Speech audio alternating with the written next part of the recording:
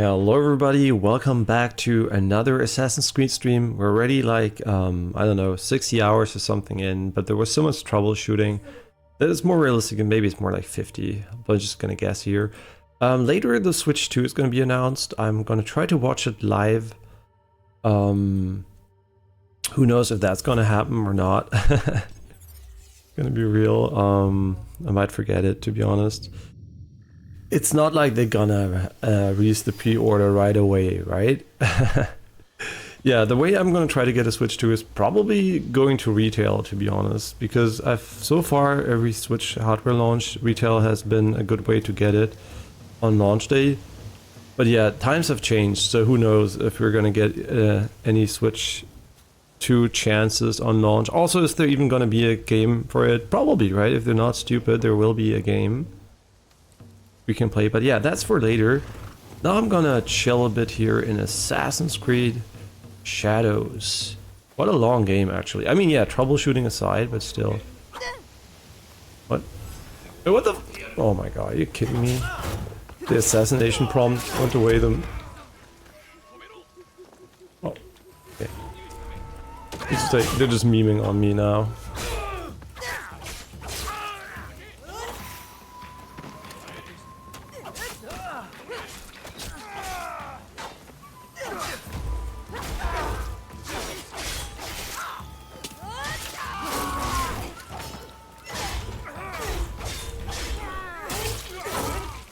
Yeah, we should still roll for the weakness trigger, because it's so much better. I don't even know why I parry. It doesn't even matter, just use abilities and spam.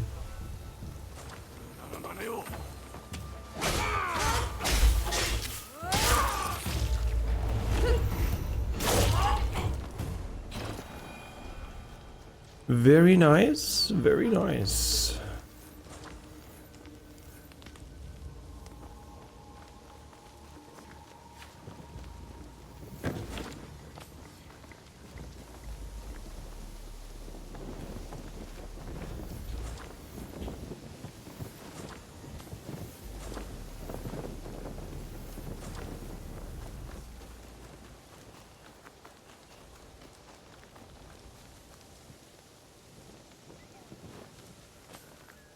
Yeah, game, I get it. Thank you. Thanks for the reminder of using game-based mechanics, which I... Why is it impossible? Are you kidding me?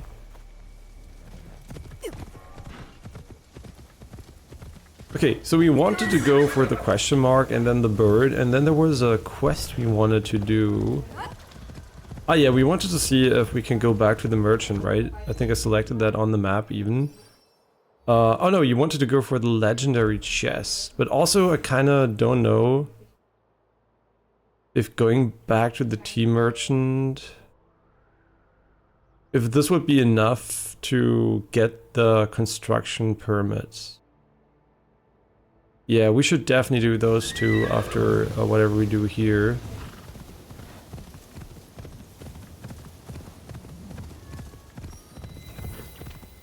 Shirahige Shrine.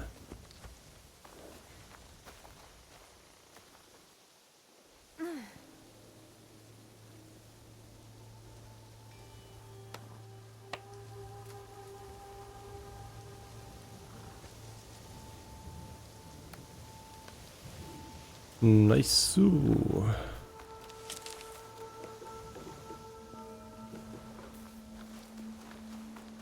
All we have to do here is pray, right? Oh, wait, Shirahige? Wait. Is this the Torii Gate in the water?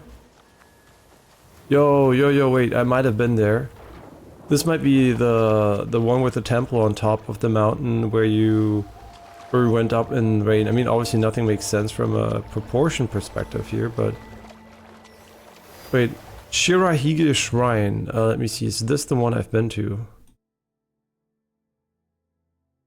Last year.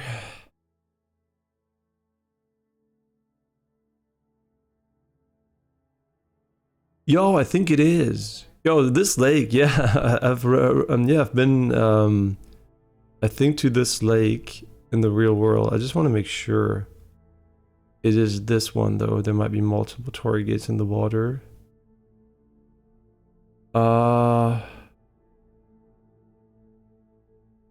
I think it is.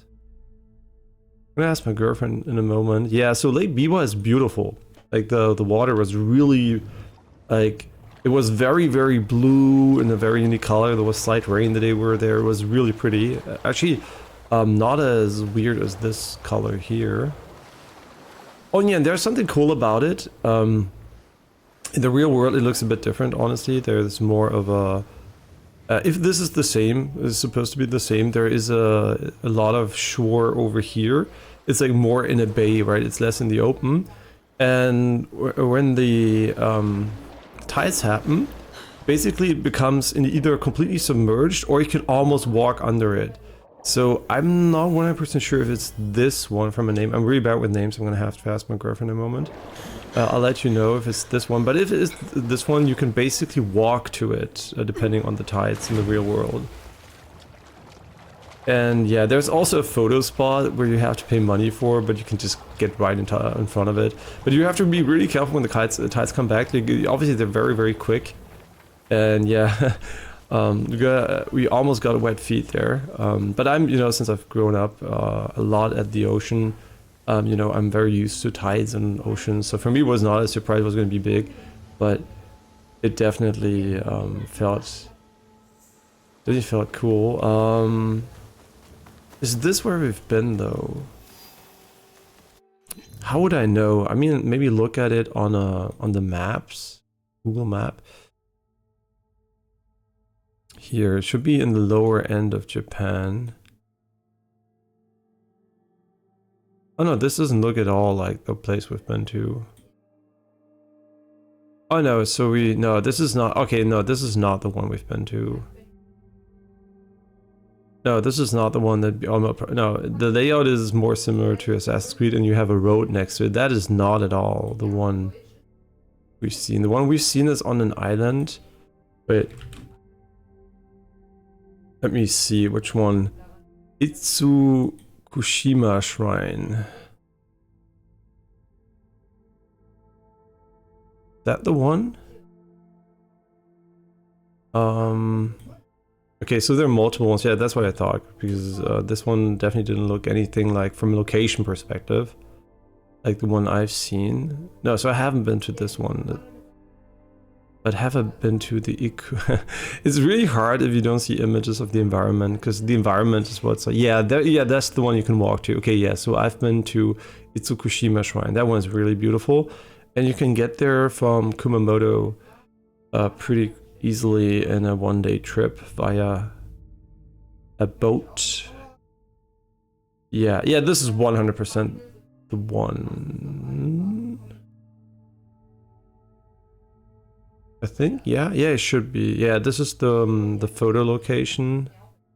Yeah, this is the one with the bay too. Yeah, so you can also walk there. Yeah, this is the one I have been to. So I haven't been to this one. There's a road these days here where the pathway here turned into a road. Yeah, there's no road where I've been. It's an island with almost no cars because you access by boat. And there are also a lot of does there, so yeah, really cute. Okay, no, I have not been here. Okay, so I wonder if there is that shrine there, but it might be a bit far away from the other ones, but we'll see. Yeah, so I haven't been to the Omi Lake either, I would assume. But Harima, well, we'll see. If I see another torii gate in the water, I will let you know whether or not. Wait, what is the location next to it? What is the on Miyajima, exactly Miyajima, and then we also got some nice buns there, and they have free tea. Yeah, you can drink free tea there, which is kind of crazy. They're not like making money of you for getting you drinks. And they also had a Kumayashi, the guys who do Hello Kitty and stuff like that.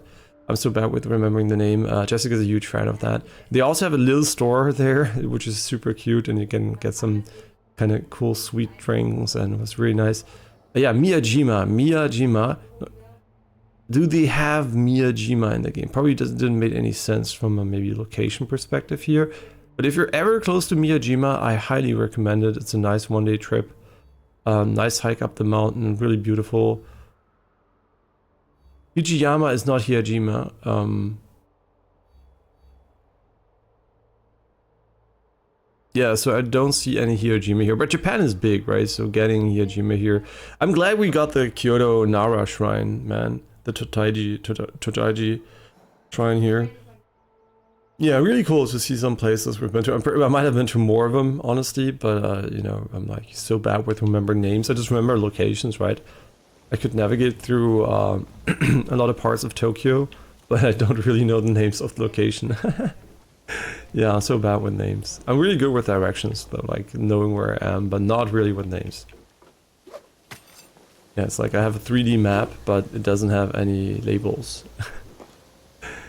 Okay, cool. So we can go and pray forward here. Yeah, it was like, this looks completely different from layout perspective. It makes sense because it seems to be completely different. Because it's not the same.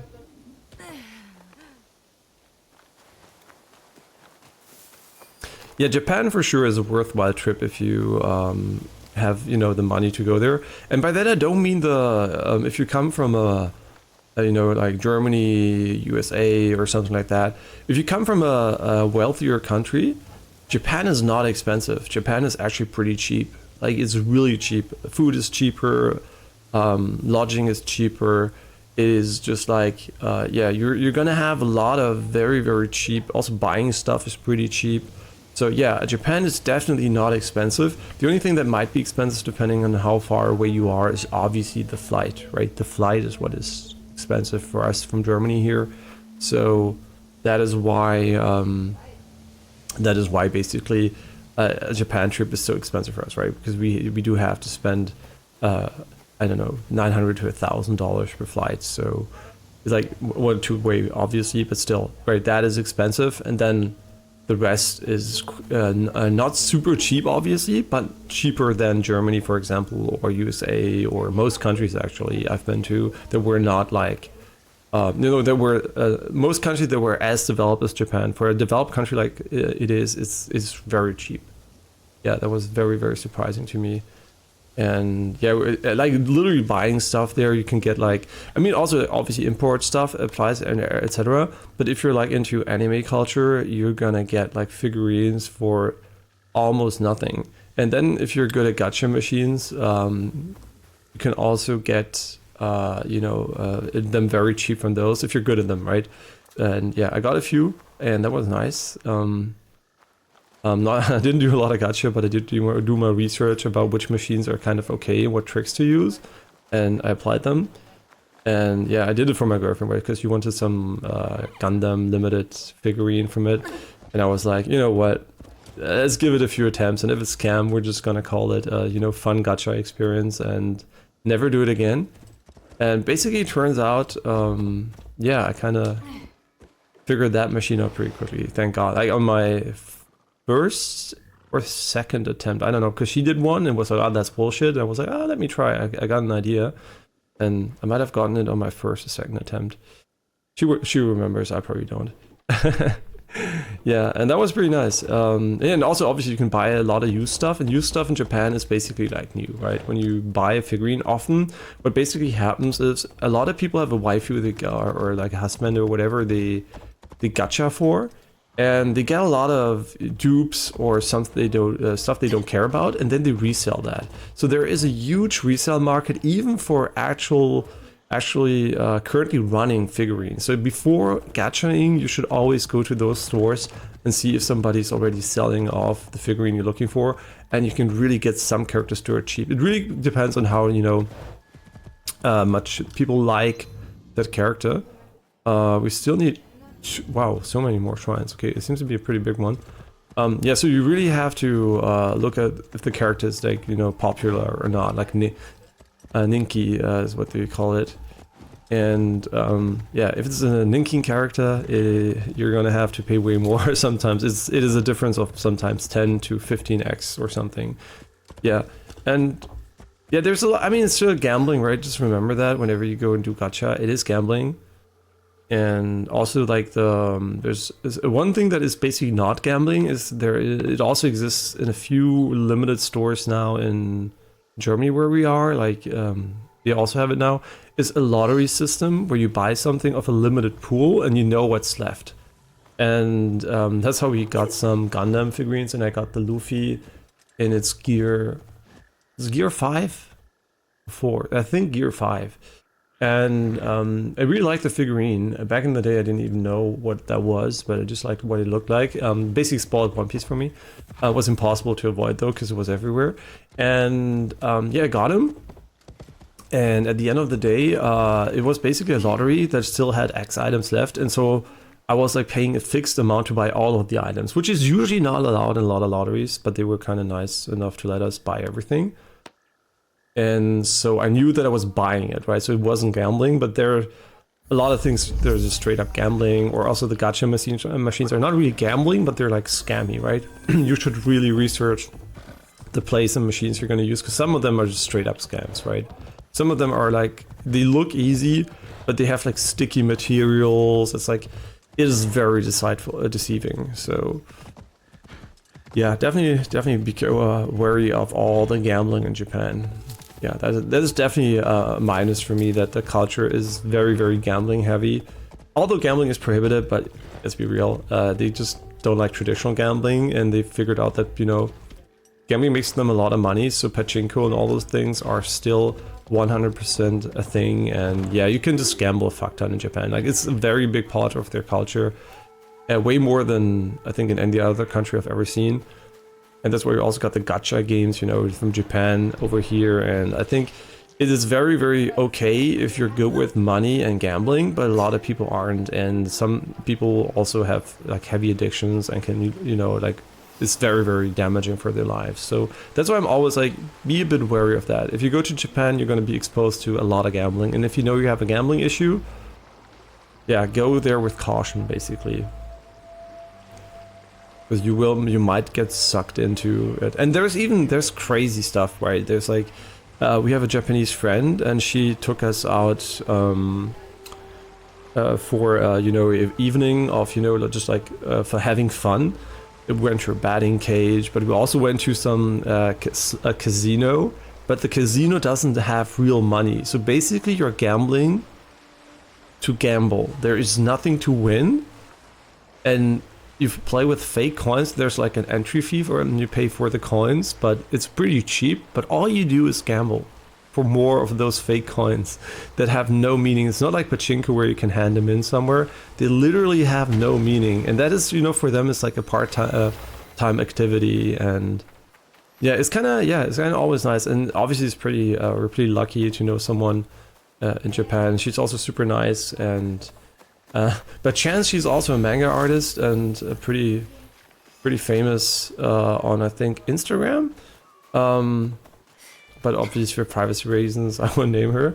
But at the same time, also, yeah, we're really fortunate to know her. But we didn't even know she was famous, right? We were like, okay, I mean, famous, you know, like relatively internet famous, what you would call it. I don't even know what you call it. Not like famous, like a Hollywood star or something.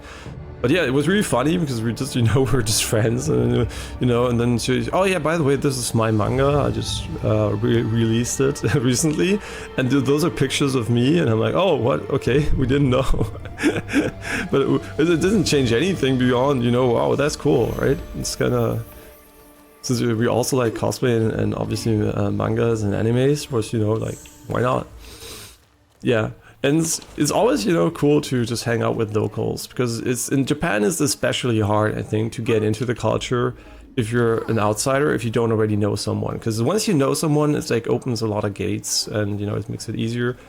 But yeah, obviously if you just come there as a tourist, it's going to be quite hard to find like honest conversations with people, because people are very, very polite.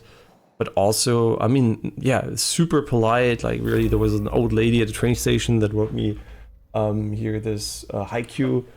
I think it's what spring has come. It's next to me. I'm trying to read it. There's a chopper figurine in front of it. Please enjoy trip in Japan, right? And she wrote me this. At first, I was like, why is this well-dressed old lady coming up to me while I'm waiting at the station while Jessica and Janina are in the Starbucks? I was like, okay, maybe she needs help or something, or she's just like interested. And then we were like talking and everything. And then she opened her bag, and I was like, okay, if we're in Europe, now she's gonna give me some scam thing. She's gonna ask me for money. But I was like, she seems really nice. So was okay, whatever. And she took out this thing and was like, hey, is it okay if I write you in haiku? And I was like, yeah, sure. And she didn't sell it or anything. Her hobby was basically writing haikus. And she just thought, oh, cool, a nice looking foreigner. I like to talk to him and I would like to give him haiku. And yeah, not for money or anything, right? There's no expectation whatsoever. It's not like when you go to Paris and you go somewhere and someone, wants to sell you something or put like wristband around your wrist, and it's like talking to you and tries to sell it to you. It's not like that at all. She was like super nice, and every person you meet there is usually very nice superficially, but it's not like the same as it's not with her was a pretty good conversation, but a lot of them are very, very superficial. So it's like not easy to get like honest, normal conversations with a lot of people there. Yeah, but overall, I still think, even if you don't know someone, it's still very much worth it for the country itself, right? But obviously knowing someone will open, doors to more insight into the culture and also, activities which you might not even find easily as a foreigner. Yeah, so it was really, really nice. Definitely recommend going to Japan. It's, if you have the money, right? And if I have the money, I'm mostly talking about if you're far away. The flight, for example, from the US can be quite expensive depending on where you are. Yeah, and also Europe, obviously. So yeah, just like, that is the one thing you should know. But on place, really surprised how cheap it was. Right, relative to what I'm used to in Germany, USA, France, right? All the countries basically there. Yeah, and especially if you're from Switzerland, I mean, it's, it's gonna be, you're gonna be, oh my God, how expensive is Switzerland afterwards. Okay, the Team Master Sen Rikyo. Okay, let's go first maybe for this one, because I think he's just going to tell me what's going on. I think the Team Master is for Naue too.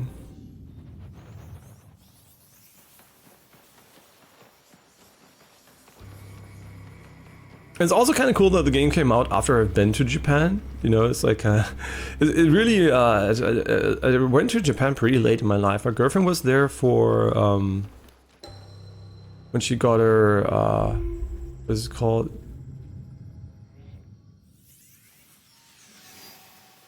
This is a high school degree or whatever you call it, like the normal, the high school education basically in Germany, and the Abitur, Baccalaureate. I don't even know what you call it, but it's in English. But it definitely, she went after that before studying. She went to Japan, as a trip, and I have never been there until recently, and we've been a couple of times now, and always was very nice. But I haven't been there for a long time, right? And it was really like, it's so expensive. I don't know. And at some point I was like, you know what? Fuck it. I have money now, I can go, and that was pretty nice.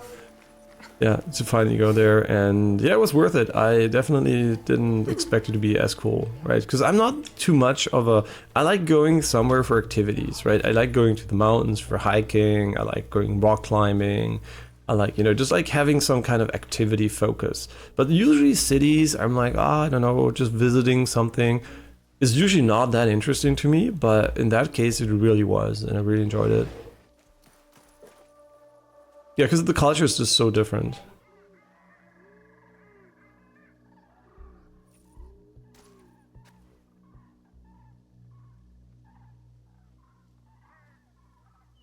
Okay, are you gonna build me the fucking tea house now? 先頃金継ぎで修復を施された美しい茶碗を見つけての。金継ぎは存じております。父の土笛をそれで直してもらったことが。ならば傷は隠すものではなく、そのものの経てきた道を語るものとして見るべきだと知っておるのだな。その傷が時を経てきたその品を一層美しくするのです。そしてより深みが増す。他にも見せてくれるものはあるかの？今はまだ一つも。わしの今日を引くものを見つけたら戻ってくるがよいぞ。簡素で品良きものを求めておる。 Okay, but is he now? Yo, we got the tea room. Let's go. Okay, so you don't have to find all of them. That is cool because I was kind of worried there's going to be something you just unlock towards the end of the game, and that would have been kind of ass. Not gonna lie. Should we go here or should we go to get the tea room first? I think getting the tea room and doubling. Let's do it after this one. But the game is very, very, very fast traveling heavy. So if you have long loading times, I think you're gonna have a bad time with the game. I think if the loading times are very long for whatever reason, I mean, dear God, buy an SSD. If you have an HDD, SSDs are dirt cheap and they will make the most, I mean, one of the biggest impacts on your performance ever. Like playing on an HDD will lead to a fuck ton of stuttering. It just will be a miserable experience for a lot of modern games. And SSDs are so worth it, right? You should definitely, if your mainboard supports it, you should definitely get an SSD. And yeah, obviously, if you're not on an SSD, the game will be awful to play, right? It will have significant stuttering, I would assume, and it will also load like shit. So yeah, but on average, even if you have an SSD and might load a bit longer, I think that can be very, very impactful, right? So I'm kind of like unsure how I feel about the fast traveling, because I mean, I know I don't like it as much. I wish there was less of it, but at the same time, yeah, I don't know. It's like not as big of a deal because of the loading times, but I'm just imagining how could you have designed the world in a way that, I mean, not how, like they could have designed the world in a way that was more linear in an exploration perspective. So it's an open world, but when you go to a location, you're basically done with it and you don't have to go back over and over again. I guess the upside they're going for here is that you have different times of day and you have different like seasons. So when you come back, it looks different, but still there is a loading screen attached to that. So it's kind of, I mean, I can walk there. Okay. Theoretically, you don't have to load, but technically, most people will use the fast travel because, you know, it's just what it is. Oh, we got the Rage of Red Mist. Okay, show me. Is it good? Is it good enough for me to consider swapping? The Rage of Red Mist. 100% of an adrenaline chunk on armor break. I mean, that's a massive club. Yeah, we're gonna look into those at some point. I'm pretty sure I'm gonna swap from katana to them. At the moment, I'm still experimenting with the katana builds. I mean, realistically speaking, having one weapon per playthrough and building around it, there's enough to do, right? There's constant progression still by the skill trees and building. And yeah, it doesn't get stale because of that, I feel like. It's like in Sekiro too, right? You have one weapon and you have the armaments, but you're also still using the base weapon the entire time. So kind of feels like at the moment I don't have the need trying too many new weapons with Yasuke compared to Naoe. Naoe, you tried all of them. Yasuke, I kind of feel like I don't even know if it's like worth the hassle because he's so OP, right? It's like, why change if it's like working flawlessly? Too flawlessly for my taste, but it's just what it is. Okay, fast travel hideout. And build the tea room.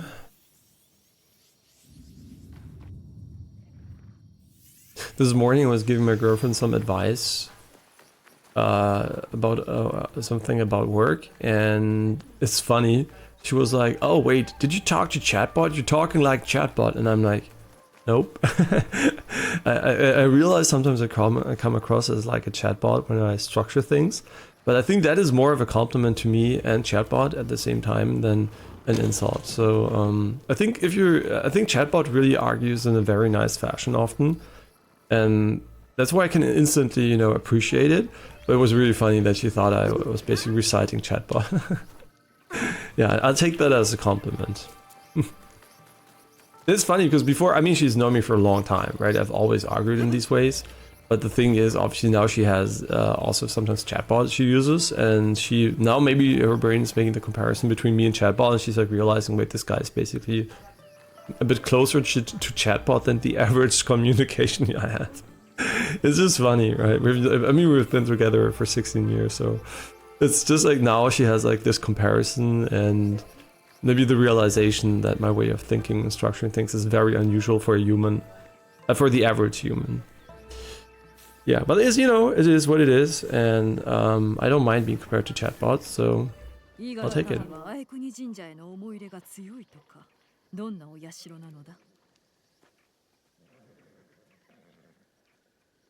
幼い頃はとても大きく見えた。神社で親たちが話しておる間、わらべらは長い石段で遊んだもんじゃ。伊賀と聞いて、私の頭と心に浮かぶのはあの神社じゃ。己の道がどこで決するのかを前もって知ることはできぬ。ある日、市に買い物に行ったところ、見目の良い男が私の前に土地の実を落としてな。その年に我らは夫婦となったのだ。Okay, where is he now? Wait, where's the follow-up? You're alone here, so, I mean, you know what, I'm probably dead, so better not to ask.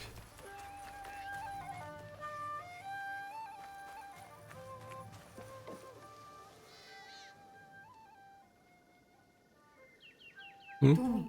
大事ないか。働きすぎではないのか。バカ言うんじゃないよ。ただ死んだ者たちを思い出しとっただけだ。よく思い出すのか。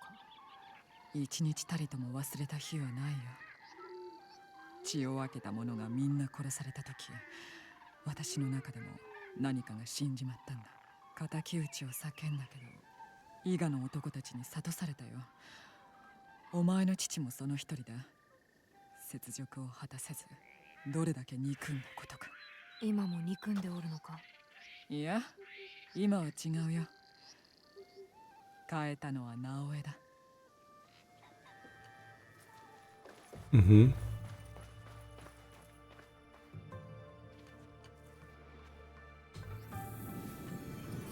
Yeah, we don't talk a lot to these people here. Yeah, but how do we even increase our level?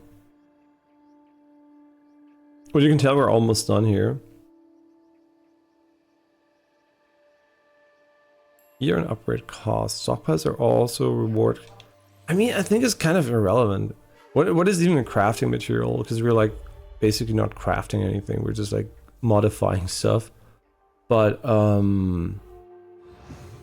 it's kind of interesting because we have so much of the game world to uncover, but it kind of feels like we're almost done with most of the things. Maybe I was just goofing around, you know? Maybe it was just me being a troll. You know what? We're gonna build all of it. Like the team room gives us what, 20 before we build it? 20%. Oh my god, that's so OP. We could maybe annex it somewhere. No, tea rooms have to stand alone, huh? Okay, we're gonna use the new rooftops now. Yes, I'd just like to apply it globally. Wait. Oh, this is like... the environment here is very zen. I kind of like the one with more nature more, to be honest. Okay, elegant style. Okay, let's go with the fucking stone wall, like the stone desert income. Yes, yes. Okay, let's get the station set 1 here set up. Do we have something tea themed? I mean, not really. Yeah, let's put this one here. And then we put this one there. And then we'll put this one here. Oh, it's magical. Kind of don't like that the... Oh my god, autism. Okay, see, this is where you know I have autism. I have to change this to be beautiful. It has to be like stackable, you know, in a nice way. A show, what the fuck? A Gaku ensemble. No, it's a tea room. All we're gonna get is some boxes where we don't know where shit is inside. Okay, this is why I guess I don't get into housing, because we would have to change every fucking shit about it. Okay, can we also... Oh my god, having to do that with every fucking building. It's kind of annoying.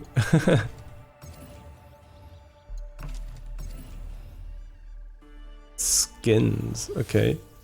Sure, let's upgrade this shit. Wait, let's upgrade this? Wait. No, we already upgraded. Okay, so I just was confused by the menuing here. Why does this go so quickly? Why is this one of the things? I mean, I'm happy about it, don't get me wrong. But why does this not have a long animation? See, this is how a menu should work. You should just click things and be able to move on. Look at this. Look how fast you can move on here if you don't have to wait for an animation. Yeah, I think we did it. Beautiful. Now it looks like, wait, the stables? Okay, we already upgraded that, but we can also change the look of the stables. I don't think we can move them, but... Okay, we're like rich people now. Wait, I can't change this? Okay, I mean, it doesn't matter. It's like a small thing. Interesting. Yeah, I think that it's a functional housing. It's not much a management housing, right? The people don't have lives. You don't need to bring in food. They could have made this very, you know, managing heavy. And I don't know if that would have made it more engaging for me. I mean, this is more of a gameplay upgrade system, but it's not really like engaging from a gameplay perspective. So I guess the game already is long enough without it, but yeah, I'm kind of not sure if I would have liked to... Wait, is this gonna remove my tea house? No. Okay, we don't need to create the biggest fucking buildings of all time. We can have standalone buildings too. Or we can just create the biggest, longest building of all time. I'm just kidding. I want to have this. No, don't put it there. I want to have it standalone. Or not, maybe. Sure.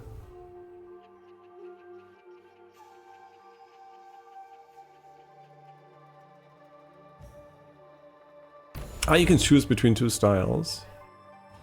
That's cool. Makes it easier. Oh my god, there are too many. Okay, I don't care about that. I'm not gonna use shit here. Yeah, whatever. I'm not gonna use that. Okay, cool.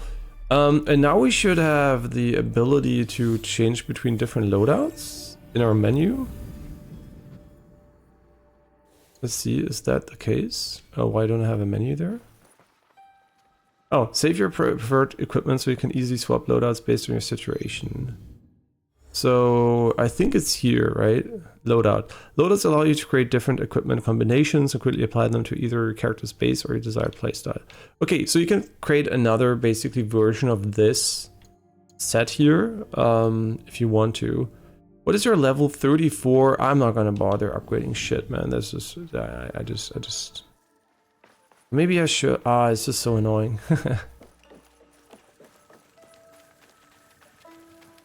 How do you like your new shiny house?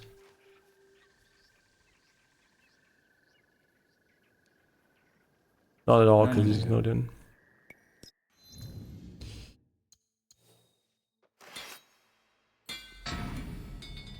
Yeah, this is what I don't get. Why is this here so slow while the other menu is so nice and fast? And you're gonna do this way more than the other part, unless you're like heavily into housing.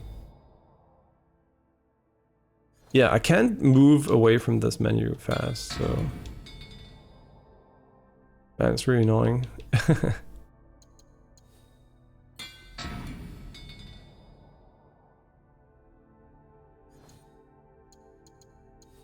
I know we leveled this one, right? Okay, cool. Arigato. Yeah, just an auto upgrade all equipped gear I think would have been very, very nice, honestly.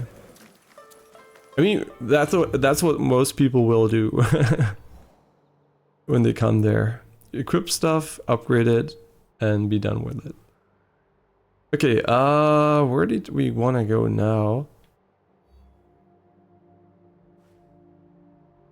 Locate the cosmetic merchant, which might have the tea sets. Oh wait, did we just turn away from this point? Ah, that's fucking unlucky. That's unlucky. I didn't know.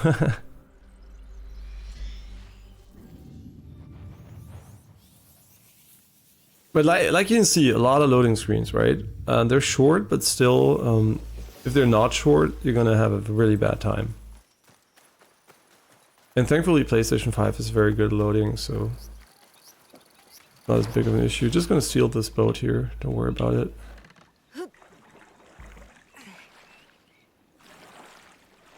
GTA would be, what the fuck, my boat?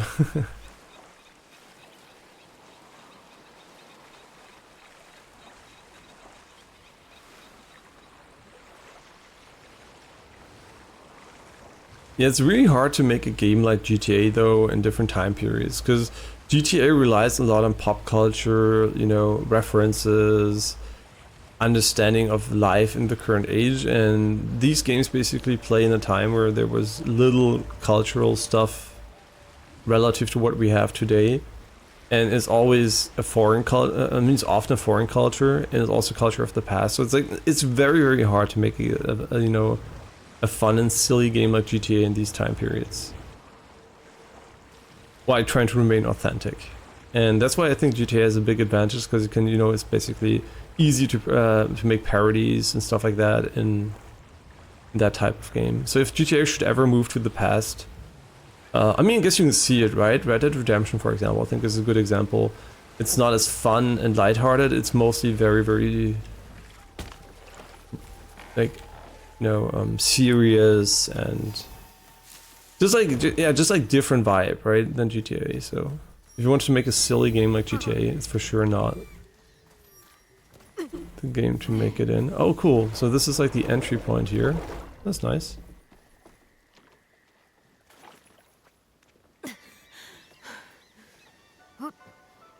Yeah, I'm pretty sure we'll make it.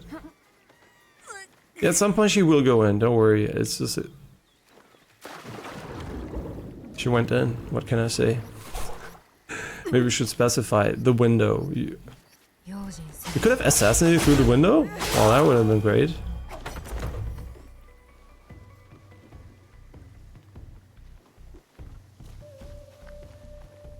Okay, this is the Onimozo Castle.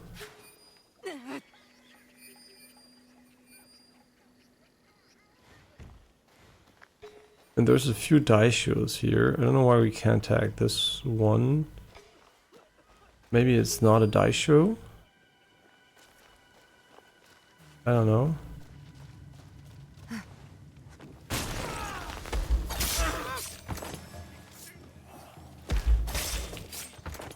Wait, what? Who saw me? I don't know. Hello, the Samurai Die Show. Yeah, that's definitely what I wanted to do on him, not on the big guy in front of me. Yeah, we heal a lot now.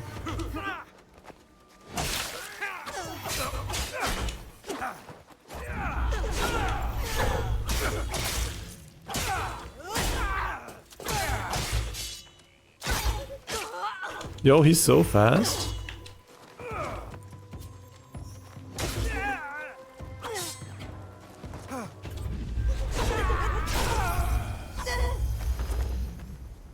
Okay, we got him. I just thought of leveling the mastery here. I think it was it Tanto? No. Which one was it though? The golden is leveled, white is not leveled.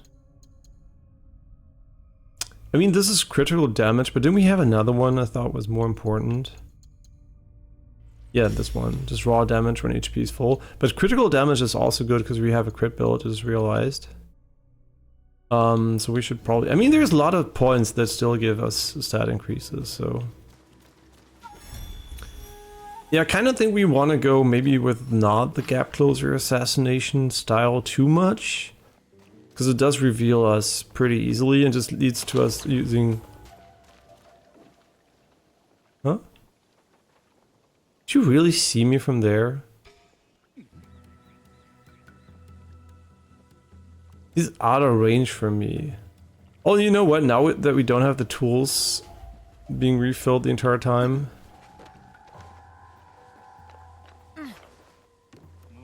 We don't have an infinite amount of them. That's really interesting. So we're really running out of tools. So refilling tools on killing enemies was kind of not that bad. Like, what did we trade it for? I think we just traded it for raw weapon stats. Oh no, unused ability slot damage, but which one was it? This one here, 50% chance to refill a tool on kill. Also not bad, honestly. If you really want to use throwing weapons a lot.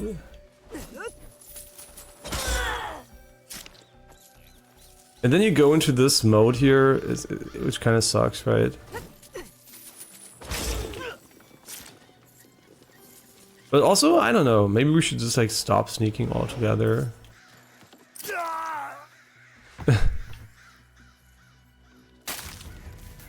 Yeah, maybe that's the solution, just don't sneak anymore. Doesn't really make sense, but...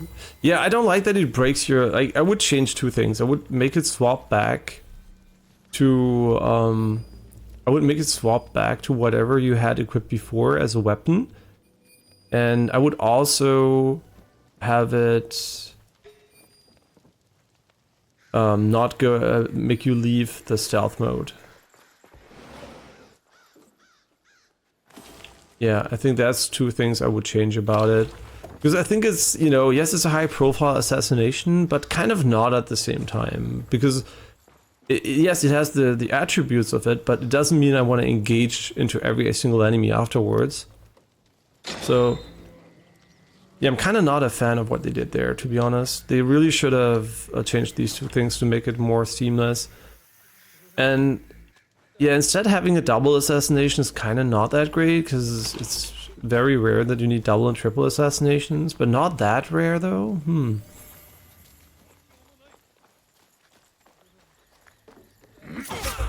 Are they... wait, what the fuck? Who's who?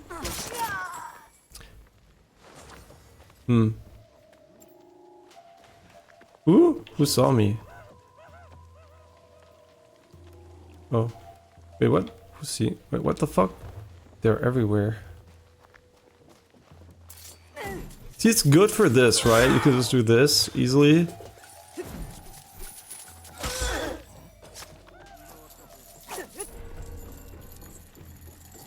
Sorry, I didn't want to go in there. But that's pretty cool, right? That is pretty cool, but also at the same time...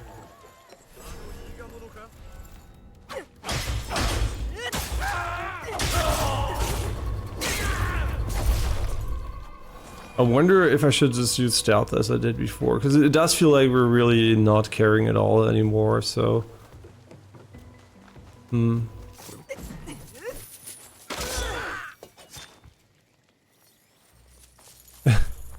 Yeah, I don't know. It's kind of an interesting one here.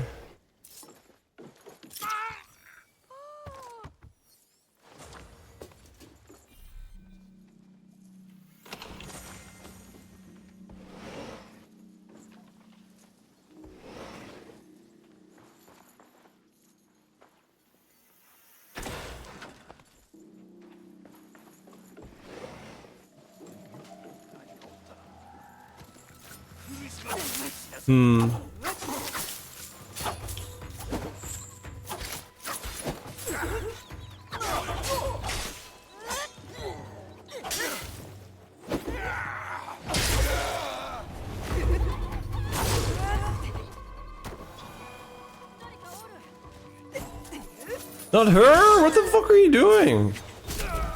Okay, well... it's okay. Yeah, I think it's cool, but I really don't like the profile change. And the fact that you changed your weapon. So I might actually consider swapping back.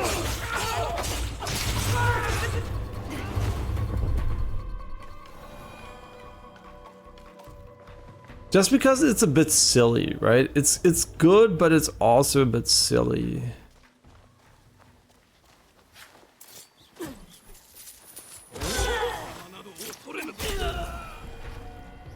But I don't know. Man, if only you'd not go out of prone after, not prone, crouching afterwards.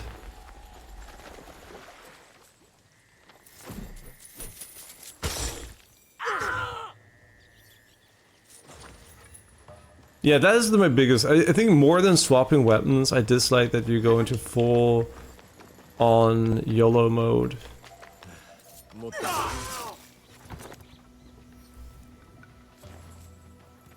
Oh yeah, we should definitely get rid of the bell though. Whoop. Hmm.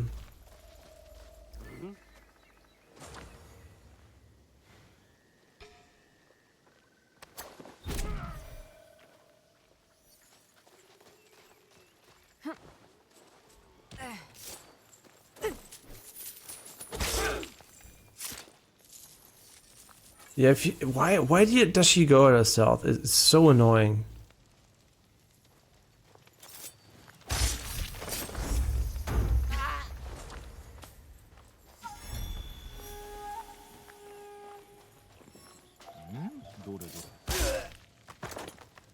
How did he not see me? What the fuck was he doing?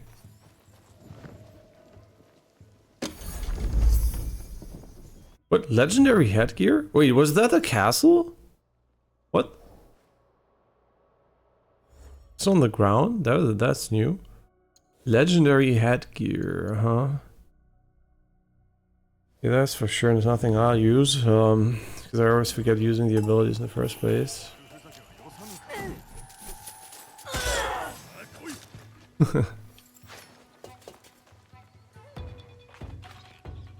Wait, what the fuck are you doing?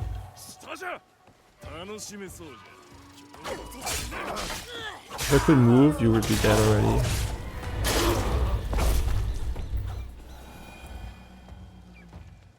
Okay, very interesting though. There is like a distinction there.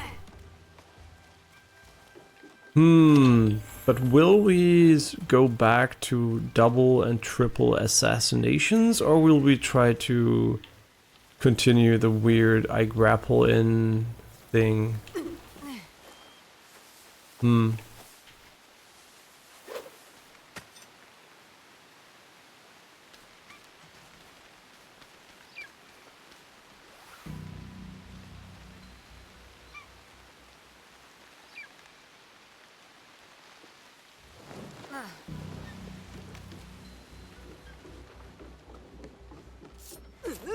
Ah, shit, she's not an enemy.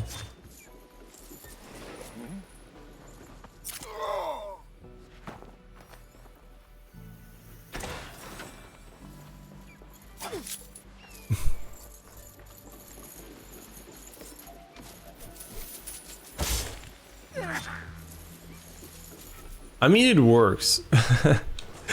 What else can I say? It works, but also it's not very sneaky.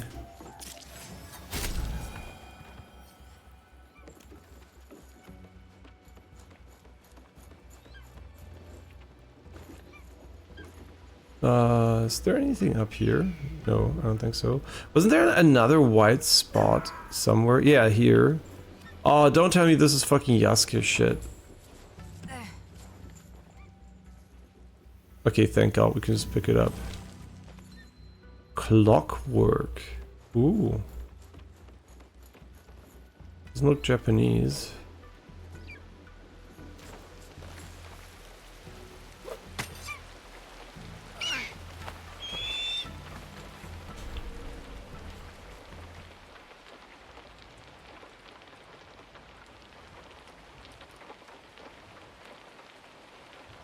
I mean, there's still treasures at the bottom we could potentially get, but is it worth going all the way down by the inside?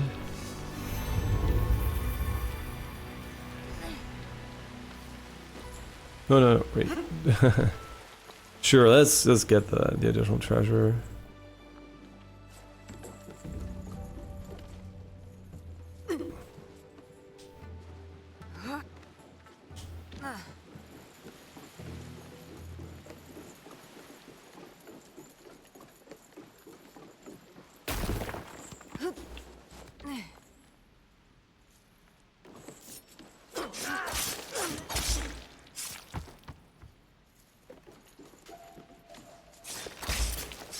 I mean, I guess we're gonna get to see a few new, like, more aggressive assassinations if I don't sneak.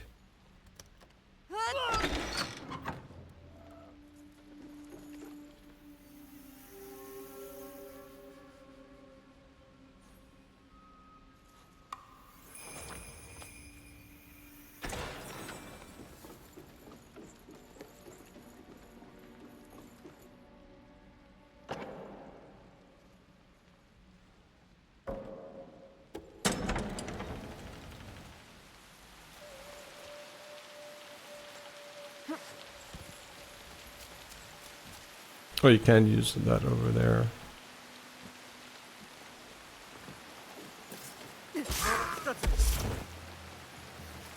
Wait, we didn't... Oh my god.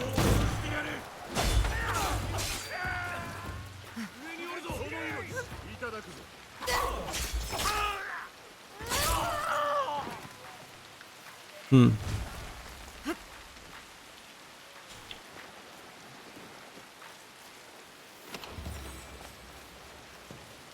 Oh wait, he got blinded by the other guy. Funny. Yeah, should we get rid of that and just go back to the double assassination? Because we always have to swap the weapons if we go into combat. And double assassination were pretty rare, so... I think it's a very powerful skill, but the implementation is kind of annoying.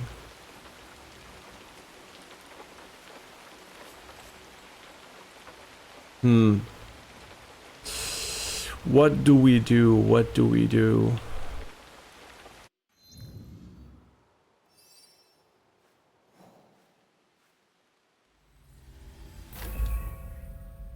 Sure, where do we go from here?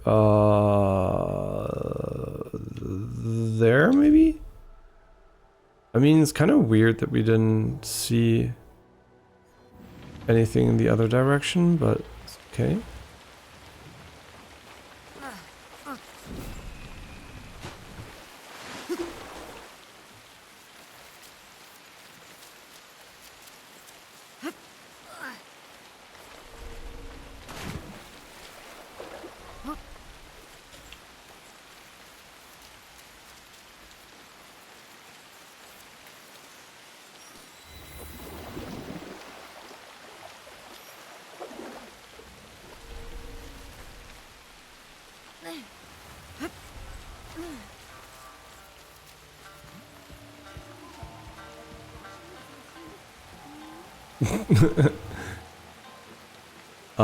We're blending in.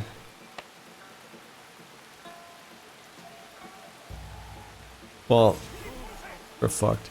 Yeah, I think as much as I like the gap closure nature of it, I also kind of hate the fact that we...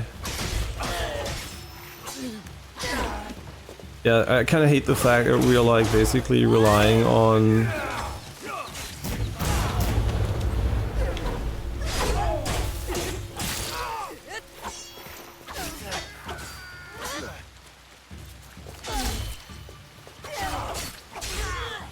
on it so much.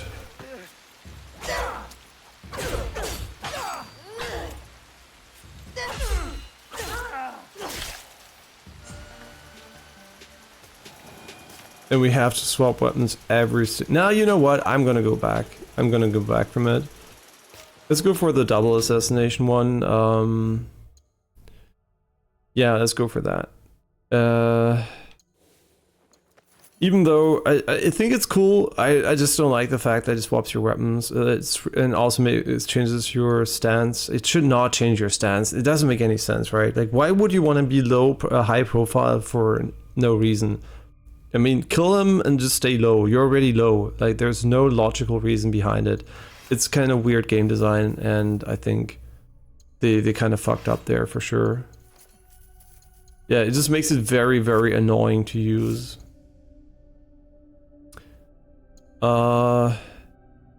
Wait, daze, poison, and bleed are the affliction.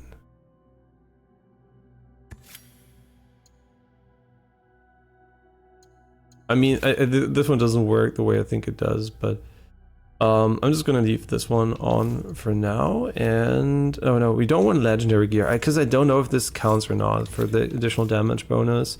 So I'm just going to put the non-legendary version in here.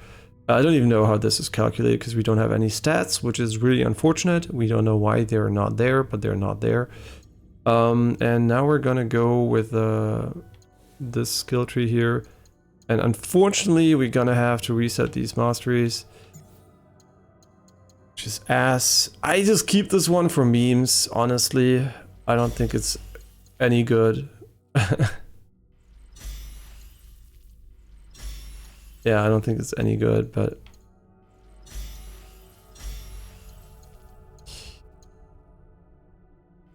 Sure, let's go with the double assassination.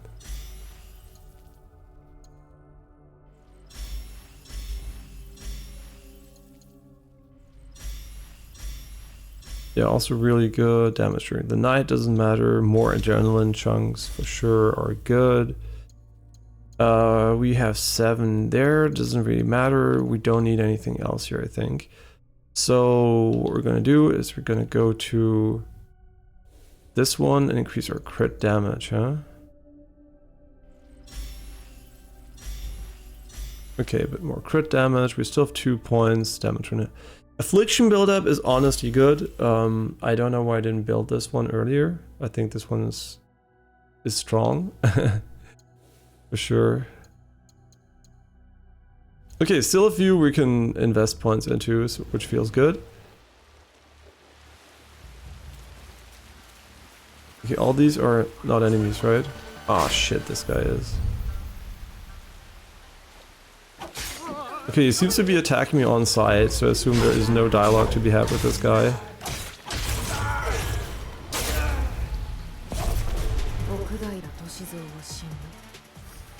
Okay. Health on hit. Don't we already have that one? Sorry, I'm just like checking in on him here. Are you an enemy?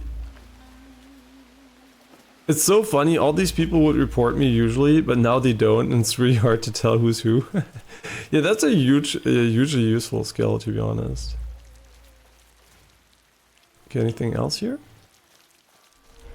Always nice to get a free kill on a target.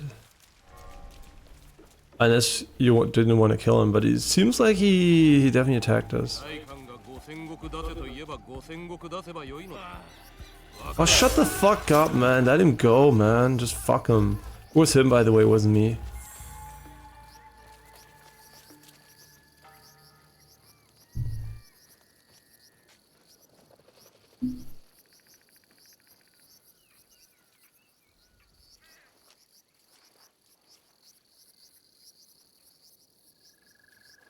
Okay, where do we go now? Hi, where are you?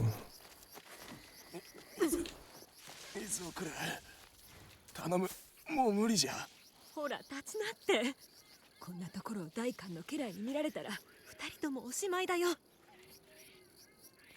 Oh, I can help you? You need money? And there's plenty of water, just rain. You just had to open your hands and drink, man.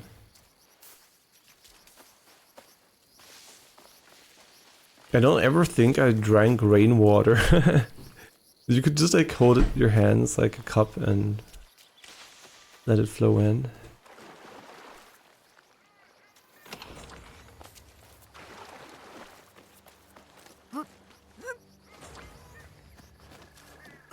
It's kind of weird, like I kind of expected there to be something here, but for whatever reason there isn't. So I guess this is our next location. Let's see if we can get a boat or something.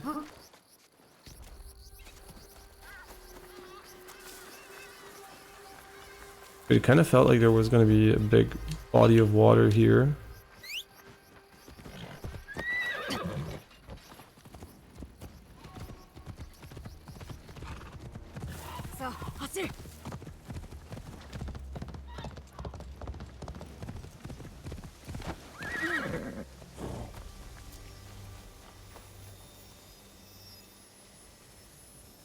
I'm pretty sure there's a camp over here. Just like fucking kill everyone as always.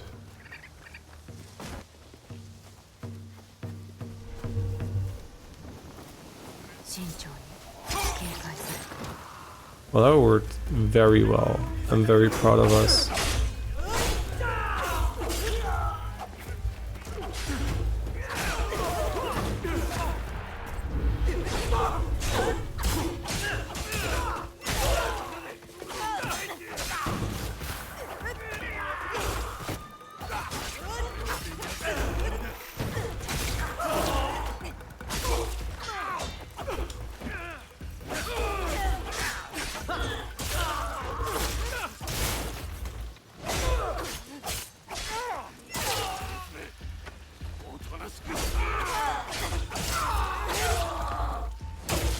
I still don't quite know when the vulnerable triggers on...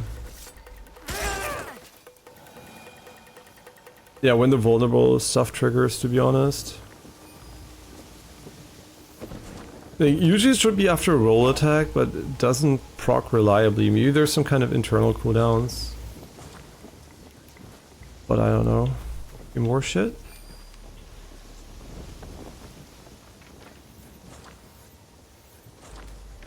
Yeah, I think we got enough resources. I think by now what we need the most is probably money for buying cosmetic stuffs and gear.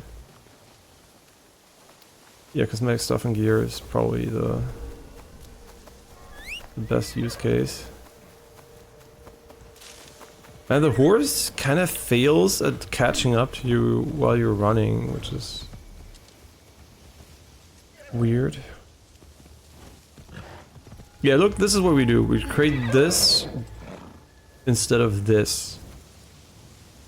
Okay, maybe this is still part of it, but you can see right the contrast. This is what we do, and this is what we could have, nature.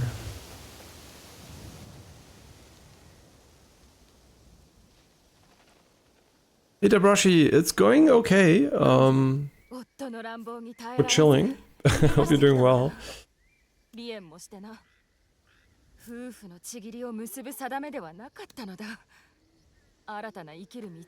Yeah, just take an axe and chop some wood. Axe, sorry.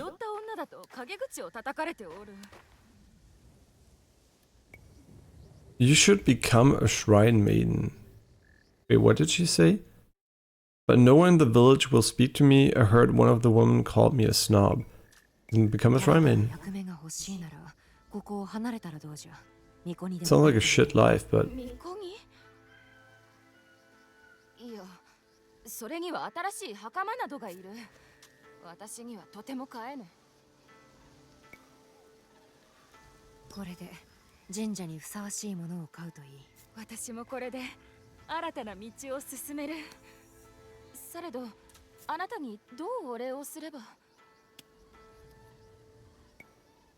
always the fucking world rumor, man. Who needs a scout? Yeah, they really should say refill one scout or something. Because it sounds really misleading if you don't know what it does. It sounds like, oh yeah, she's gonna scout for intel, that might, you know, be better in the long term. Nope, it's just like refilling one scout, which is usually not worth much. I mean, it's technically worth, I think, 160 mon, so... Okay, is there... I don't want to make the mistake twice. Is there another... is there another high ground here? There probably is, right? Like, it's very, very unlikely there isn't, so... Let's see, does anything look like we can climb up there?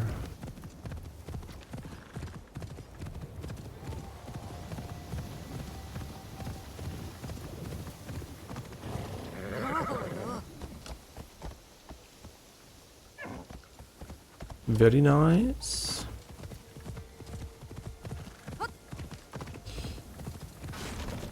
And you're doing good, waiting for the new update on Monster Hunter Wilds, but I don't think I can finish the game until Friday. You mean Assassin's Creed?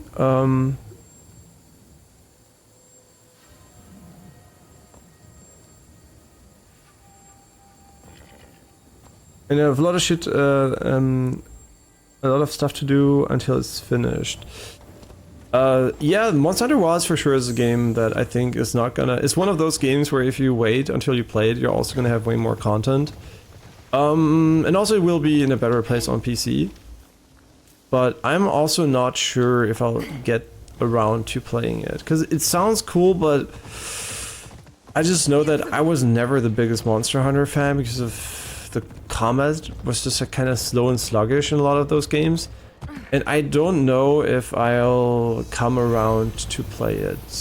Because I'm just not sure it will be worth it for me personally. Because I know I've always enjoyed them, but it was always like not as enjoyable as for me, I think, as for most people. Most people seem to enjoy Monster Hunter way more than me. So I'm not like 100% sure I should get into it this time. But yeah, how do you feel about the combat? Does it feel more fluid and reactive versus World, or is it still kind of a bit stiff and it's basically more Devil May Cry than... I mean, not that Devil May Cry is bad, no, maybe a bad example. Is it more about, you know, waiting for your combos to finish, or is it more about, you know, actually fighting monsters? Because I don't know how to put it. Just like, is it more direct, basically, than Monster Hunter Worlds, or is it still the same for you personally? Because I've heard some people say it's a bit less stiff and more reactive, but also I don't know by how much. And you meant Assassin's Creed? Okay, yeah. No, we didn't get the fucking assassination on him, which really means a lot because we're just gonna kill him anyway. I mean, these guys are the #1 money gainer, I think. Like, these guys have 800. That's probably 10% of what we have currently. I don't know how much money we have, but let me check. Why do you see them? Do we only see the money here? Yeah, see, this is more than 10%. Like one fucking Ronin running around is just like fucking more than 10% of your money. Yeah, and why don't you see your money anywhere? Beyond that, like, is that a joke or something? Like, I mean, you see your money when you need it, okay, sure, but there's no display for your money beyond going in this one. Oh yeah, I can go over this, okay. Now you might be wondering, why are the hideout resources sorted not by money and then the other three? I have no idea. If this was my game, I would have put money first and then the other 3 resources, but yeah. I don't know. Maybe they expected money to never be a limiting factor or something, but... Ooh, what a nice boat you have. Yeah, it's kind of awkward that you can't steal most boats. I mean, just for sanity reasons, I'm gonna check for this guy, but you can only steal the most basic boats as far as I'm aware of. And that's probably because you're not meant to be a thief or something. But yeah, for gameplay reasons, it's kind of awkward. Yeah, you can also not take this one. Yeah, so the only boats you can navigate are the smaller ones. Not a big deal, but still, you know, kind of... Yeah, kind of would like to just be able to yoink the... See, this is money! See, these guys here? Freest money of my life. Oh my god, he's so OP. The ally is so OP. Well, he only had a epic bow. Shit. But yeah, Ronin's definitely a good source of money. Would highly advise killing all of them. I mean, they spawn infinitely, but you know what I mean. Oh no, why? I was so immersed, you fucking bitch. Oh. Ruining my immersion. Oh.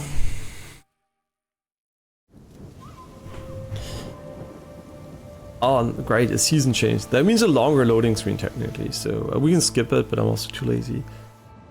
It's better than World because they added the ability to aim your attacks. So you mean mid-combo? You can change the attack direction? Or at all times, like? I didn't even remember. Yeah, was this like, yeah, it was really stiff. I think you couldn't even aim. I still think Souls combat, like my #1 complaint is still that you can't move during most attacks, which makes no sense because movement, I always argue that. I did so many different martial arts, and every single one, your feet work, your leg work, right, was so important. Like, especially for armed combat, like in Kendo. It was, you were training the movements so much, how you move around, and it's like such a core part of it. And then you play a Souls game, your character's like, I am attacking, my feet stop working. I'm attacking again, my feet stop working again, right? And you're like, why the fuck can't you move while you attack? It's so stupid. Yeah, and also hand-to-hand combat, obviously, you need movement, right? This is watch any real fight, right? People are moving around. It's so important. Yeah, that's why I think Souls combat's biggest weakness is the way it's still stiff in a lot of ways. You're less than even a normal human is. And then enemies, you know, just run around, do the fucking mega. Look at Bale, right? Bale's like going, hey, is like a fucking 10-ton dragon, but doesn't matter. It's more agile than you, can jump around, do ninja stuff. And you're like, I'm attacking, I cannot move. And this just feels ass to me personally. I don't like that, right? So I really hope they get around to making the characters feel like nimble and agile and fun. And that's also why I don't like the fucking Tanto in this game, because the Tanto fucking puts you, locks you in place while attacking. It has no gap closer attached to it. And that is, I know they wanted to make that happen via the abilities, but it's fucking dumb, right? If I swing a little puny fucking Tanto, I want to move my legs while attacking, right? If I press forward and attack, I don't want to be standing still. Yeah, that's just fucking ass. That's why I don't like the Tanto in this game, because it's fucking dog shit. They're not dog shit, like, power level wise, it feels dog shit to me if I don't use the gap closer constantly. Okay, every time you get a different one. Wait, there's one. Wait, where's the next one? Fuck, I can see it. There it is. It's more about finding the targets sometimes than it's actually about aiming in this one. Oh yeah, as soon as we're like close, aim assist becomes ass. You don't even have to compensate, he's like literally insane. There are more. Wait, this one? No, fucking, oh, is it, do we have it? Why doesn't he? Shoot! What the fuck are you doing? Where are my arrows? Hello? Okay. No, perhaps you didn't have enough arrows? So we're not allowed to miss or what? Wait. No, do I need an improved ammo count for this one? Because I for sure ran out of arrows there, I think. But basically it's World 2.0, but with more quality of life improvements, and the combat is more smooth, but I didn't have a problem within World anyway. You have like a focus mode where you would do damage and aim your attacks, but you do wounds. Yeah, I know about the wounds on the monster in its highlight points, and you do more damage, and you can control and combo most of the attacks. What's funny about the Tanto, it's has so fast attacks, but the damage is non-existent. I mean, yeah, it's supposed to be fast, right? I think it's good for proc effects, like for example, the 3% chance of getting, you know, a bar away. Like it's good for anything that has on-hit procs. But I think it's the fact that you stand still while attacking mostly is just awful. Like it just makes it like you're in front of the enemy doing whoa, whoa, whoa, whoa, whoa, 1 centimeter away, but your character just doesn't move forward. And you're like, why? Why don't you move, bitch? And I get it, you're supposed to use the abilities and get behind them, but it doesn't make any sense, right? If I move, so.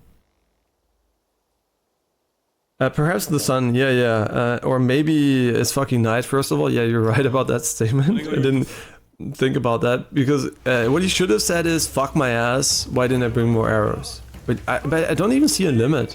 Where's my arrow count?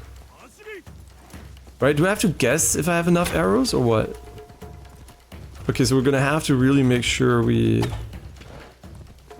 make it happen here.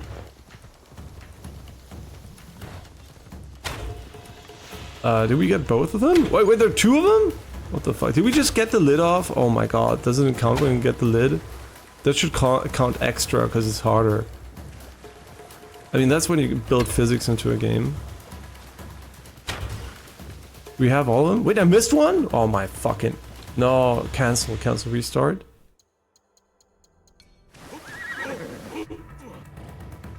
Yeah, retry activities should be all the way at the top here.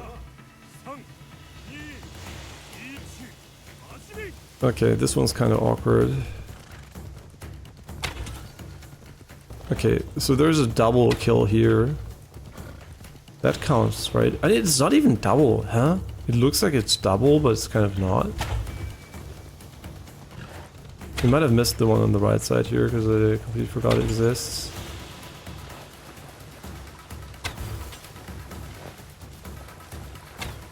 Okay, I like how it just floats in the air. Okay, are we done with this one, or is there another one behind it? Oh my god, no, the aim assist gonna fuck me. No more ammo. And we missed one. Are you seriously suggesting I should fucking level up the ammo to make this one happen, you fucking bitch game? I think we missed once or something, but... No, you actually have to give me more ammo, bitch. Wait, why do I have 18 arrows now? Huh? Wait, why am I getting XP from this? Wait, how many arrows are we supposed to have? Is it my bad for not picking it up or what?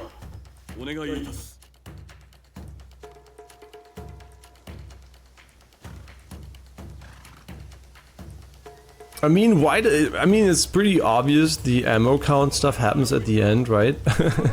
So maybe there's a reload button or something, but I mean, it doesn't make sense because we're taking it all from the quiver, so... Okay, so we didn't miss a single one so far, that's good. Okay, got one here. Got one there, got one there. Got one here. Got one there, there are two here, so let's wait a bit and line them up. Got both of them, I think. Got one there. And one here. Can we still shoot? Nope, nope, nope, no more ammo. We're out of ammo. Yeah, we also don't have arrows in the quiver anymore. So yeah, you're not allowed to miss a single shot, so you have to go for double shots here. Or you have to level your ammo count, I don't know. Yeah, that was kind of awkward, not gonna lie. How do I even see my arrow count? I don't use it bows at all, so I don't even know. I have a tempo. So maybe we only have 7 arrows or some shit. Okay, cool, but I'm gonna go back to Naue. I don't feel like playing as Yasuke at the moment, because he's just gonna ruin my combat fun that I'm having with Naue, to be honest. So, back to her. Yeah, just 2 loading screens, right? Nothing too special. I kind of feel like I'm not going for... I mean... I feel like going for Shitsu and getting the point there first. And then going for the center, because it doesn't feel like it's worth going into the water again. Ronin? Ronin me? Oh yeah. I'm hiding behind my horse. Can't see me. Oh, you can't see me? Why can't you see me?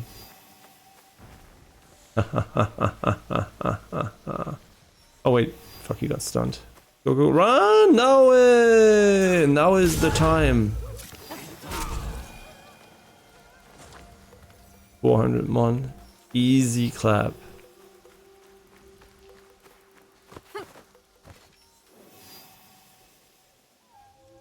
I mean, for Monster Hunter, you have 2 hours to try it before you refund. I mean, I don't use... No, I don't... I think you should not use the refund system of Steam in that way. That's all. That is not what it's meant to be. Steam is nice enough to let that happen, but I think that is not what the refund system is for. I think I never refund games for demos. Yeah, I think that is kind of... I mean, I do refund every now and then because if a game's complete garbage, but that's really... I usually don't buy games I plan on refunding, so I don't go in with the expectation of refunding. Even though Steam is being nice about it, yeah, I don't like abusing the refund system for that.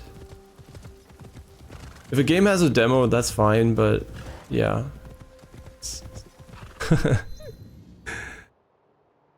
Yeah, I'd rather not buy a game that I intend to refund.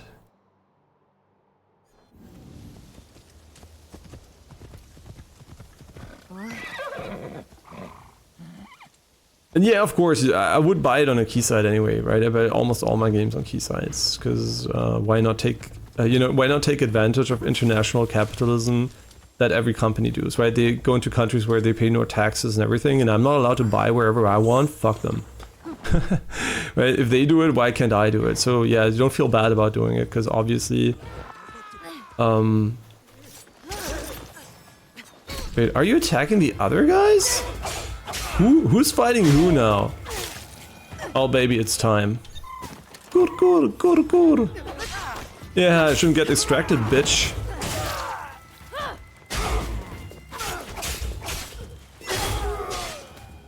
Yeah, thought so. Fucker. We should still swap our ally loadouts once we get back to a hideout. Because why are we pressing Y for her if A is the better ability? Oh, he's automatically on cooldown. Wait, his ability is triggered automatically. But you can also use it manually if you want to. Oh, okay, I get it. So you don't even, you never have to use them. So I'm gonna put her on A. おかげさまでな。ぜひ礼をさせてくれ。有益な話があれば聞いておきたい。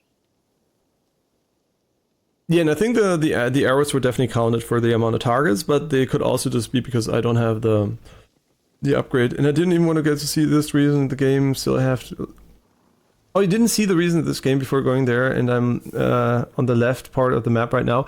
I mean, I'm very simple, right? I look at the levels, and now obviously we're reaching level caps on them, but initially the levels were like Yamashiro, Omi, and now I don't even remember, because all level, right? So I assume these are easier Iga and Harima or something, Harima. But when I was there, basically I took it because it was the lowest level, right? Since initially it was like Setsu, Yamashiro, Omi, and then I guess Iga and Harima have the same level. It's hard to tell actually. So I just tried to go to the easier ones first, so I guess that's what the game wants from me, maybe, I don't know. That's what I just do, right? I just follow the level region cap. There's not much depth to that. Very, very simple. A 700. Oh my god, the fucking Ronins are insane. Like, what the fuck? Yeah, the Ronins are crazy, man. Yeah, if you want money, I guess just run around and kill Ronins on this big road here. Wait, you know what? Following roads is way better than going through the wilderness because you're gonna have more Ronins. I never thought about that, so we should definitely... Ooh, there might be something up there. Yeah, that might be kind of cool. Yeah, let's get the camp here for whatever reason. Excuse me, don't worry about it. I'm professional. I'm professional staying in the grass while there is no grass. You know what? If you lower your graphics settings, your grass density is going to be lower, right? So how do you know where there's supposed to be grass sometimes?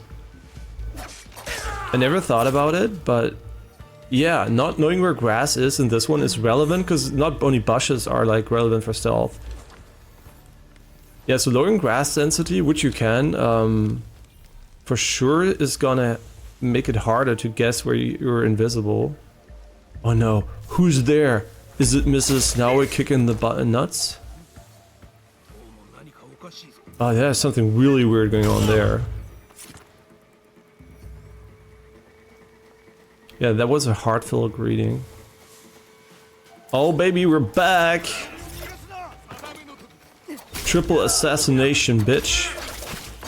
Oh, you wanna get tantoed? Huh? You wanna get tantoed? I got the tanto, don't worry about it. Yeah, just continue blocking, it doesn't matter. Our build works with any weapon we have. Wait, what is the build on this one? It's also under level as fuck. It's only level 30. Yeah, you know, it's tanto power.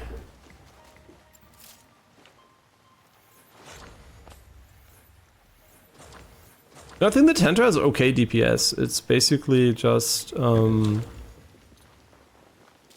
of not my moveset. And I kind of want to replay Bloodborne, but it's not on PC, so fuck you, Sony. They know what they're doing, man. They're bringing all the PlayStation games back and remastering them and shit, and the only ones they're not bringing back are Souls games because they know this might sell consoles. They know we're fucking Sims, and they just, you know, they're like, oh, they're Miyazaki Sims, so they're gonna buy our console for it. And I won't. I will remain strong, even if there's a remaster for fucking whatever it's called. Wait, sorry, how do I... Wait, are you not a Ronin? You have a weapon, man. Let me kill you. What the fuck? Sorry, are you a Ronin? You have money, right? Oh, whoops. I just looked like one. Don't wear those hats, man. They protect you from the sun and rain, and they make you look like a Ronin, so they don't protect you from me. Who are you hitting? Stop hitting those people. Wait, I'm gonna help you. Whoever needs help, I'll help. Do you need help? Who needs help? Do you not help? No?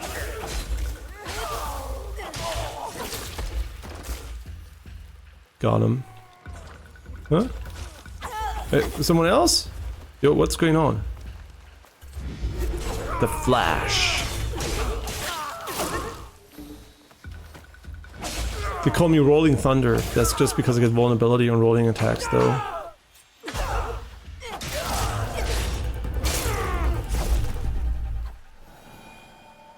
Got him.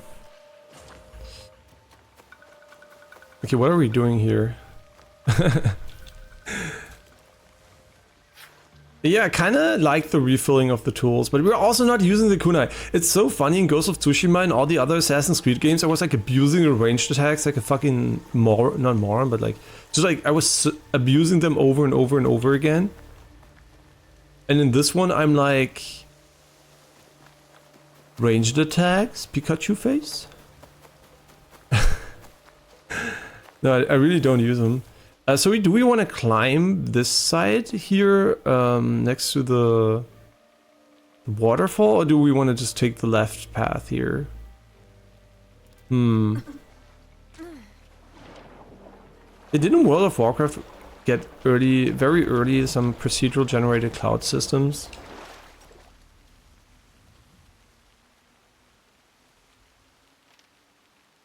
When you're prone, less dodge button when going forward. Yeah, no, you can roll on the ground. I know, you can do this. And you can roll sideways too and like go cat mode backwards. Cat mode's roll.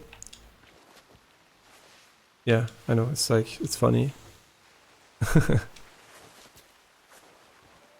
I mean, it's faster, I know. I just don't like spamming dodge for going faster unless it's Genshin Impact or something. And also it looks silly as fuck, honestly. Like, you're rolling in grass and they're not meant to see you?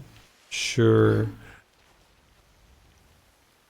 I mean, maybe we should go up the waterfall. I don't even know. Like, I'm kind of sure we're again fucking it up by going this way, but... Okay, waterfall, secret? Yeah, I knew it. Can't hide them from me.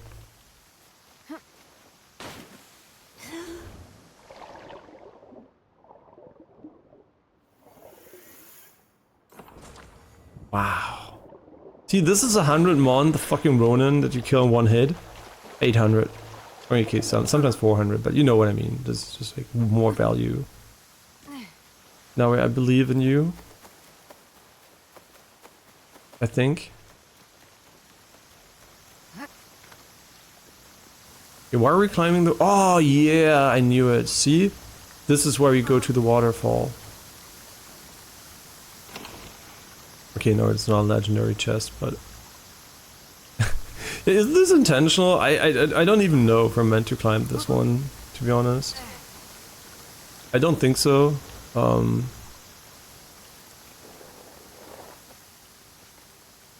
please. No way. No way. Yeah, sorry. Imagine your world is now in the real world and I'm constantly using your name as a word.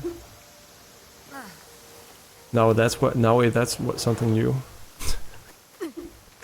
Okay, can we go up? I think this is not the way they intended us to go up, but it works, so let's do it. I think we could have just taken the road instead, but...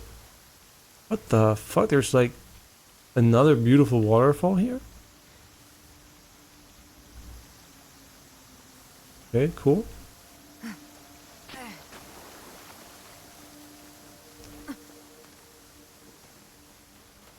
Climbing.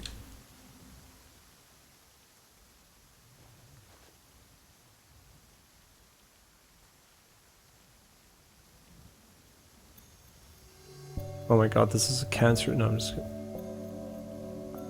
Okay. I don't know why I pressed it so early.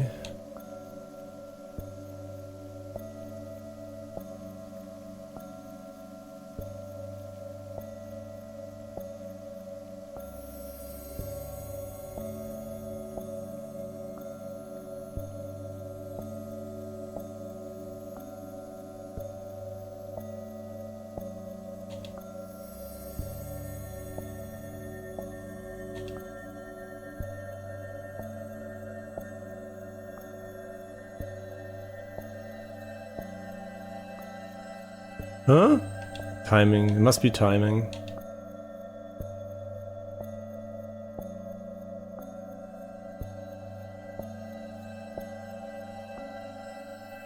Yeah, the fucking timing. I think I'm too early. But it also seems to get faster, right? It doesn't seem to be constantly, it doesn't seem to be a constant speed.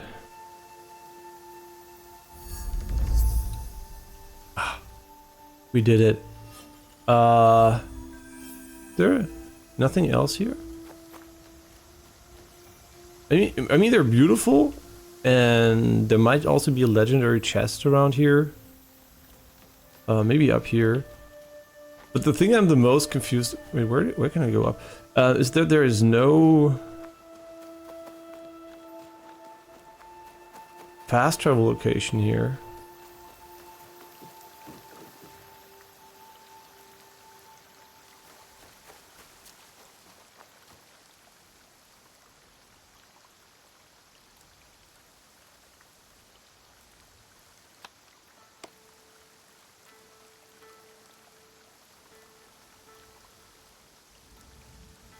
Oh my god, the chance of crit increase. I just wish I could keep that one. Okay, I don't think there is a legendary item, at least I didn't find one. We can go move towards this direction, maybe? Like, where are we going here? Okay. So, there is a path here, okay. Shiotsu might have had a fast travel opportunity.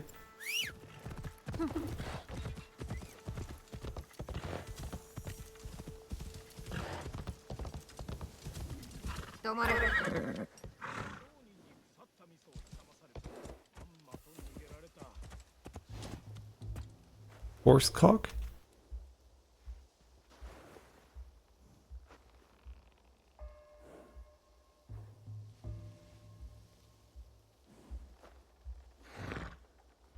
I'm gonna check something quickly.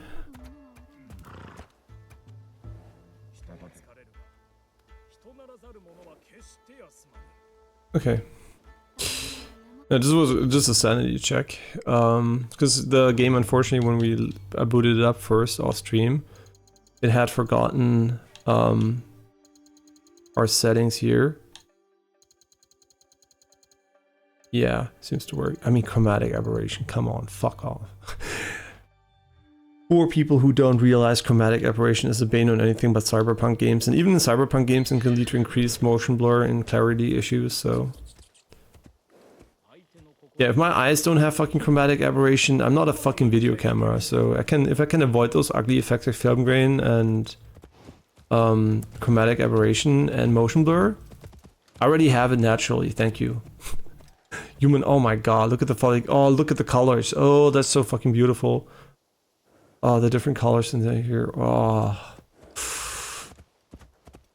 It looks literally like you're looking at promo art from, you know, like the days back in the days when there were like video like ads for monitors and everything just popped and looked beautiful. This is what we got now, man. OLED is just fucking amazing, and then this game obviously has beautiful lighting, and the combination is just gorgeous.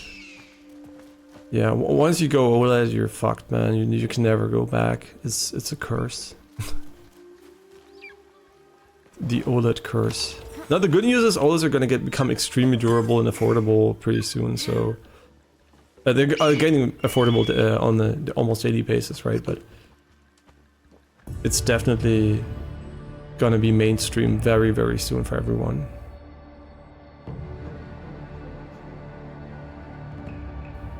I mean, you know, if you enjoy motion blur, film grain, and chromatic aberration, is perfectly fine. But yeah, like you, the brush, yeah, also disable it.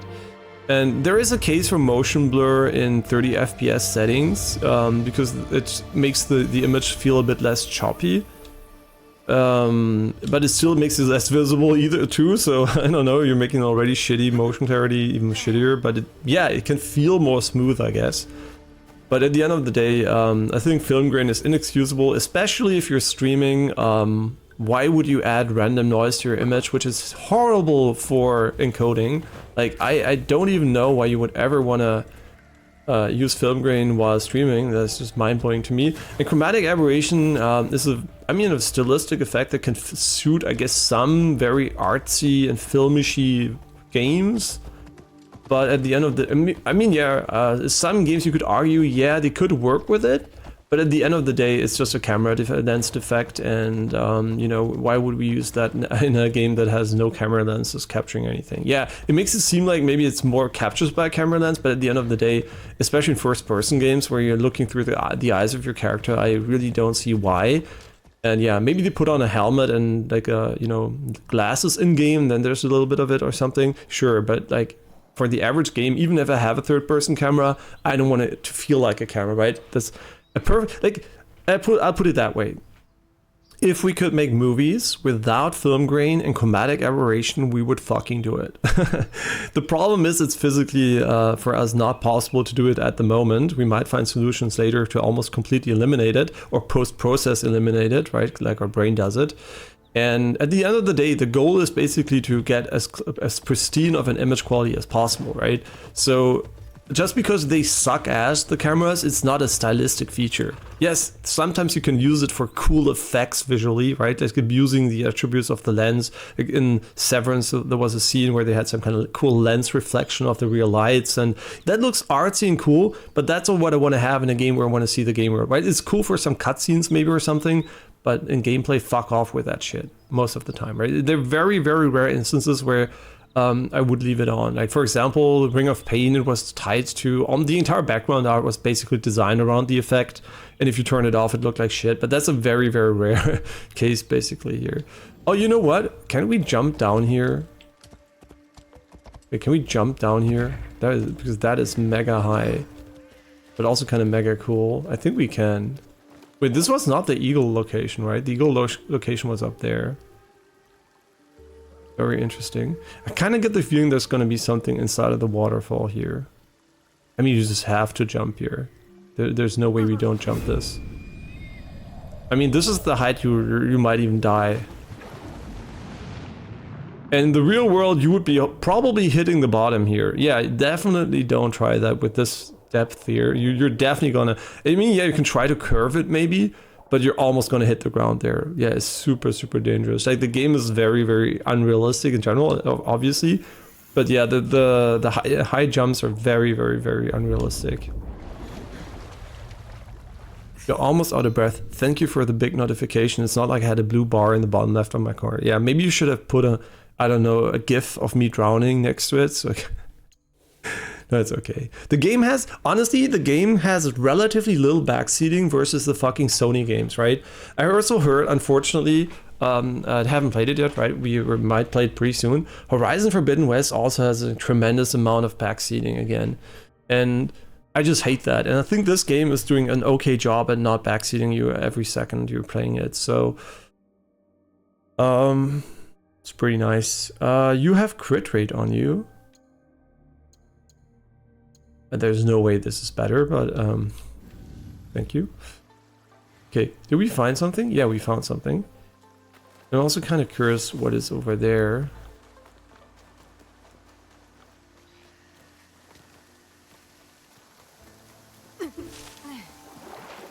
Ah, great. 30 garbage. Should we go and buy something with this garbage? Like, I mean, we've played the game long enough to know what we want to buy. And also, maybe it's just time to exchange for garbage. Wait, yeah, these keys, right? This one is absolute trash because most of the time there's more than one enemy. This one might be incredibly OP, no idea, just like perma assassinations maybe. Yeah, I mean this maybe, I don't know. Yeah. And this is an ally. Oh, it's for Genojo, for the dumb fucking cunt. Yeah, no way I'm gonna buy this one. Okay, there's nothing I want to buy. And it's gonna, you know what, it's gonna rotate in one day, so. Oh yeah, we should do the weeklies today for the points. But they're all over the... I hate that, right? A game comes out and we played it a fuck ton. But you're still, right, oh, this is one of your weeklies. So why don't you run cross-country there? And where's the other one? There's another one. And the other one is... I don't even know where. I mean, do we even have it? I didn't check. Oh my god.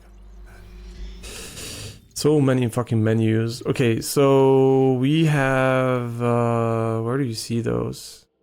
Wait, isn't it even here? Menus into menus into menus. Yeah, here, right? This one, stabilize the tournament and purge corrupt entities.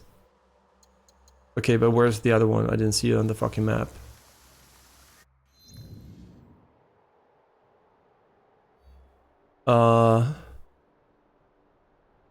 I mean, one is here. Yeah, that's kind of obvious. Awakening. Okay, purge corrupt entities. But where's the fucking tournament? I mean, this one's not that far away, so we should probably do it. And we also unlocked a fast travel point here, but yeah, if you know where the other one is, one of them is linked to a quest further. Oh, great. That's amazing, right? That's just Gate Weekly progression, FOMO shit behind story progression. Brilliant. Nice, Ubisoft. Nice. Again, fantastic idea, right? You know what? Fuck it. I'm not gonna do it. Fuck them. Fuck that fucking FOMO shit. Suck my fucking nuts, Ubisoft. I'll just finish the game without using any of that fucking trash. No, it's not trash, but like any of that fucking this poor integration stuff. Yeah, I know if you play the game a long time, that can be very motivating. But I have a billion games waiting for me. I don't care if the game's over. It's over. I'm enjoying it. I don't need that to enjoy it. I'm just not enjoying going there now. So I just, you know, I just like look at the beautiful fur on these animals that ran away from me. But did you see the fur in the light? Oh, it was so beautiful. The sheen. Okay, what are we doing here? I don't know. I'm just running around through nature. Huh? How about that? Doesn't cost me any money. That's not true. Actually, having this experience costs a lot of money, but just ignore that fact, right? It doesn't cost us any additional money. Okay, it costs electricity, but yeah, you know what I mean. Just ignore that. Just imagine we don't have to go to a store to do this. We can just look at the beautiful lighting and thunderstorm coming up, running around. Wait, where are we even? The bunny, the shrine. We might have. Wait, did we ever do this? I don't know if it's a one-time thing. I mean, 55 XP is just amazing. It's not FOMO in a way because all of them are still there, but you will finish the game and move on. You get the rewards for their, I don't know, where they're designing it like this. Everything that has a timer on it is FOMO. Everything. You put a timer on something, it is, I mean, everything that has a reward and a timer on it, right? Obviously, if you do speedrunning, it's not FOMO. But yeah, this is definitely FOMO style. Right? Everything that just expires after a certain amount of time and gives you the impression you're going to miss out if you don't get it, that's FOMO. And obviously you're going to progress slower through the battle pass, and I'm pretty sure you can buy the progression too, so that makes it even more FOMO because you would have to spend money otherwise to get it in time. So yeah, I feel like it is definitely FOMO. And the reason why it's especially FOMO is because it will empower, like, first of all, people who play fast can get the first missions faster, okay. But the fact is, if you play the game over several months, like a very casual player would do that doesn't play games a lot, you will have more opportunities to buy it. And the more you invest your time into the game, and the more, you know, the more you grind the game basically, or just like you play a lot, the less opportunities you will have to buy without real money. So they're kind of incentivizing the heavy players to spend money here. And yeah, that is definitely FOMO, right? An artificial restriction. Yeah, and you can't buy the levels. I mean, that is nice to hear and also terrible to hear. Because how am I gonna get it now? Wait, you're telling me this here, there's no way for me to buy any progress here?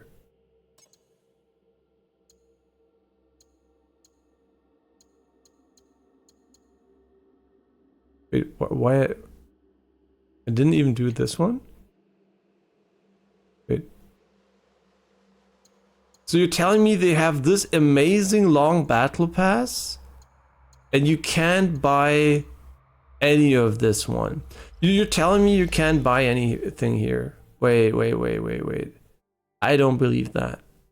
I mean, if it's true, that would be kind of nice. Let's see. I want to find out.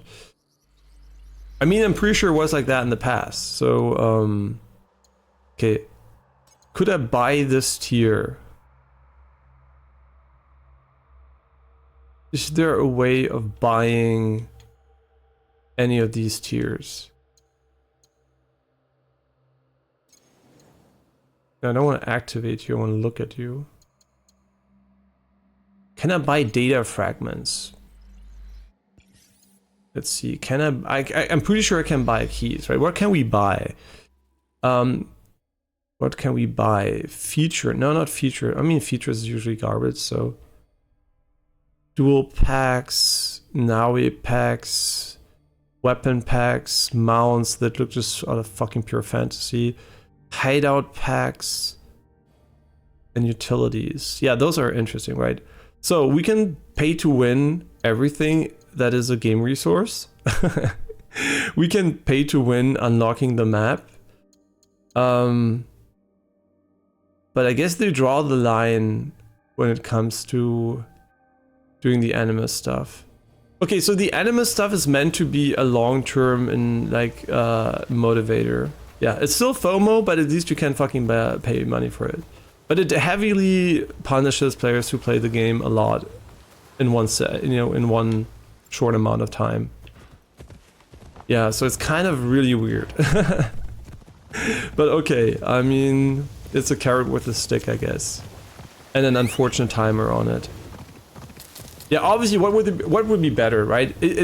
What is the purpose? The purpose is to keep you coming back, right? That is the purpose. It's supposed to keep you playing. But what would be better, obviously, for like a player that plays at its own pace, is literally making it possible to grind it at your own pace. If you play a lot, you get it faster. If you play slowly, you get it in pace with what you play, right? So it's kind of stupid for people like us who played a lot, I guess. But for people who really take their time, it doesn't even fucking matter because they're probably going to get it in a more natural way than we are. So that's very interesting. I did not expect that to be something you can't buy. So maybe they changed that because of the projected negative backlash. And I think you could buy that initially in the other games. So yeah, that's why I expected it. But yeah, I mean, good on them for not, at least not letting us buy that. Yeah, I'm not going to shit talk them for not buying it.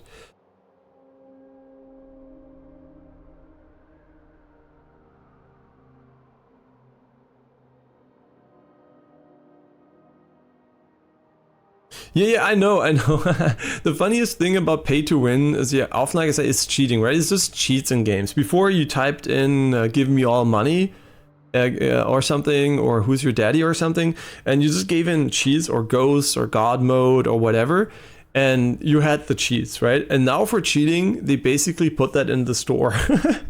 It's so weird. I still don't understand who spends money for cheating in video games. I mean, yeah, for competitive gaming, buying like cheats, okay, sure, it's like an extra software that you have to spend money if you want to cheat. Okay, I get it.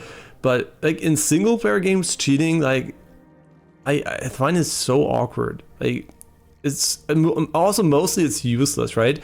And one of the games that I think was the breaking point for, I think, pay to win style gaming was, I think, Dead Space 3. Dead Space 3 got so much shit for trying to make pay to progress. Like they made pay to win in the store, like cheating in the store, but also it was kind of not enough resources in the game, so people were really mad about it. And in this case, it's not required at all, but it begs the question. It exists, right? So someone is buying this. Who is buying this and why? Right? What is the purpose? The game is not hard. I mean, even on the highest difficulty, it's not hard. So why would you buy something that makes you stronger? Like, is it to play with people that are impatient? I don't know. For me, this is such a weird thing, and I've never met a single person who bought this stuff. But I gladly would know what is the thought process behind it, right? What makes you buy? What makes you buy cheats in single player games in a store for money? Yeah, I'm really curious, right? What is that? Like cosmetics, okay, I get that, but cheats? I mean, basically buying weapons is also cheap, but that's different, right? Because you're not just buying a resource you're getting anyway, you're buying some exclusive cheat, right? Like a cool weapon, a cool armor set, right? That I get, right? There's just something behind it. But the other one's literally just something you get in the game anyway, so I'm so confused by that. And this is the first to do this from the Assassin's Creed, but the rest I had only the exchange shop and daily weekly quest for currency to get them. So the first one to do the battle pass or give you resources for real money. But what did I want to do? I wanted to do something before we digress. Yeah, I wanted to go here, but I kind of canceled that one. Yeah, I was like thinking about going there, but I canceled that project. So was there another one I had? I don't think so, no. Yeah, monetization, right? It's always it always tries to get the maximum money out of the customer. I mean, that's capitalism, right? So the question is always, is it like is it fun without spending the additional money? And in this case, I would say the answer is yes. In a lot of games these days, fortunately, the answer is yes. But also, it is very much still, we know what mobile can look like, and free-to-play has gone pretty extreme with like cosmetic pricing, and it's just abusing whales basically. All you want to do as capitalism for capitalism reasons is get the maximum amount of money, and it turns out that getting the maximum amount of money is not only relevant, getting a lot of customers for an okay price, but you want to have an individual price for every customer, right? A game that doesn't allow me or anyone else to spend $1 million is a bad game, right? From a capitalistic reason. If there is a millionaire that wants to whale the living shit out of your game, you should give them the option, right? So that's why the price ceiling is extremely high in a lot of free-to-play games, because there are rich people that are willing to pay that. And if a single person can almost make as much money as thousands of other people, or maybe even 10,000 or 100,000 of other people, you want to get the money out of that person, right? Just imagine 100,000 people spending $1, and there's one guy that spends $1 million, right? You want to get the guy that spends the $1 million. I mean, it's rare, obviously, but you want to have the option for everyone to spend as much as they want. And that is why a lot of consumer products in the high-end sector have no relevancy at all when it comes to, there's no relation between quality and value anymore. It is literally just there for people who are rich to spend more money. You just put a different brand on it, sell it for like 100x, and that's exclusivity, right? It's nothing else. It's just literally the same principle we see in the everyday world. If you go and look at every high-end brands, and I'm not talking like some Gucci shit where you buy something for 600 euros, which is expensive for a lot of people, and they're like, oh my god, it's so expensive. No, I'm talking about the brands that cost thousands of dollars, right? You buy a handbag for $10,000, for 50,000, for 100k, maybe even sometimes, right? Just crazy prices. They're just there for the rich people to milk them, right? And obviously the other products are too, right? It's just an endless tier. You can basically see the more prominent a product is, the more people will buy it usually.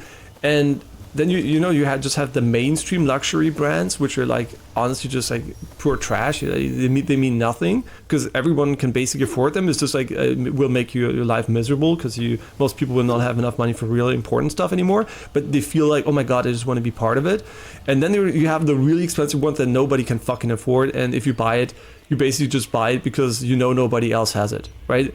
And nobody will know what you bought because they don't even know the fucking brand, right? It's a no-name $1 billion item. Nobody gives, okay, $1 billion, not maybe, but $1 million item. Nobody knows what it is. Doesn't matter. You know that you bought it, right?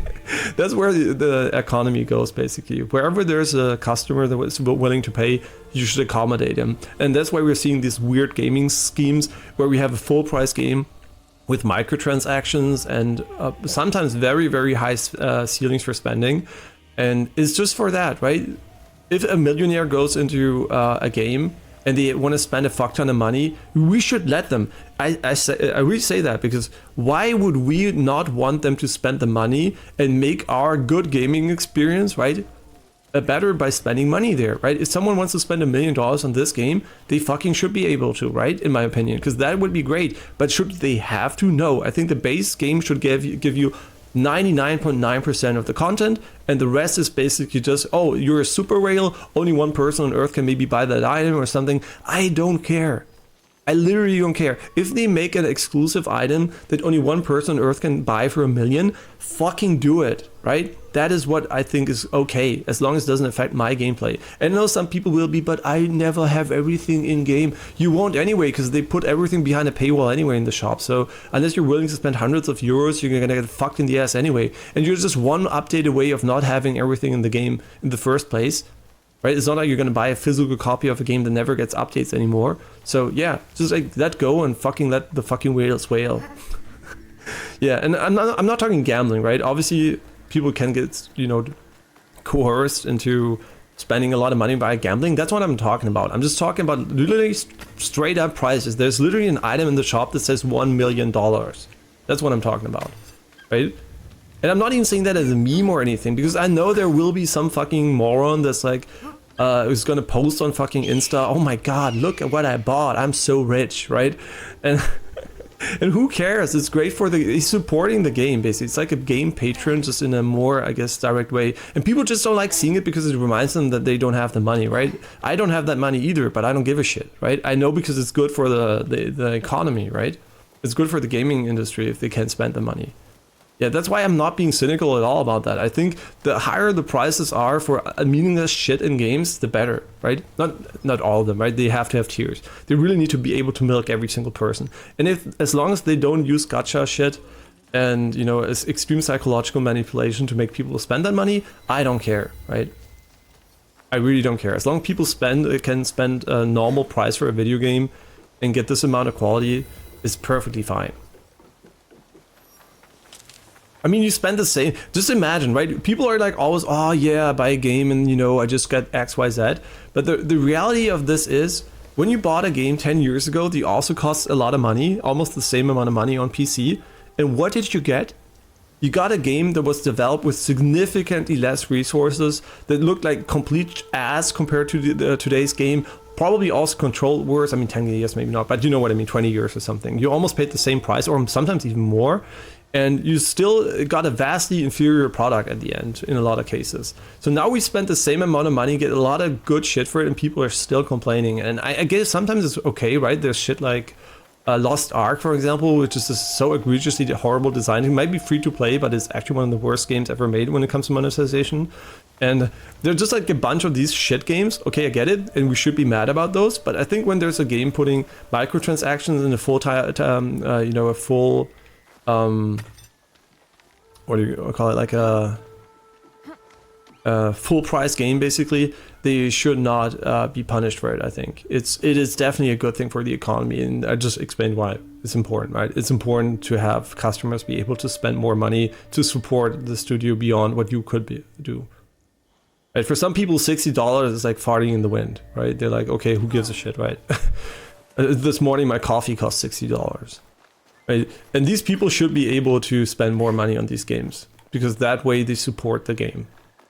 And as long as we don't get an inferior experience as a result, it's perfectly fine. Okay, sorry for not playing the game. Okay, we're gonna play the game now. Just a little rant about people being little bitches about microtransactions, because I'm poking fun at those things, right, a bit sometimes. But I do realize that a lot of things are good, right, for the economy. So yeah. Let people spend money on whatever they fucking want, as long as I don't have to. yeah, that is so funny when Bethesda did the horse armor stuff and people didn't know, man. Like, mobile was maybe a good hint as to what people were. I mean, the bigger gaming gets, let's be fucking real. It's gonna sound mean, I'm not trying to be mean. But when gaming was more niche, I would say the average person playing video games was smarter. And mobile basically, and also modern gaming, the bigger it gets, the more dumb people come in. And these people might be willing to spend more money on trash. This is what it is. It is reality. The more dumb people you have, the more money you can you know, take from them. It doesn't mean they have a lot of money, but you can use dumb practices to get them into spending more money. And it's just like, you can see that in mobile since the onset of mobile. And it's just, you know, gaming has gone into this direction. Still to this day, I think obviously like AAA gaming is still, you know, more niche than mobile gaming, obviously. But we can see the increased player count definitely also correlates with the shift, I think, in a demographic shift there. I have no data for that. That's all out of my ass, but that's just how it works, right? The more people come, the dumber the shit gets usually. Because the average person is pretty... I mean, is average, right? Intelligent-wise, but relative to what human intelligence can achieve, peak performance-wise, they're relatively stupid. So, yeah. And obviously the intelligent people try to abuse that and make like very nice, you know, psychologically manipulative monetization schemes, and they work, and that's why we have a lot of garbage. Yeah. And you know, I'm like almost amazed at how good this industry still is monetization wise. I mean, the fact that I can buy a single game that on Earth that has no microtransactions still blows my mind. Like, there's still games out there that don't offer significant microtransactions. Like, for example, Elden Ring only has a DLC, which is basically just an add-on because it's so big, right? It's not even a microtransaction anymore. It's more a macro transaction. And like, having those games exist in the first place is incredible, right? You would assume everything would just be full of fucking garbage and nobody, you know, nobody cares because it's so common. But yeah, we still have a surprisingly high amount of integrity, which just means there's still gaming is not the dumbest form of entertainment for most people. Some franchises are definitely. I'm not to poke fun at anyone who plays FIFA, but FIFA is for sure the FIFA is probably one of those games where a person owns a console in one game and it's FIFA, and he only owns it because of FIFA, and that's why the monetization of that game is probably one of the most horrendous one we've seen. But yeah, it's just like yeah, not saying that specifically, but also yeah, it's kind of unfortunately true. Yeah, I'm not saying people who like soccer are stupid. I'm just saying they might be more prone to spending more money on games than the average gamer does. Which just might be, you know, for them, maybe FIFA, you know, being expensive relative to what they would have spent when they go to a stadium is still cheap. So, you know, maybe they just have different baselines. And we have the baseline of what we can get via Game Pass, what we can get via other games, right? So we know how much value we can basically expect for money. And they have no reference because they just play FIFA. And they might even go to real world, no, just okay, no. But imagine you go to a real world casino and then you discover FIFA and you're like, wait, this is so much cheaper. Yeah, the world, fantastic. Are we done with this? Sorry for that, for the non-gameplay here. Thank you for zooming out, that was very helpful. Thank you. I really appreciate it, game. And the thing is, back then you got the full game, not half of it, and the rest of it DLC. I mean, this is a very, you know, that is a very wrong take, I think, because most of the games you buy today are, if you wait 1 year, I'm saying if you wait 1 year, right? The games might come out more unfinished because there's this online patch nature we have now, but that I think is pretty undeniable. But on average, I think the games come out with a significant amount of content. And I don't think a lot of games skate anything behind paywalls in addition that is too significant. I mean, there are some games obviously like that have that. No shit, right? They exist, and they're usually mostly more casual games like Sims, FIFA, you name them, right? But I think the average game you can buy that is high quality and highly rated, if you buy it, you're gonna get a fuck ton of content. And just a reminder, games before were not necessarily really long sometimes. You could buy a game full price, maybe it was high quality, but it might just have a really, really small part of the content, right? And also the quality of the content was often significantly worse. Just going back to a lot of really older games, like 20 years plus, you can really tell gaming was not in its peak performance in a lot of ways. Some games were really good, but a lot of games are extremely dated just because they feel like ass to control, have like very janky mechanics, and yeah, it's not all gold, right? A lot of them were pretty fucking ass. And you just remember the good ones because the bad ones, you just, you know, your mind doesn't even bother with them anymore, right? You probably, for every good game you bought like 10 shit ones back in the day. And you don't remember because they were so shit, they were not worth remembering. Yeah, there also wasn't internet, so it was pretty hard to figure out what was good and bad sometimes. Yeah, judging a game by the cover basically was sometimes the go-to for especially as a kid. Man, I'm still surprised by how lucky I got with a lot of games I bought. Yeah, I bought a lot of shit too, but I definitely bought a lot of good ones too. And I'm like really surprised how that even works out. Just by looking at the cover, I bought some really all-time classics. And I have no idea how my younger self did that without any information. I was like, I'm still amazed, right? That it didn't turn out to be just shit. Yeah, just the instinct, right? Looking at it. No, really, you still bought a ton of shit back then. And if it's not live service, I don't have a problem in general with microtransactions, but in single player, it's a bit too much. Like, if it's live service, it's okay, but for single player, not that much. But I think, you know, okay, maybe let's look at an example first. Like, let's look at Assassin's Creed Shadows, for example. It's launched, but they cut an island from the game, and it's going to be a DLC now that if you pre-order the game, you get it for free. Irrelevant. Pre-orders incentives exist because people use them, so capitalism wins. But it's also irrelevant because, as I already argued, can I use your fucking boats? No? Okay, well, I didn't pay attention. Shit. Can you stop for me? Wait. Whistle. Oh, this is a big boat. Yeah, it's irrelevant. Why is it irrelevant? Why do I call it irrelevant? Because the game has so much content that I don't give a fuck. Right? And the argument always holds. If you care about money when playing games, play when the game is on sale for 50% plus, is probably patched and finished, or has significantly more content, or you even get the content with the base edition, and you're gonna have a way better time. You're gonna have cheaper hardware. You're not gonna need high-end shit anymore. You can just buy mid-end stuff to play it on max settings.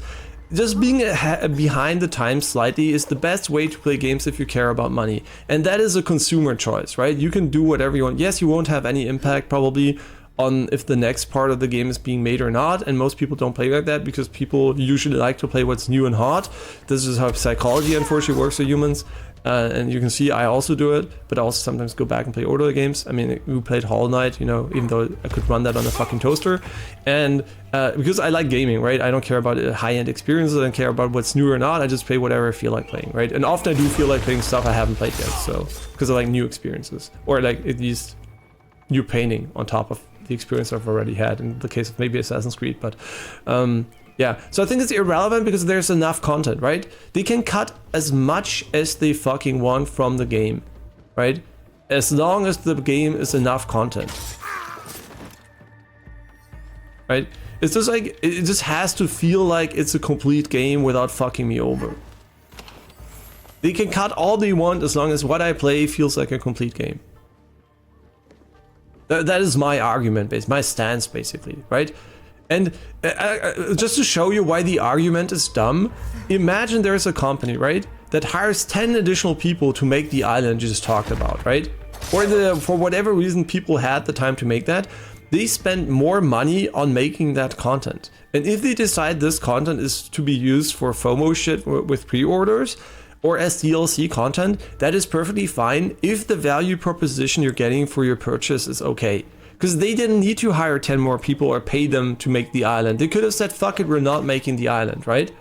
And you wouldn't have cared about it because it didn't exist, right? The fact that it exists and was used for those practices is, I guess, what you don't like about it. But it doesn't change the fact that if the game has enough content, it's fucking irrelevant, right? To me personally. Because I don't care about I understand how capitalism works, why it exists. And as long as what I get is enough for the money, I'm okay with it, right? Because I'm not under the illusion it's going away. It's not going away. It exists because people use those things. It is what it is. I'm not the person buying that. I'm not the person pre-ordering it, but someone is. And that's you should blame those people, not Ubisoft. Because Ubisoft is a capitalist company. It's not our fucking friend. And as long as Ubisoft gives me the product I care about, it's fine for me. And if they don't, I don't give them money. It's easy, right? If the game is not the type of content I like, or it's not enough, or I feel like they're cutting too much of it, I'm out of here, right? But it's not, so it's irrelevant to me. Right, I'm keeping an eye on it, obviously, but it's not like I'm making my purchase decision based on that. I'm making my purchase decision based on if I did enjoy this game, right? If I played the next game, if it has good reviews, but for whatever reason I hated this game and it pissed me off with this microtransaction shit, I would not buy the next game no matter how good the reviews are, unless those things have changed, right? Then I would research it. But so far that has never kept me from enjoying the games, because I never bought anything and I never felt compelled to buy anything beyond the base game.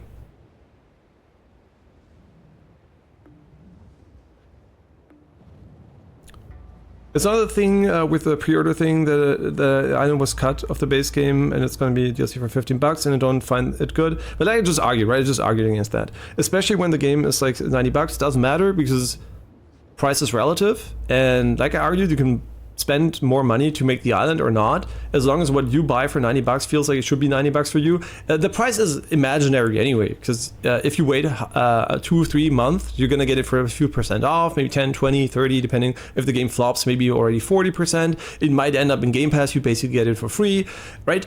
What does the game price mean? It's basically you being impatient by buying the game right away. Right? So whatever price you pay is the price you should be willing to pay. And it doesn't matter what amount of content you buy, because you could argue the game's still going to be just as fun in half a year, probably better even, because it has more patches and balancing, and you're going to spend less money on it. So how is it even $90 anyway, right? You could argue you should only buy it for $30. Just wait, buy it for $30 and have more fun because it's the better game. That is an argument you can easily make for almost every AAA game that comes out these days. Very few ones are like done and don't get touched afterwards. Yeah, but it doesn't matter if they cut it before launch, right? it's like I'm pretty sure a lot of studios are working on multiple games at the same time, and then you buy one of their games and you could potentially say, wait, the same studio but also did this and that at the same time and didn't work on my game additionally, and then they quote unquote cut it from launch. But it's not a cut, right? It is a product that was conceived that way. It's not like they're cutting it away. It was planned to be cut away. Right? It's not like they went here and said, oh, cool, okay, we got Yamashiro, let's just fucking remove Omi and make that a paywall, and then the map looks like a fucking donut or something. Right? It's like, I mean, I don't even know where the fucking islands would be. They could be here. I don't even fucking know where they are. It doesn't matter, right? Because I have enough here.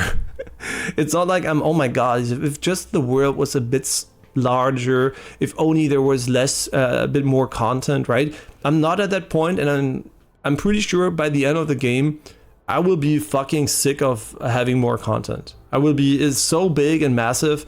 Like, I can't imagine being done with this game and being like, oh, if only I had the island DLC. Right? I mean, maybe I am gonna feel like that and then I'll let you know. But so far, the game seems to have so much content that I don't have any issue with that. And I think, for me, more I can enjoy a $90 5-hour experience, right?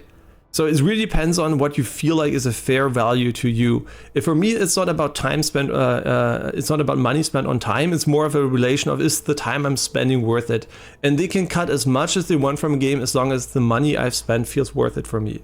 Right? Because cutting is such a weird word because it's a project, right? You manage it, you have a plan, and DLCs are planned, right? They're not cut like randomly anymore because they know they're gonna make them.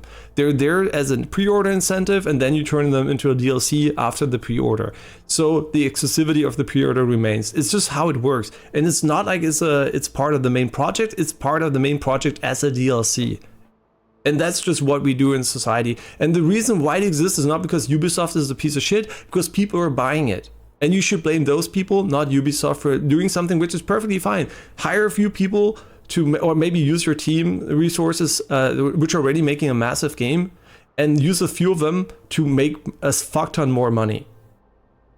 Right? That's just what it is. It's completely normal, right? If you buy a car, all the extra features are going to cost you a fuck ton of money. No relation is there anymore between the value and features, but you're already buying a car. So they're like upselling you like fucking crazy, right? And now we're getting the digital shit where you buy new features that you have to activate via a monthly fee, and just like, they're just trying to milk everyone, right? But the thing is, it doesn't matter as long as you're okay with what you're buying. Right? That's what is the most important. You will always get a better deal at some point in life for something. It's very unlikely that you'll ever buy something that is truly a good deal unless you really waited for a long time for the perfect moment. This is how capitalism and society works.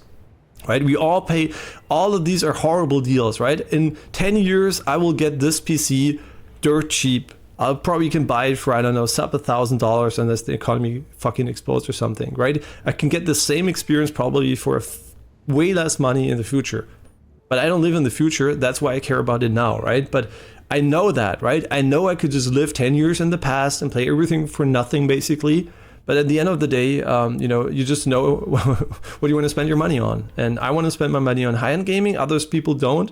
And, you know, some people feel like the game is not enough content. Maybe. I don't know if anyone's going to feel that with this game specifically. But just the fact that something exists that is not part of the base game is not a problem. Right? It's not like I go to the clothing store and I buy a hoodie and I expect them, you know, because I don't know, maybe there is another variant of the hoodie that has some kind of cool attachment, but I didn't buy that version, but I bought another version, and I don't expect them to give me the attachment for free. Right? It's like there's always like some kind of perks, special versions or whatever of shit, and it's just why, because humans like that, right? Some incentives to spend more money or money early. There's also a lot of investor stuff, right? Pre-orders are really valuable for investments because it also makes planning for future games better. You know, it's just like a pre-order is worth way more money than a sale on release day. Or a week after, or a week, or even longer. The longer you wait, the less worth your money is basically to the company because it's really hard to project anything. So having pre-orders is a really good way of saying, oh, look, our game is going to do X, Y, Z. And having no pre-orders is basically blind, and then you're just like randomly expecting people to buy something and you can't sell that to investors, right? It doesn't matter for me if they are to blame, like the one that buy it. I mean, why would you blame Ubisoft for that? I don't get it. Why would you blame them for that? Please explain to me why you would blame Ubisoft for taking part of a you know, they have tons of team not working in Assassin's Creed, right? So why would you say, oh yeah, the people working on Assassin's Creed, they're not working on Assassin's Creed, they're part of the studio maybe, they should be making content for Assassin's Creed instead of, I don't know, the next fucking driving game nobody gives a shit about, right? So how do you even value the amount of work going into a game, right? How do you value the team size, the relation? You might spend $20 on a game made by one person. So how do you value that, right? What do you value about it? And you will have way more DLC in the future. You will have way more content you don't have. And just because it's there on release, it just means they plan differently. They spend their time broadly instead of narrowly, right? Over a time frame. So it's just a different way of developing things. And it's just what the market expects from them too. Right? It's just the way it works. So it's kind of you're like complaining about capitalism basically. Which is a valid complaint, but doesn't have anything to do with Ubisoft. Which are not a charity, they're a company, right? And this has less content than Origins, Valhalla, and Odyssey if you compare it to them. And the map is like a third of that of Odyssey, so I don't think it has much content. I mean, I spent almost 70. I mean, yeah, I'm streaming, talking, and I had a lot of troubleshooting. So I probably spent like 50 hours already. And I could stop playing the game right now and I would have had enough content for me personally. But then you're putting it in relation to other games. So map size. I mean, Odyssey, I don't know what the map looks like. I mean, I can Google it maybe quickly. I'm pretty sure it has fucked on water. So the comparison is already kind of ass, but let's see. Is it a good comparison? Odyssey map or not? Because you could take the land mass. Okay. So Odyssey is mostly water, right? When I look at the map. So water takes no development time. So I don't know if they compared the land masses, but also then the land masses, what is the land mass size even? What does it even fucking mean, right? If you have enough assets in 1 square meter in this game for filling, I don't know, 100 square meter in Odyssey, does it even matter how big it is, right? You can build a room with so much detail and assets that you can put as much work into a huge map. So you just want to have a huge map for the sake of having a huge map? Right? Does it support anything? Is that content? Is just making a big map content? Is it relevant to content? Or is it like the density of what is in the map? Basically what purpose has a big map, right? Is that pure content or is it just like being big for the sake of being big? Was Odyssey, did it need it because it just spanned a bigger part of a country? Was the country set up in a different way? Odyssey had a lot of water passages, right? So I remember it being very island focused. I'm not island, right? So you go a lot of boat, then you go on land, go on boat, go on land. So I don't know if I misremember that. Origins, I have no fucking idea how big it was, but I think it has substantial desert sections, which are also kind of not that content rich. But the map of all 3 DLC combined of Odyssey is like this map in length. But yeah, the DLC, but we're talking base game hopefully here. Yeah. And yeah, in Odyssey you have naval combat, but I'm talking development time, right? You're talking like raw size. I'm talking like what content is there. Content for me is defined by how much work has gone into the game and how much can I do in the game. It's not about raw size, right? They could have just added, I mean, they already did it here, kind of. They added a huge body of water here, but you could have just added an ocean in between everything. I think that is no development time at all. You just put it in there. They could have added naval combat, which would have made no sense because there wasn't any, right? So, I mean, there was some, obviously, but it was way less relevant versus the land stuff. And I think having a more focused game doesn't mean there's less content on average, right? I think there's a lot of content in this game. And yes, it might compare poorly to any other Assassin's Creed entry. I don't know. Because I don't really have like a sentiment of how much content there was in other games. I just felt they had enough content, right? I don't make like detailed comparisons, and I don't know how long it would take to do things in the game. But I don't think that is a really interesting point to me. I care about how my time feels in a game and how much I feel it when I complete it. If I feel like I should have done more, that is how I value content, right? If I play a game and it's 5 hours long and I'm content and I'm done and I'm like, oh my god, this is perfect, I don't need anything else, great. If I feel like, oh yeah, I would have liked this to be 10 times longer, not great, right? So that's how I judge content in games. And so far, this game has not given me the impression it's not long enough, right? I think this game, if anything, gives me the impression it might be slightly even too much stuff I don't really care about sometimes. Right? It might just have a bit too many forts, a bit too many lookouts maybe, right? That is more where I'm standing, because I think more meaningful story content, more streamlined experiences are kind of what I care more about. But it's kind of nice you can just explore and do whatever you want, but I don't care about the raw size, right? The raw size is really, really relevant to me, as long as it just doesn't feel too small. Yeah, so I think and also you didn't finish the game yet, right? So finish the game first and then judge the content. I think that's would be fair, right? I'm not going to compare a game where I'm not finished yet in content. I can't judge it because I'm not done with it. So I just can tell you the projection I have is I will feel very content with the amount of content I had in the end.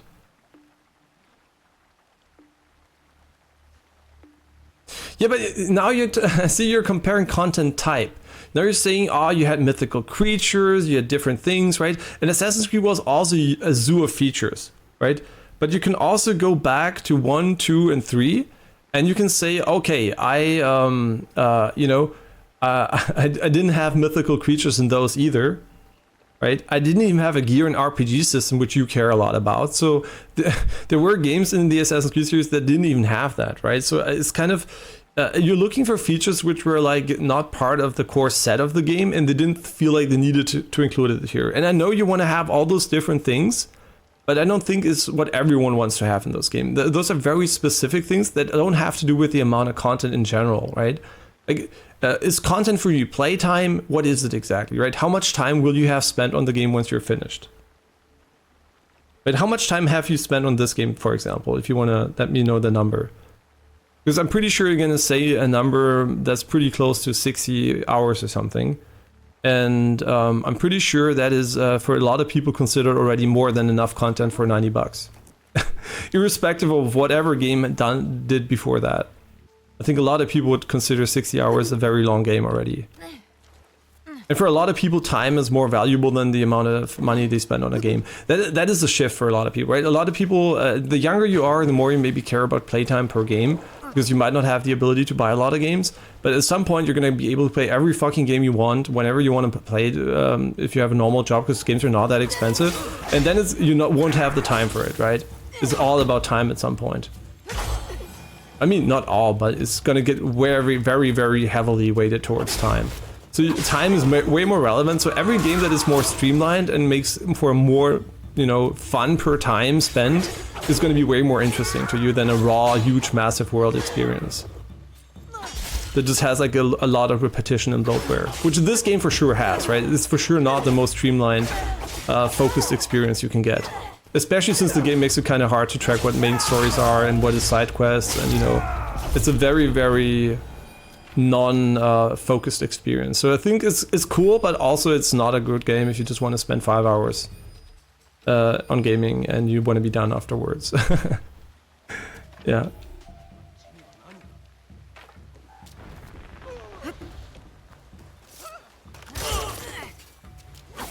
Almost 70, but you would guess it's like 60 to 62, right? And you're gonna say it doesn't have enough content, but what you have like maybe unrealistic expectations what content should be in a game, right? I think you might have just unrealistic expectations because from the amount of work I see put into this game, I think it's easily $90. And I didn't even know why you paid 90, honestly. Because you're on PC, you should have paid probably more like 50. So I'm kind of confused why it's so expensive for you. Maybe it's just the country you're in, but I definitely paid 50. So for me, it's like half the price almost then for you. So then it doesn't even matter. I still think $90 would have been okay. Although I would almost never spend $90 for any game on this. I really like the franchise, and I know I'm gonna extremely focus on that game for a longer time. I don't know, just like $90 is kind of, it doesn't even matter. If it's fun, I would buy it probably, but there's almost no opportunity to spend $90 on a game these days for me. Most of the games I buy are usually around 40, 50, 60. Just because they are, right? It's not like I chose the price.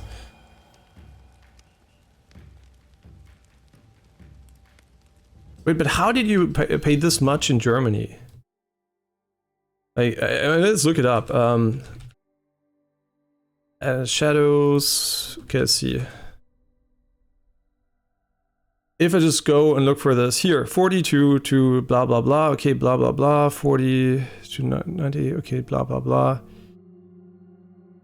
Okay, let's see. Here, I can get it for 50. So I can buy this game easily for 50 now. If I want to.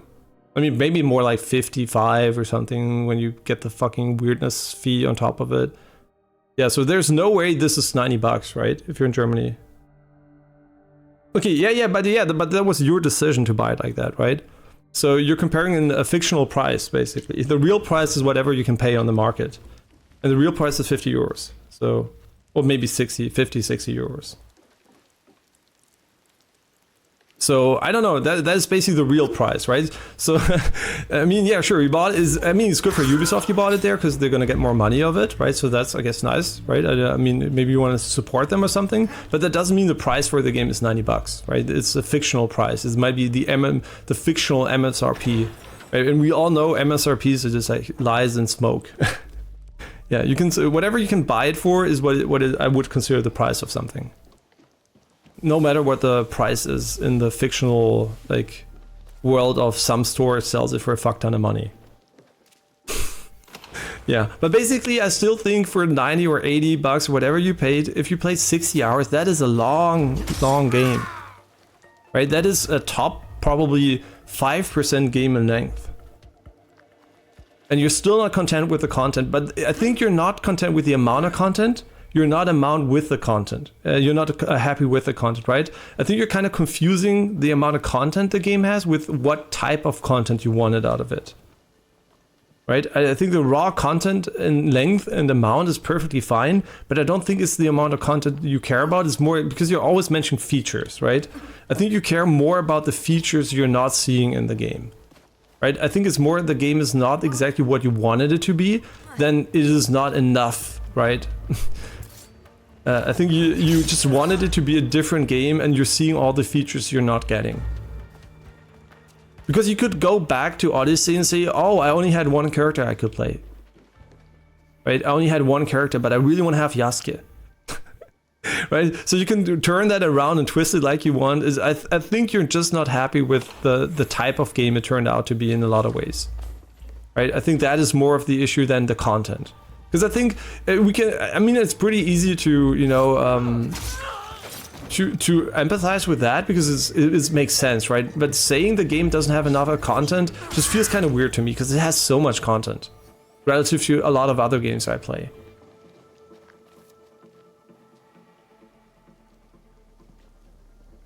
Yeah, you know, I get it. I get that, right? I get you're not really satisfied with the game, but I don't like blaming content on that because I know the type of content might not be to your liking, the game style might not be to your liking, relative especially to the other Assassin's Creed games.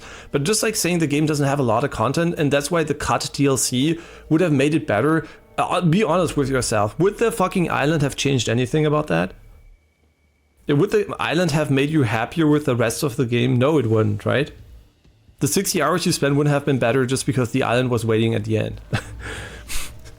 Right? That's what I mean. That's why I think it's not that relevant. Yeah, sure, you might have a bit more playtime, but is the playtime really that fun and worth it? Do you want to make it even longer if it's not fun?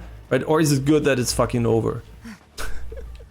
Right? I mean, sure, if the island you know, I would completely agree with you if the island had mythical creatures in it. Right? I mean, maybe it does. I don't even know what is in the island, right? If it had mythical creatures and all the features you are missing, and they were in this island, I would 100% agree with you. Okay, it should have been the base game, right? Oh yes, the island full of mythical creatures with epic boss fights with them, and it was exactly what you're looking for, and they put that in the island, yeah, I would agree with you. But if it's just more of the same shit, I wouldn't care, right? So yeah, if that's true, and by the way, maybe I should have asked, what is in the island anyway? So maybe for you personally, it could have a huge impact, right? I wouldn't miss it because I don't miss those features. So even if they were in the island, I would say, fuck it, I don't care. But I would see for people like you, it would be a huge deal, obviously, right? But if it's just more of the same shit, it's just more of the same shit.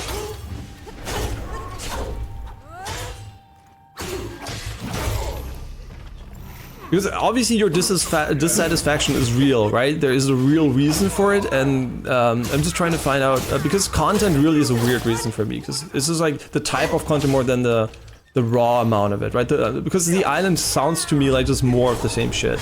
But maybe I'm wrong, and it's amazing and transformative, and we should all have the island. What do I know? Right? Yeah. Because sometimes people are dissatisfied, but they don't really know why they're dissatisfied. And sometimes it's just like, you know, maybe admitting, okay, maybe just it wouldn't have changed shit. Right? They could have put a fucking, you know, they could have put a cherry on top and some cream, but it would still have been a pile of shit at the end of the day. So I'm just trying to figure out if that's what the problem is for you. And hey, Nicolita, I hope you're doing well. And I do not measure by hours spent the game is worth it or not. There is a mercenary system from the past game and a lot more. Okay, so they have new systems on the island they don't have here. Okay, that is obviously not great. But now the question is, does it affect the main gameplay too? So would I buy the island and then would I get the mercenary system here too?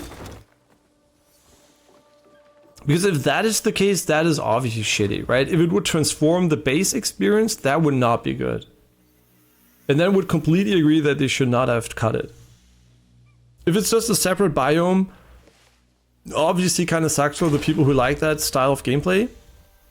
I still think it's, you know, it wouldn't change the main game being fun or not fun, right? It wouldn't change anything about that, but obviously it could have been nice for those people who really miss those things. But if it really affects what you can do in the base game at all moments, I obviously would agree that it's bullshit.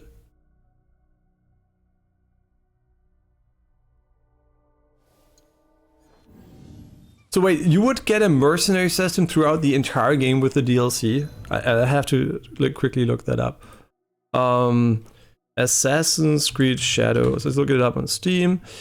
Okay, what are they saying about their DLC? Because I'm pretty sure it's a DLC now, right? So here, no, you can just buy the deluxe edition content here. No, starter pad. Okay, view all content.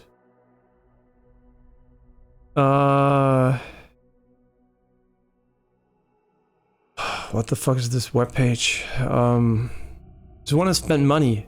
Steam, I want to fucking spend money.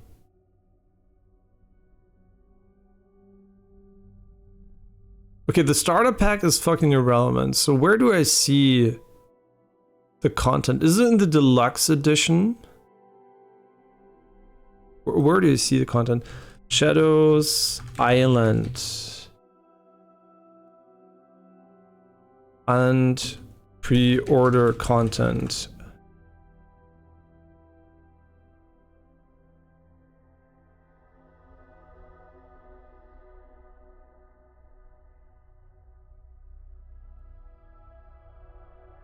Claws of Awaji expansion.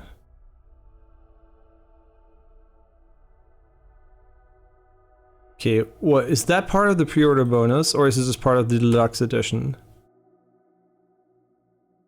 Does it even exist? It doesn't even exist. What are we talking about here? We're talking about content that doesn't even exist. Yeah, but then it was not cut off from the launching game. That changed the... I mean, then it's just a DLC that might have been part of either a pre-order incentive, which I don't even see. I think it's just like a weird cat quest or some shit that was cut as pre-order bonus. It might just be part of the deluxe edition as additional content you purchased for the future. Right? I mean... Right? So, how is that in the game? No, yeah, on the map you can see an icon, okay, but is it physically playable right now? Where is it on the map? So we can see it. But it doesn't matter, it doesn't exist. This one here, this thing?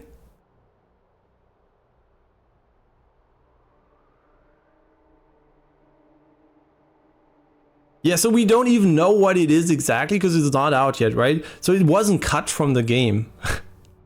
It's just present in the game world. But that is not a bad thing necessarily. I mean, this region here also doesn't exist. It's also not here, and it's way bigger. And this one neither. Right? It's just like, for me, this is not even relevant because I mean, I get what you mean, but the entire argument falls apart when it's not even out yet. It's not even finished. So they didn't cut shit, right? So the argument is completely void now because we're not talking about something that is available right now as a pre-order, right? And it wasn't even tied to pre-order, so we're like dealing with misinformation too because it was part of the pre-order bonus was only I think a cat quest as far as I saw that. I think it's only part of the deluxe edition, but let's see. Shadows Deluxe Edition, because I didn't research those at all because I usually play the game and I'm over with, but let's see, the Deluxe Edition, what does it have? Does it even have the DLC?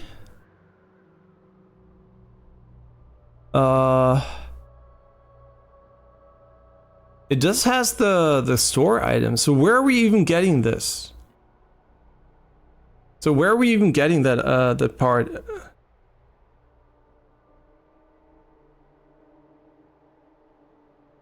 Okay, wait. Let's see. Part of pre-order.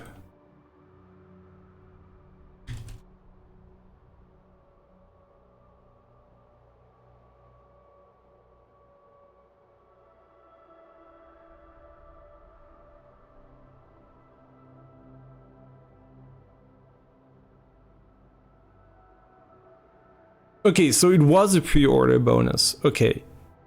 But it's not available, so it's also kind of irrelevant. But because you can put a pre-order bonus on anything, the reason why they do that, I explained that, right? Your pre-order is worth more money to them. So if you get it as a pre-order bonus, it's basically worth more to them anyway. You're spending more quote-unquote money. I mean, you're not spending more money, but it has more value. So you're basically economically supporting them more by pre-ordering. That is why they can give you additional content, and they want you to give additional content, so they give you stuff for free. In this case, though, it's not cut from the game because it doesn't exist yet, right? It's like if they go into a pre-order and they promise you will get the next Assassin's Creed for free if you pre-order now. Is the next Assassin's Creed game cut from the game? No, right? It's just like an extreme example. And now you're gonna say, but the island, I see it in the game. Okay, I'm gonna tell you the next Assassin's Creed game is I don't know, China or something. And I mean, okay, this is unfortunately it's fucking Japan. But if we were like, I don't know, in China, and we take a country next to it, and we say the next Assassin's Creed is this part of the game, and it's obviously visible on your map, it wouldn't change the argument, right? You would still not have bought it. You still would not have cut it from the game just because it's visible. You could technically make this a 3D Google Maps map and list every fucking country on Earth and say, oh, look, my map has those countries, right? There's Spain, there's Italy, there's Norway, whatever. Oh, they all cut those things, right? But that is not an argument I call valid, right? Having a future plan for where you put your DLC that is already planned on launch but doesn't exist yet is not cutting it from the game, for me personally, right?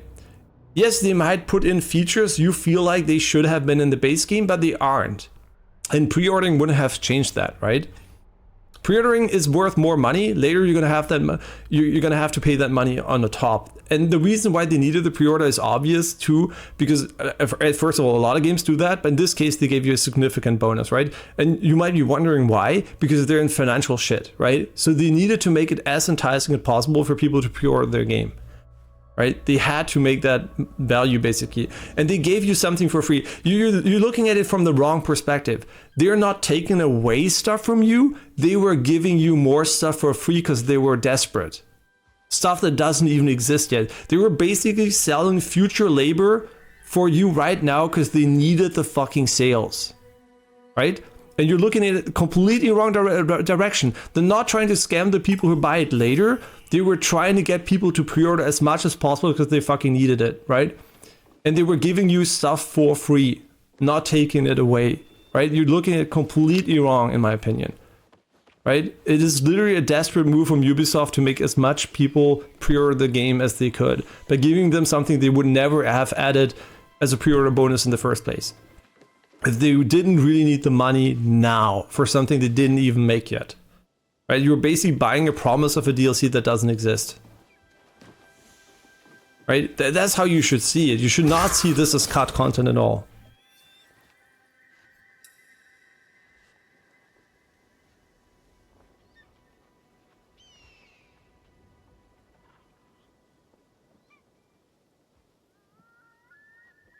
Yeah, and I mean, yeah, they also removed the Ultimate Edition, stuff like that.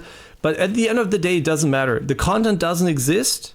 Anything you get as a pre-order incentive for things that don't exist is basically them being nice to you. It's like if you buy a game on Steam and you get a free update that has a lot of content, that is them being nice. It's nothing expected, right? And they could have added as much as they wanted to that pre-order list to make you buy the shit, right? If they really were desperate, they could have added all 5 DLCs. They could have added an unlimited pass. Pre-order now and get all future content for free. They could have done that, but they wouldn't have cut shit, right? They could have removed it maybe from a different version and reduced the price on that version as a result. I don't even know. I didn't follow I just know that the game has less versions than prior games or something, but they're all relatively cheaper as a result too or something, and they were not buying a billion versions anymore. But it doesn't really matter because at the end of the day, all that is just like different ways of pricing your product. And I don't even know if that is relevant because we're just talking about content that doesn't exist and it was added as a pre-order incentive. And yes, it might be content you would have enjoyed more, other people might have enjoyed more than the base game, but that doesn't matter because you're buying the base game. You're not buying the fucking promise of a pre-order or DLC, which might never exist because they could just literally stop developing the game, right? And then, yeah, it would be kind of ass for those who pre-ordered, and then maybe they would have had to do some kind of partial refund, or I don't even know what you do in that case, or I don't even know if you obviously almost every company that goes, you know, out of business doesn't have money, so usually all you get is nothing. But yeah, so I don't know. I don't think it's fair here to judge them too harshly here.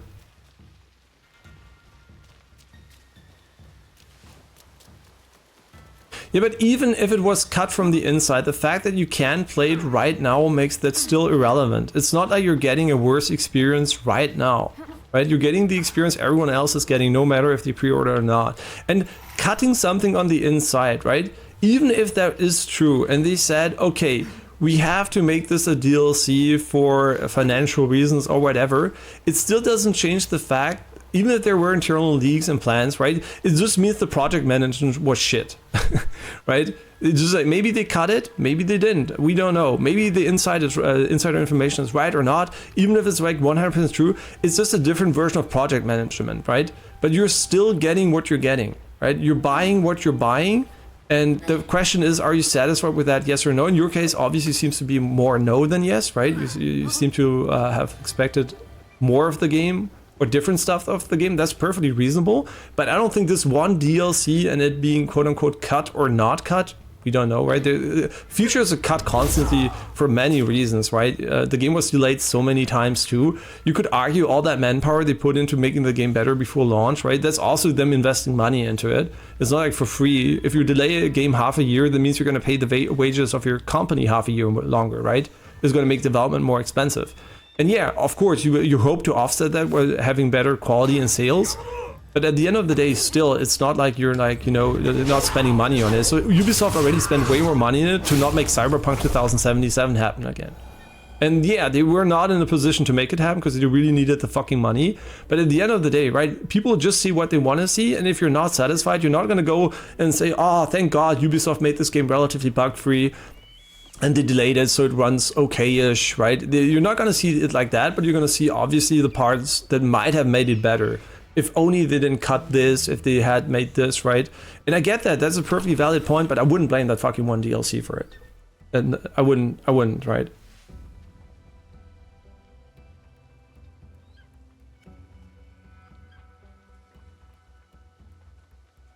Right, so that's why I think it's kind of I think you're trying to kind of cope with not liking the game a bit here, right? You're trying to come to terms, okay, now I played it so much and I just don't feel the satisfaction I would have hoped for, right? I was hoping for another Valhalla Odyssey, I was hoping for it to really be enjoyable, vast experience, maybe even then, you know, spend hundreds additional hours on it, right?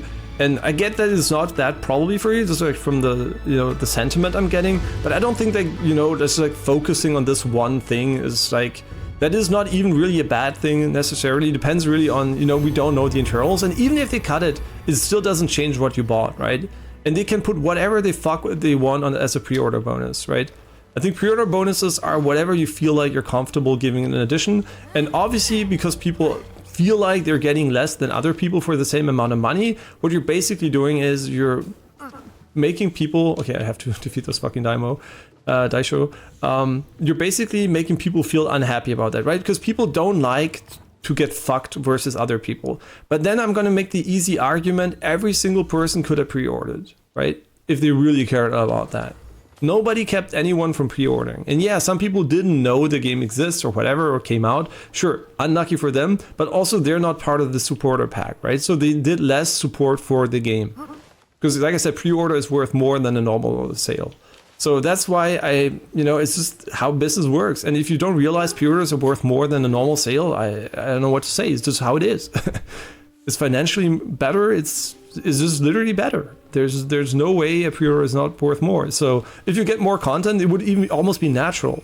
The only reason we don't like it is because a lot of these pre-orders feel like, you know, just like cheap ways of getting more money. Not more money, but necessary, but, you know, just like preventing people from reading reviews or stuff like that. Right? That's the real issue, that you don't know what the quality is while you're pre-ordering. That's why pre-ordering is kind of bad, right? Because we don't know the quality. But if at the end of the day you got a quality game and you pre-order it, it's okay. Where the fuck is that Daisho, man? I'm AFK in my brain here. Yeah, so I think it's really more down to not liking the game than, you know, what it was cut, pre-ordered, whatnot, right? I'm pretty sure if the game was amazing, you wouldn't give a shit about the island. I mean, you might still give a shit, but you would give significantly less of a shit, right? I'm pretty sure you'll be, oh yeah, okay, the island would have been maybe nice as a cherry on top or something, but oh, it's already so good, right? It's like when you played Elden Ring, you're not like, why the fuck could they put this in the DLC? Right? Or when they are gonna release Night Rain, I mean, some people will be very cynical. It's just an asset flip of Elden Ring, which it is, right? But at the end of the day, right, is it what you want or not? I'm pretty sure there will be tons of people fucking unhappy with Night Rain because they just don't know if they're gonna like it or not, and they might just be Elden Ring sheeple that just bought in because they thought it was, you know, they maybe even enjoyed it, but they don't even realize what they're gonna buy. They're just gonna read Elden Ring and buy it. They're not gonna read any. Oh my god, we're gonna die here. What the fuck was that? Can we replicate this? Yo, that's cool. Yeah, so I think it's really, really easy to get people, you know, just like cynical about some things, and it's okay, right? I'm also shitting on a lot of games for other people, like Wukong, for example. Fuck that game. A lot of people enjoyed it. It's my loss, right? But I still fucking hate it. Yeah, so everyone has those games, and I'm sorry that's this one for you, that you're not, maybe, and you don't hate it or anything, I think, but that you're not as satisfied, right? As obviously, as big fans, I always see that, right? Big fans of franchises have high expectations, and then something changes, and or it's not just as fun, and I get it, it sucks, right? It's like when I got to play Wukong, and no, I had no expectation, no. No, it's when you just play a game you like, and a series you like, and it's just complete garbage. Not garbage, but it's just like not what you wanted, right? Yeah, I truly get that. Okay, I'm just like taking a swim here because I'm on complete autopilot. Sorry about that. Yeah. The gameplay is not bad, but the thing you don't get makes an Assassin's Creed an Assassin's Creed is this thing without most of the things that you will have had in all the games from the new ones and not old ones. And anyway, is the next game similar to this? I will not get it, so it doesn't matter. Yeah, I think it's... that's what I always do, right? When you see that there's a franchise that has a major shift in what they're doing and you didn't enjoy it, I would highly advise not only to look at review scores for the next one, but also to inform you about the points that are relevant to you. Because, like I always go in blind into those games I will play for sure, right? For example, the Night Train I will play blind. I will play a lot of Game Pass games blind because they cost nothing, quote unquote. And they almost cost nothing. And I will also play the next Miyazaki game blind for full price, right? There are games I want to have blind, but the reason why I do that is not because I'm a simp. It's because they build up trust with me, right? They build up trust, and I will play the game blind because I don't want to know if it's good or bad, right? I want to have my own opinions. And like I said, if you read a review, there's always going to be a negative point that will give you... something you would think about when playing the game. For example, the reviewer said X is shit, and then you're playing the game and you're like, oh, shit is right? But you might have never cared about it if you didn't know. And now you have a social understanding of what's bad, and that's what I'm trying to avoid when playing games. That's why I like being blind, so I'm not like focusing on negatives I would not have discovered. And then when I'm done, obviously I read the reviews, I get the more opinions, okay, great. But whenever there's a game that sucks or I don't like as much, I instantly remove those games from the blind list, right? So every developer has like one shot at getting blind after they made a good game. So we'll buy a good game, and then I will, we'll get informed, everything. I will just try to get a lot of information, and then I'm like, okay, I'll buy it, and then if it's good, the developer usually gets a freebie, right, for the next one. A good example would be Fights in Tight Spaces into Nights in Tight Spaces, we just recently played. They had a freebie. They fucked it up. Never gonna buy a blind game again for them, right? So that's how I treat it. Yes, it's not the best way because I care about playing stuff blind. But if you don't care about playing stuff blind, obviously you can always wait for reviews. You can always wait for stuff, right? But that is always what I have. This one basically freebie after a good game, and then they're back to square zero if they fuck it up. Then they're like any other game company. Yeah, obviously I still hope they're gonna turn it around, but there's no more plus points for me. And it's just unfortunate that sometimes you get the L's, right? You just get Lords of Shadow 1 was an amazing game for me. Lords of Shadow 2 I fucking hated. And yeah, it's just I don't know, it's just like for me it's like they have one shot, right? And yeah, there are not a lot of developers on that list, by the way. The list is very, very thin.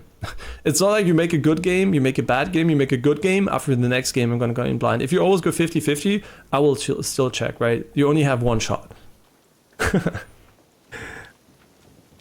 I'm also not doing a review because all of them are only hate about the Black and DIY shit, and not a single review will give something that's worth hearing to make a decision. Yeah, that's why I mean you really should try to get like specific information, maybe by even watching a bit of gameplay footage or something about what does the game look like? Does it, or maybe you can just look at the feature set that's like supposed to be there.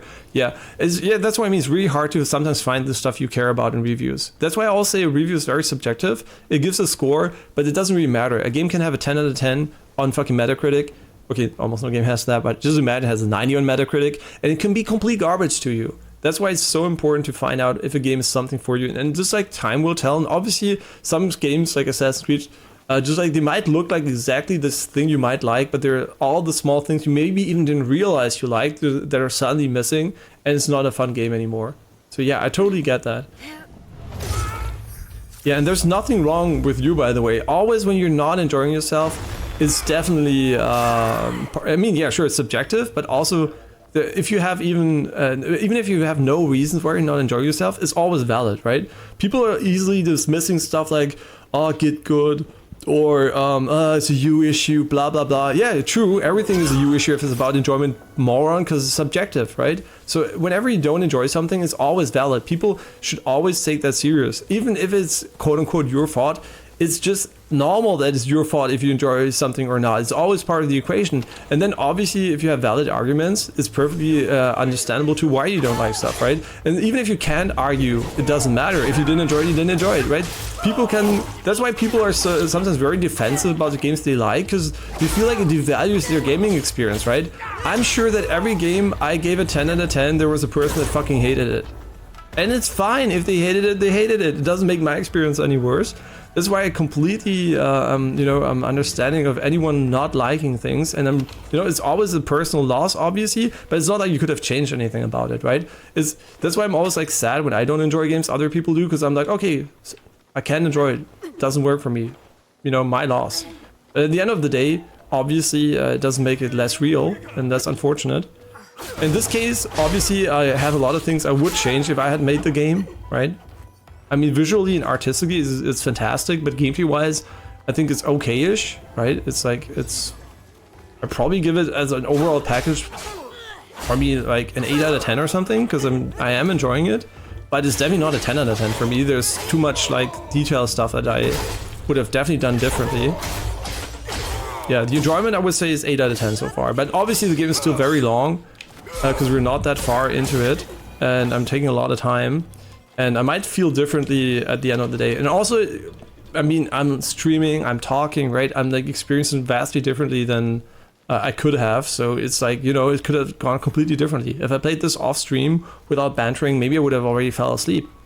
What do I know? Or differently, I would have felt so immersed that yeah, it's really would be really unfair for me. And that's why also I think reviews have an inherent flaw if someone goes in expecting to review a game. Because you can tell that, right? There are a lot of Steam reviews that are extremely detailed, where people are like, yeah, I didn't like this, that. And you just get the feeling this person was playing the game with a list in mind, right? I have to check off the graphics, I have to check off the audio, I have to check off this and that and that. And I'm like, did you even play the game, or did you just think about reviewing it? Because the moment you think about reviewing a game, it's kind of already an L, right? And that's, I think, a problem that's unavoidable.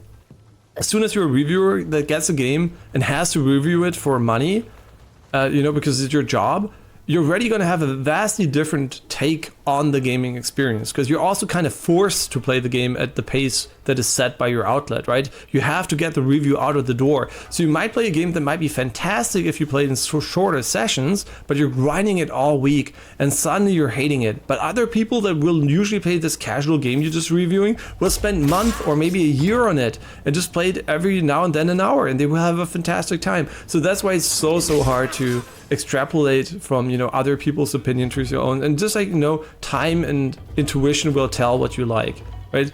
The thing I trust the most is basically, I know there are tons of games I'm not playing that I would enjoy, but the thing I trust the most is just knowing, like feeling wise, okay, this is what I would probably like to listen to. I don't listen to any review scores. Yeah, sure, I'm gonna avoid games that have a 1 out of 10 or something, which might be a mistake sometimes, but on average it's probably not, right? But there are a lot of 8s and 9s I will not play because I don't feel like playing them. That is my most important metric. And this is a very subjective metric, because that's what gaming is about, having fun. And fun is not an objective thing. I mean, there are objective physiological implications when you're having fun, right? But it's like, for us, it's a very subjective experience. War Thunder makes me want to put a shotgun in my mouth. I mean, aren't they releasing their new robot game pretty soon? I mean, obviously, I know just in a World of Tanks with their gold ammunition pay to win shit. Yeah, it's pay to win, free to play. So it's PvP. I mean, maybe partially only. I don't know, but there was PvP pay to win in the game. So I'm like, even if it's minimal, I'm out already. Yeah, you can fucking instantly lose me as a customer with that shit. But I know a lot of people like it, and I think that maybe it even has a good value proposition for people who are not pay to win, but it doesn't matter, right? Because I'm out there. So no idea if War Thunder, World of Warships, new mecha break. No, it's not mecha break. The new mecha game or whatever. If they're amazing games, I have no idea. I played a little bit of World of Tanks, and the moment I saw the pay to win shit, I was out of here. It didn't even matter if it was like 1%. It could be 0.01%. Doesn't matter. I'm out. And for you, it's a love-hate relationship. And I'm not after the graphics. If the game is good, I can have the worst graphics. I think that is only true to some degree. Because I have this tradition, I maybe mentioned already while you were there. I have this Stickman review where I imagine a game is just stickman fighting and the world is MS Paint, right? Everything is so simplistic, ugly, and I imagine it was still fun.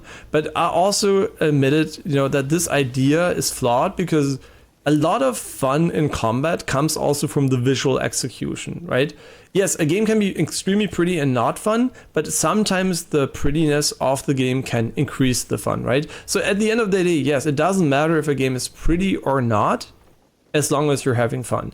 That is basically the baseline. But it doesn't mean that the game being pretty can't make it more fun, right? That's what I'm trying to argue. So it does matter if a game is ugly or pretty, because usually a pretty game will be more fun than an ugly game, usually, if it's the same game, right? You make the exact same game, one is amazingly pretty, and the other one is super ugly. Usually, on average, the prettier game will be the funner version if it's the same gameplay. Right, this is, I think, how I would see it, because humans do like beauty usually. Unless the game wants to be ugly and it's necessary for gameplay reasons, but yeah. But of course, fun is number one. No matter how they achieve that, if with amazing visuals or amazing gameplay or both, and best case scenario, obviously, I think it's pretty nice. And I think an unfortunate thing we're seeing at the moment is there are like really pretty games, and then there are really ugly games. And the ugly games sometimes have amazing gameplay, but you're so used to seeing pretty games that you're kind of enjoying the ugly game for its gameplay, but you wish it was prettier, right? Before there were only ugly games that were quote-unquote ugly, right? There were only very basic games visually that were really fun and you didn't have the comparison, but now you have the comparison. So as soon as something is really ugly, sometimes you still feel like, oh, if only this was pretty too, right? Sometimes. So it's like, what would it be like if it also was pretty and not only fun? So how much fun would I have then, right? If I have the complete package. And yeah, I agree that game mechanics are usually way more important for fun than the graphics though. Yeah, the graphics can be very basic and the game incredibly fun. Depending on the genre, right? It really depends, right? Some games really live by having a beautiful game. For example, this game, if it was fucking ugly, it would be a horrible game. Right? Just like, because you would be running around in ugly environments most of the time. It would just feel miserable. Yeah, this game definitely would be terrible if it was ugly. That's not because the gameplay is bad, but a big part of the game is exploration. And exploring ugly environments is about as fun as you can imagine. And for you, it has to be a middle ground. War Thunder in itself is pay to win, but I like grinding games and I love aviation. That's what I mean. There's nothing wrong with pay to win, right? There's nothing wrong with it. Because it has its place, right? It's just like... it's something you have just to be aware of, right? You have to be aware of it, you have to be aware of your spending habits, and that's all it is, nothing else. If you're fine with it, and you don't feel like you overspend, there's no problem, right? Or if you're really bad at games and you just want to win and you have a lot of money, easy clap, right? It's just what it is. And obviously skill will always be there, right? If two players spend $1 billion and the game even has a moderate skill component, the one person who is better will still win, right? And sometimes the games unfortunately devolve into an arms race of skill and money.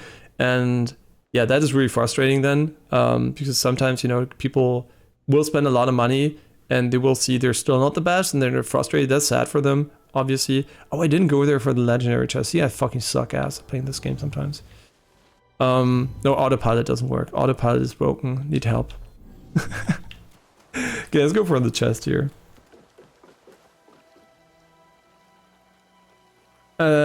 Still, I wish didn't take over 300 hours to get top tier in the tech tree. It's better to play War Thunder without the grind in mind, just have fun. Like I say, most fun thing in War Thunder is the biplanes.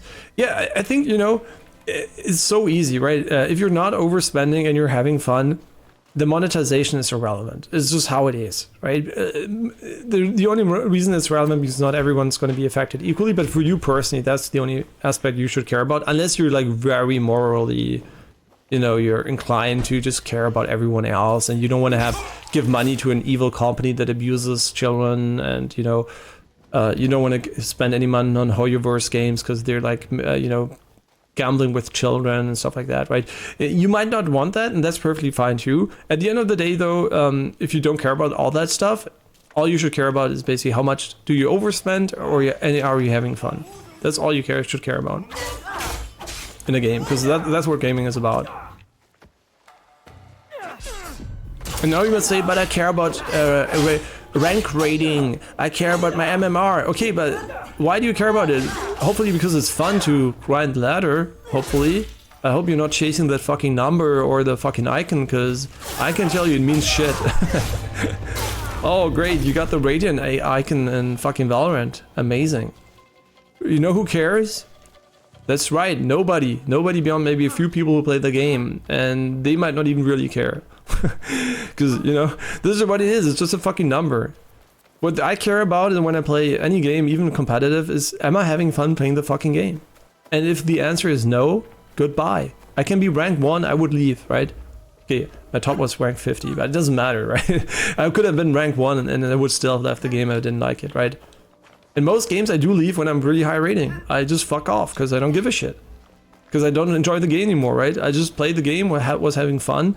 And at some point I don't have fun, doesn't matter. There could be this number, there could be that number, it could be fucking bronze 5, I don't care, I'm gonna leave, right? So that's how I play games, but there's the only right way to play games is to have fun, right? If you're not having fun, in my opinion, you're playing it wrong, but who am I to judge? But at the end of the day, unless you're being paid for it, right? That's obviously a different story, but if you're not being paid and you're not having paid and you're not having fun, why the fuck are you playing the game? Right, that's just my opinion. But at the end of the day, everyone can do whatever the fuck they want, as long as they don't piss me off. Just kidding. Okay, also War Thunder is a lot easier if you actually know how to dogfight. It's so funny, just like the perspective, how like these things are so fucking irrelevant, and like they're like really, really like small, irrelevant topics. It's so fun, because I'm not getting worked up over it, just like, it's just like me poking fun at it a bit. Do we still have to kill a Daisho? I'm so sorry about that. Like, so fuck me for... I think we're done here? No, we still need one more Daisho. Oh, the Nagahama castle is just fucking huge. Ah, okay. So where's the fucking Daisho? Because the chest is not going to help without him. Yeah, this is a huge castle. If only there was a bit more exploration range, huh? I'm pretty sure the Daisho is on the other side of the fucking lake or something. Just to fucking piss me off. And yeah, also War Thunder is a lot easier if you actually know how to dogfight and know the techniques. I mean, obviously, right? The thing is, skill is always part of a PvP, unless it's like a slot machine, right? And there are slot machines, definitely, right? There are definitely slot machine games which are just about spending money and, just like outgearing enemies. But as soon as there's even a moderate skill component, skill can always carry, not always, can carry pay to win mechanics to some degree, right? And that's why the only incentive you should have to play the game is if you're having fun or not, because it doesn't matter if you're using, if you're like losing against pay to win or not, because if you're having fun doing so, because you like the game mechanics and the gameplay, who cares about pay to win, right? It really doesn't matter. Because a lot of people think it's like the devil, but it's not the devil, it's just, other countries, for example, China, cheating, getting on top with any means, it's more of a cultural plus point. In Japan, if you're good at school, people are gonna love you. They're gonna be, oh my god, you're so cool, you're good in school. If you're in Germany, they're gonna be, what the fuck are you doing, you piece of shit? Why are you so good at school? Fuck you, we fucking hate you, right? It's just cultural things, right? It's all is like relative to what you perceive. So at the end of the day, I wouldn't even, judge other people for whatever they think is fun for them, as long as they're not hurting other people. I think the only objective thing we have is basically, does it cause suffering to other people? If yes, it sucks ass, and if it doesn't, who cares? It exists. And even that is not objective, it's subjective objectiveness. And there's nothing, no perception is ever objective, right? The existence itself might not even be, there might not be a single part of existence you can perceive objectively. It's just like, it's a pure illusion we have. And I guess the older you get, the more it's apparent at a constant intelligence level, right? Depending on your intelligence level, you might never grasp it, but yeah, it doesn't require a lot of brain power to realize that. Which is great, right? Like the basic stuff is very understandable if you're not too biased to understand it. Because a lot of intelligent people are heavily biased and would just end up, you know... I'm so sorry to kill you while you listen to music, but you know, at least you died doing the things you love, listening to music. Yeah, talk about affordability. Back in the day you needed a person to play an instrument in front of your face. Now you can just put on Spotify or YouTube for free. Amazing. The planes want to see the absolute most before I die are the SR-71 Blackbird. Wait, before you die? Wait, do you mean in real life? This sounds like you're old and you're about to die and you have a last wish of seeing a certain plane in war. Wait, are we talking about that? If so, I didn't mean to make fun of it. This sounded very dramatic. The F-22 Raptor, the Messerschmitt Bf-109, and the P-38 Lightning. I mean, isn't it so human, right? Humans are always, oh, we're such a good race, we're such good people, and everything we do is like basically war machines, killing people, like, and then people are like, I wonder what the human nature is like. Are we not all kind by nature? And I'm like, yeah, definitely. We're the most kind people to... Yeah, for sure. Yeah, I mean, it's great that we're aspiring to be kind, but by nature, no. By societal laws, maybe. To people we like and are close to, hopefully, right? Yeah, it's just so funny. Yeah.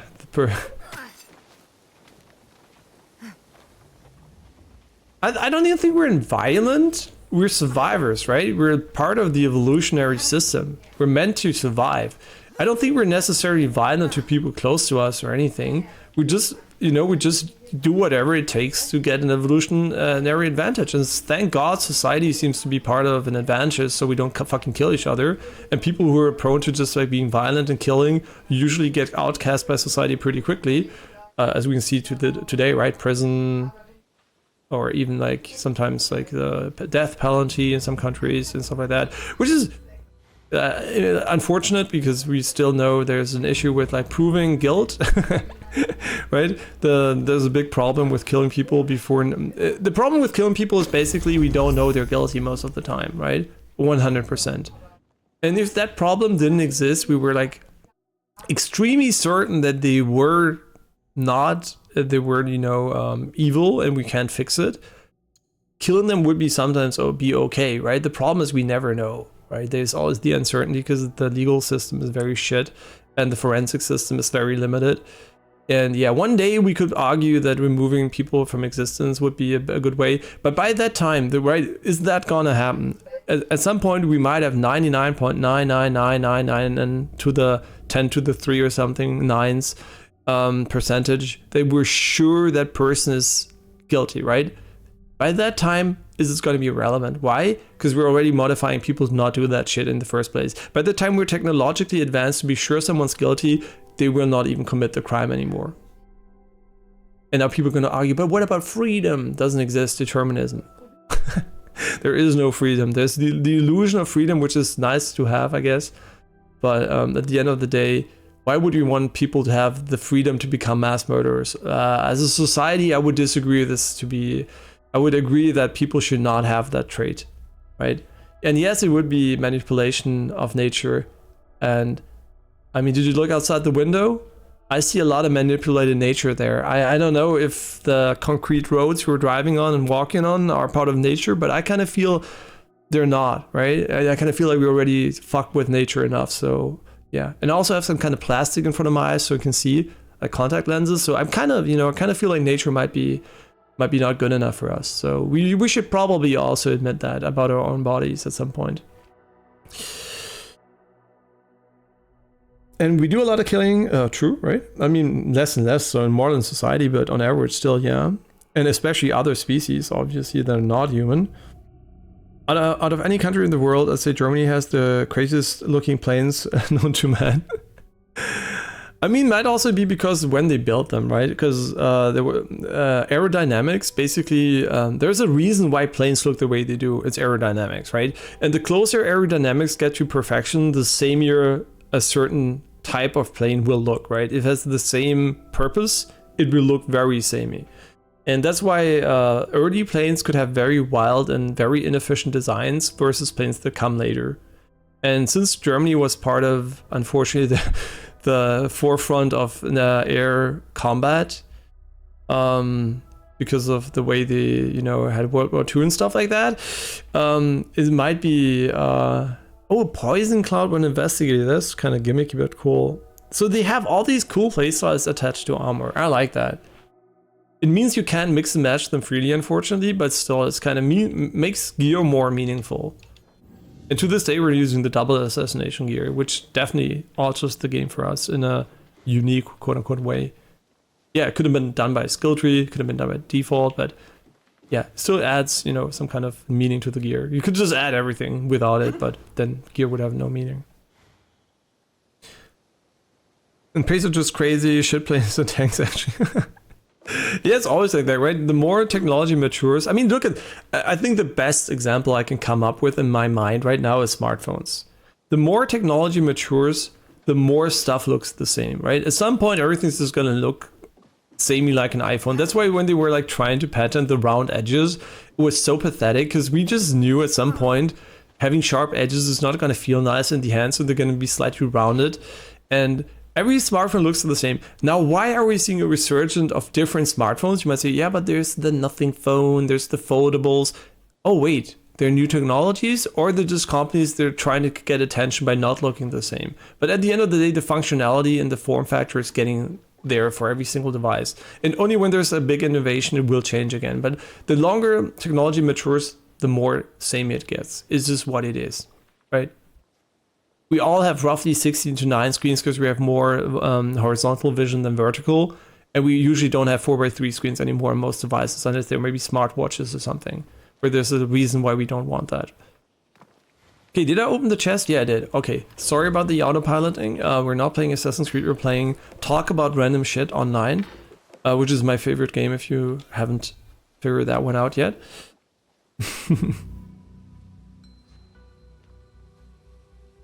Wait, what time is it? Ah, Switch 2! Fuck me! Ah, no, we wanted to watch the fucking Switch 2 announcement. No! Okay, we're gonna watch it delayed, sorry about that. So, here we are. Nintendo Direct, I'm gonna stream it for you guys. It's on the Edge browser, so Edge is a big piece of shit. The reason why I'm using it is because I have not signed in anywhere. Anything you see is without any recommendations. It should be completely neutral, hopefully. And hopefully it doesn't have any privacy data from me attached to it. So yeah, Nintendo of America, and I'm just gonna hide my game capture for so long, and also gonna mute the game on my end too. Absolutely my bad. MS Edge, Nintendo of America. Okay, see if we can capture it. And we're gonna start from the beginning. Sorry about that. So we're gonna be 20 minutes behind, but all people here don't care about it anyway because they're not watching it right now. So you will see it with me. So yeah, what do you mean with Microsoft made a new state of matter? I don't know what you exactly mean. I mean, there are a lot of examples of Microsoft, what Microsoft did. So I would have to, Microsoft State of Matter. I mean, I watched text news from yesterday. Today I didn't.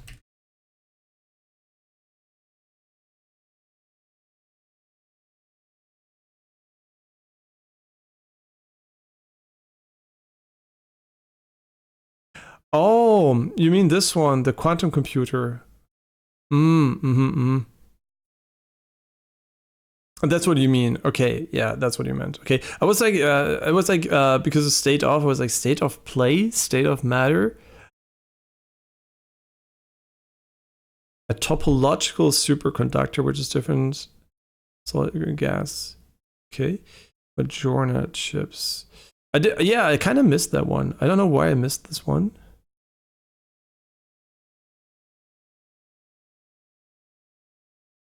Yeah, I would always be careful with new physical states because obviously there's a ton of stuff we're not exploiting in physics yet, and there might be more states than the traditional ones. Yeah, it's sometimes it's all down to definition. So I would be always a bit skeptical about the new state because that's it's a tall, that's a big statement basically. But at the end of the day, the functionality might be new. So I'm not like here.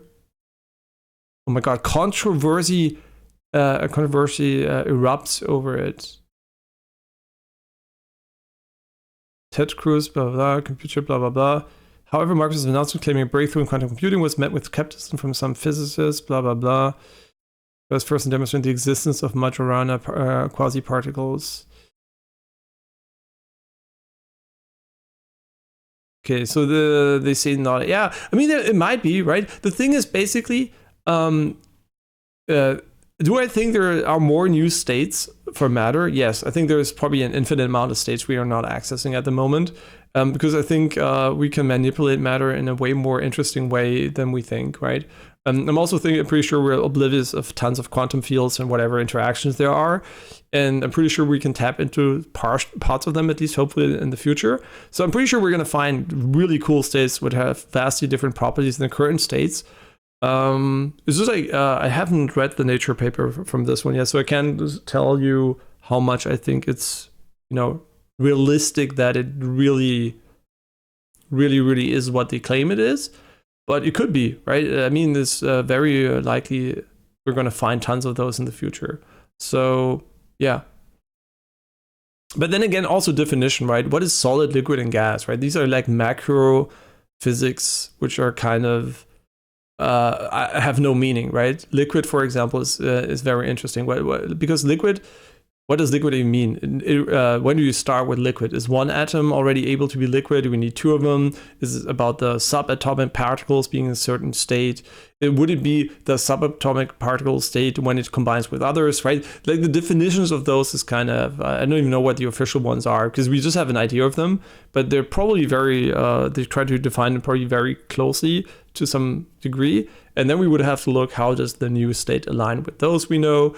And yeah, so I'm not into that, but yeah, maybe they found it, but I'm pretty sure we're going to find some at some point, right?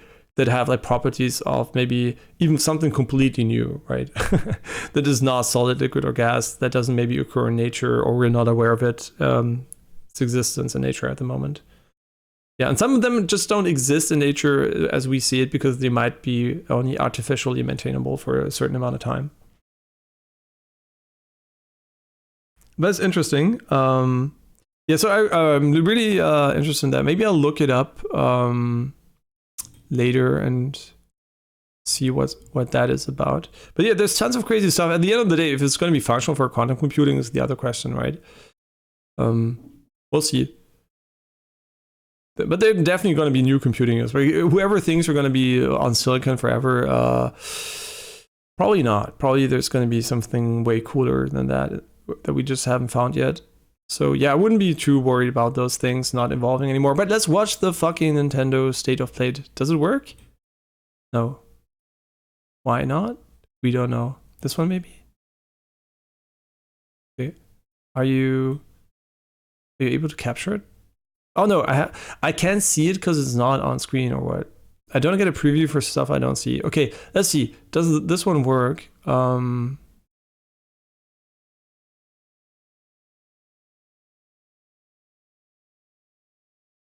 Okay, I'm gonna try it out. Do you see it? Okay, you see it. Great.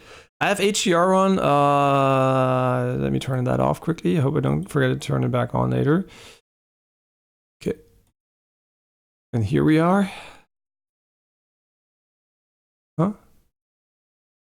Oh, I have HDR on. I can turn that off. Wait, I have to quit the game quickly. I can turn it off. Don't worry about it. Let me quickly save the game. Easier said than done because we're inside of... Oh wait, no, I could save even though I'm...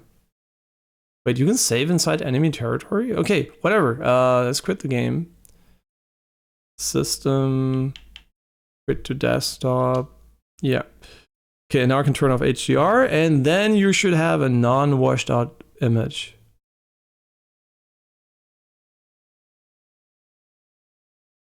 Just that easy. Okay, and we're gonna watch it. I'm just gonna skip to whatever part is relevant though, because I'm not gonna watch nothing.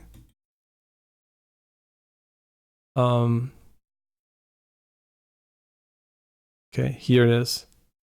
Are you already hyped? Oh my god, this is the past, so if you really care, I mean, you missed it anyway, so let's watch it together. If you're here, you don't care, so... You might care or you might have not known about it. I forgot about it, fuck man, I wanted to do it live. But now we're not live. It's okay. Do you have audio? Does this audio capture? Yeah, it does. Okay, thank god. Okay, so enjoy.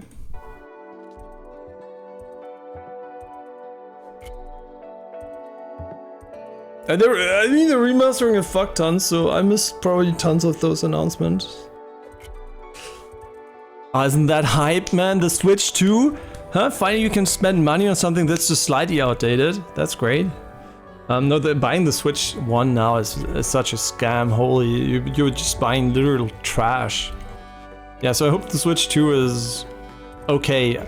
I'm really worried about AAA gaming, but let's see. Let's see what Nvidia has done with the graphics here.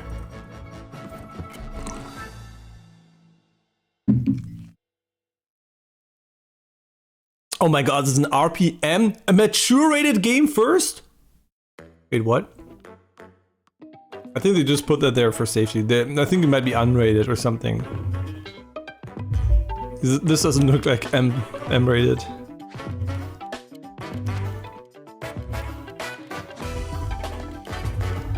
Okay, it's a bit loud on my end, sorry about that. I'm gonna turn it down for me.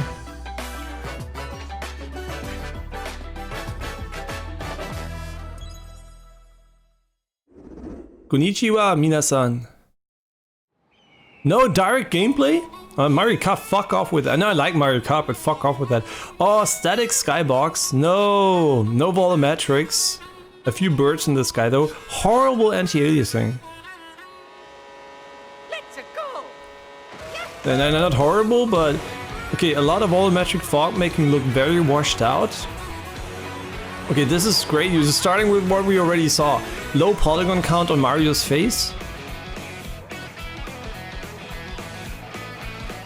mean, it looks pretty Switch 1 to be honest. I know it's not, but at the same time, this could be on Switch 1 and you wouldn't have surprised me. I mean, cool, a new Mario Kart game. It's gonna be fun. Not gonna complain. I'm gonna play it for sure. Yeah, very static skybox here. Oh, there's a little bit of lighting going on here, a little bit of screen, like lighting bouncing around the scene. Okay, they're just bouncing, cool. There's the cow driving. I mean, sure, it's probably gonna be a fun game, right? I mean, it's a Mario Kart game, so... It seems to be full of crazy stuff. People who play that competitively already like cringing and they're like, why the fuck? Hopefully I can turn it off, but whoever plays Mario Kart competitively, why? No, I'm just... Okay, yeah, I mean, great. Oh, the water looked kind of okay there. Okay, we're coming from Assassin's Creed Shadow. It's pretty unfair, right? We come from one of the most beautiful games ever made on a fucking 5090 to the Nintendo Switch 2, so... Konnichiwa, Minasan. Hello everyone, I'm Koichi Kawamoto, and I'll be one of your guides for today's Nintendo Direct. Oh my god, I I'm can't... the producer for Nintendo Switch 2. Is this AI voice? I'm Takuhiro Dota, the director for Nintendo Switch 2. Is this an AI voice? Or does it sound so shit? Tetsuya Sasaki, the hardware design lead for Nintendo Switch 2. What you just saw was Mario Kart World. Is that AI translated? Switch 2. No way, right? What do This you is think bad this audio brand new quality. Mario Kart game will be like?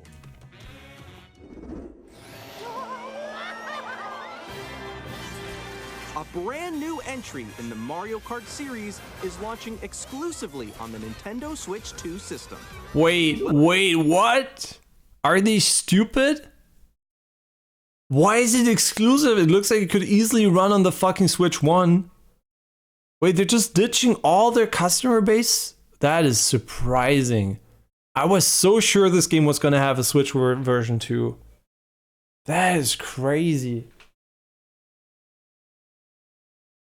No, like honestly, I'm fucking mind blown. Welcome to this vast Why? world. Kart races are held throughout various regions that span the globe. But I mean, I guess it's too big. Maybe okay, it could be too big for Switch, Depending on but the time of day and weather conditions, the atmosphere will change. it's an open world Mario Kart game,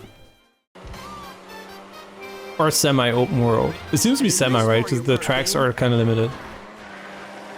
You can So it has go a off hub the world. racetrack and drive virtually everywhere in this world. No, really? In the Okay, that classic explains Grand why. Prix, race through 4 courses in a bid for first place. But don't sleep at the wheel. So it's Forza Horizon Mario Kart, basically. The competition. Which, by the way, is now out for PlayStation 5. 4 drivers in each race, the most in series history. The competition is gearing up. Introducing Knockout Tour. Race non-stop from one corner of the world to another.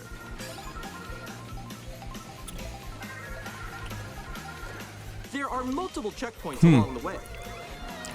If you're below the placement shown when you hit a checkpoint, you'll be eliminated. Oh, it's a Battle Royale mode. Oh. Can you make it all the way to the finish line?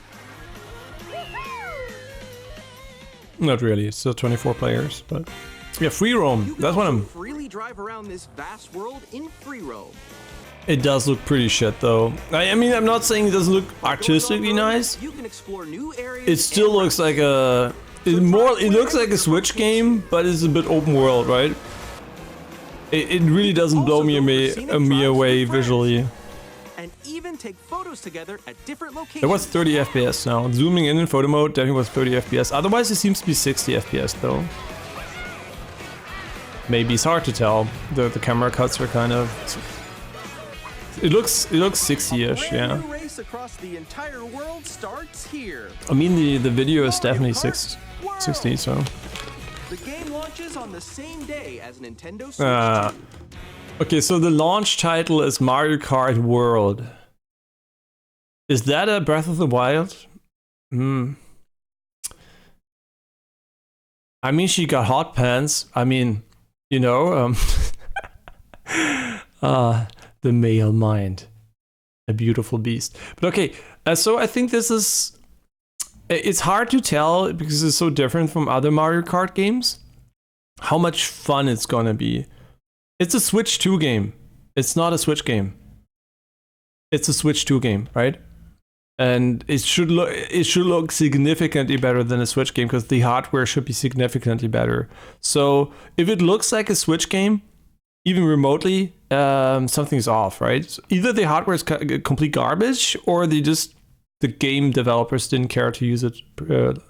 Nice, right? Yeah.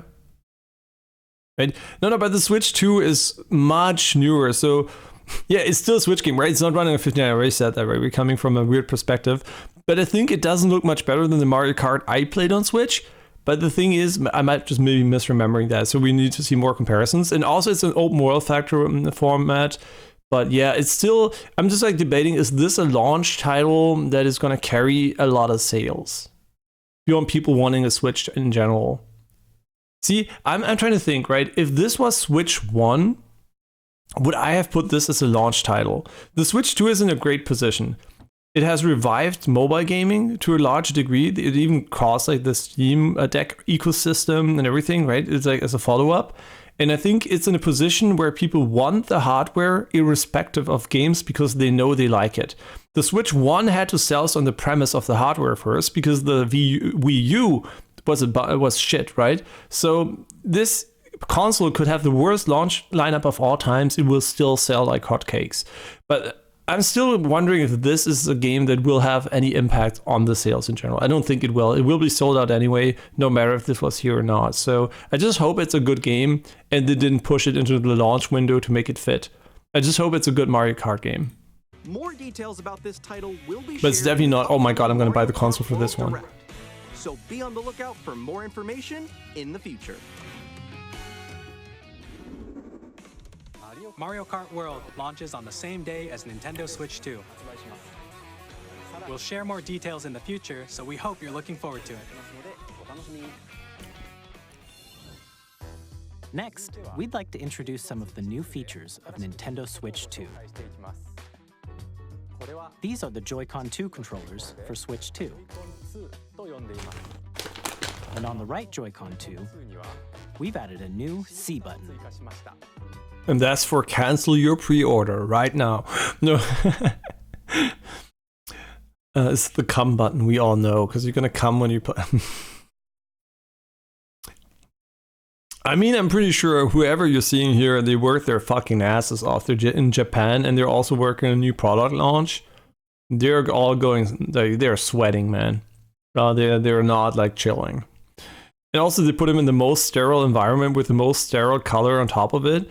So it seems like almost like he's in a prison, but it doesn't matter. I don't, you know, this is whatever. I'm looking at the Joy-Cons.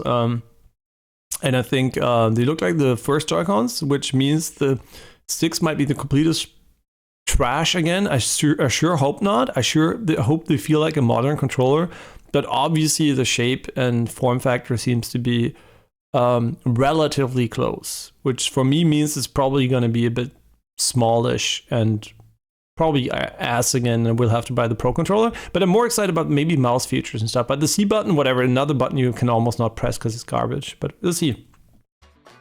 Let's take a look at some new experiences it offers.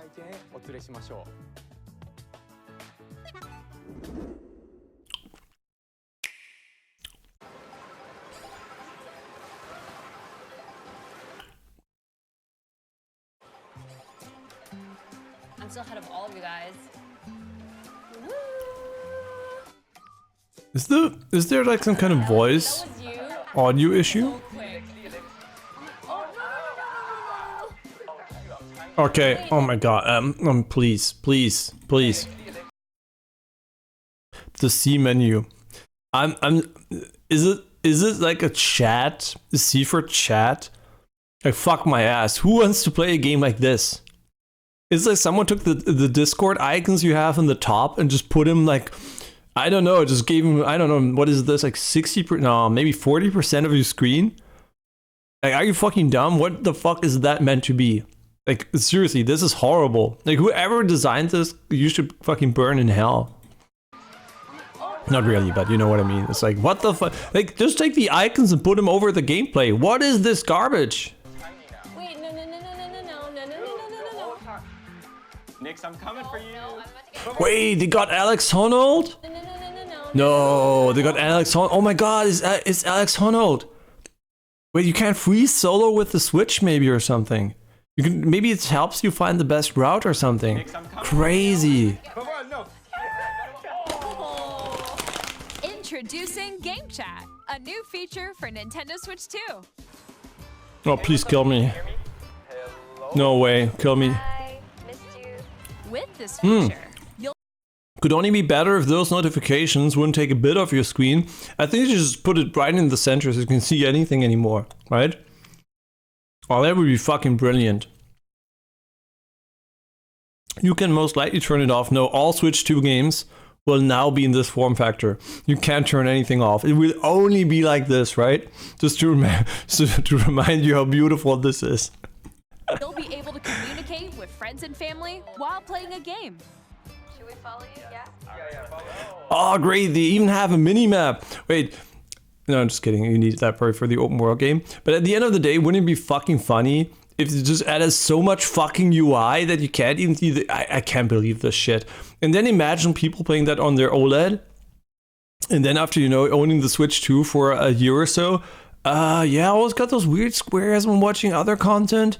I don't know what it is. Burning? While using the Game Chat feature... Wait. Effect added? The Switch 2 doesn't project 2D images in the real world? No way. What? Oh, now I feel scammed. I thought it was going to project all that shit. Your voice is recognized by a microphone built into the system. Oh, okay. But you're still behind me, right? Wait, the microphone recognizes my voice? Wait, the Microsoft has a processor in it? Crazy. Okay. It can pick up your speaking voice clearly, even from a distance. Look at this. Jump on here. All right, let's keep going. Let's make a NVIDIA noise When it's noisy cancelling. around you, your voice will still come through clearly. Hey Let Nintendo, can you please suck my cock? That's what the C button stands for, doesn't it? you chat with ease. How did you get hit by a bow?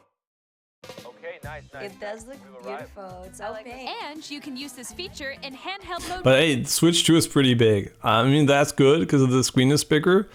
But you see how much it weighs at the end of the day. I mean, they really are choosing beautiful environments to put their people in. And look at, she looks really happy in her teeth. I mean, that's exactly what I look like when I wake up, right? When I play the Switch 2, you're gonna find me on the toilet that looks exactly like her apartment. 2, letting you easily chat with friends and family. Oh, wait, okay, now we have this. Oh my god. It has this huge white fucking bar, which is horrible for OLED in general, but it doesn't matter. It probably has a dark mode. I like the spacing, man. Why don't you just put like, I don't know, 90% nothing on my screen, right? We already had so much nothing. Why not overlay the game and add a bunch of nothing to it? That's just beautiful. Transparency? Haven't heard of it. If you open the chat menu and turn on game screen share, Oh, what is this? 5 FPS? Good job. There we go. No, I'm not kidding. That's fucking 5 FPS. share your game screen. No, fucking kill my eyes now. Look at the fucking, oh my god. Wait, let's run this one in slow motion. Wait, that's fucking hilarious. Wait, we need slow motion for this one so you can count the frames in real time. I mean, Alex Honnold is going hard here, man. Look at those. Ah! 1, 2, 3, 4, 5, 6, 7, 8, 9, 10, 11, 12, 13, 14, 15, 16, 17, 18, 19, 20, 21, 22, 20. Okay, that's a great feature. I'm going to use that all day, man. It's just so good. I mean, nothing better than having 5 FPS on screen. Oh, it's just beautiful. Oh my god. Okay, I'm sorry, but what are you selling me so far? Shit Discord? I mean, Mario Kart. Okay, Mario Kart that looks like for Switch 1, but it isn't for Switch 1. It looks, I mean, I guess it looks better, but also not really. And it's open world. That's probably where it explains it. Then you're selling me the Joy-Cons too, but you're not focusing on the important features like the sticks or anything. You're focusing on the shitty come button, which is so small that I don't even know if I'll be able to press it with my thumbs. And now you're just showing me horrible footage of Mario Kart running on a screen that's being assaulted by the Switch 2. Like, fuck me. What am I seeing here? Wait, this is Animal Crossing. To your heart's content, even while playing different games. Oh my god, I never wanted to see those games or in those frame rates. But you know what? If you come from the Switch 1 and you played Hello Kitty Adventures, this is what the Switch 1 version looks like at all times. So probably for them, this is a mind-blowing experience because it's actually 60 FPS and not fucking 5 anymore. Yeah, I know that one. It's So hard, right? It's tough. yeah, but some games obviously run better, like the one at the bottom. I'm falling. Okay, we got it. We're safe.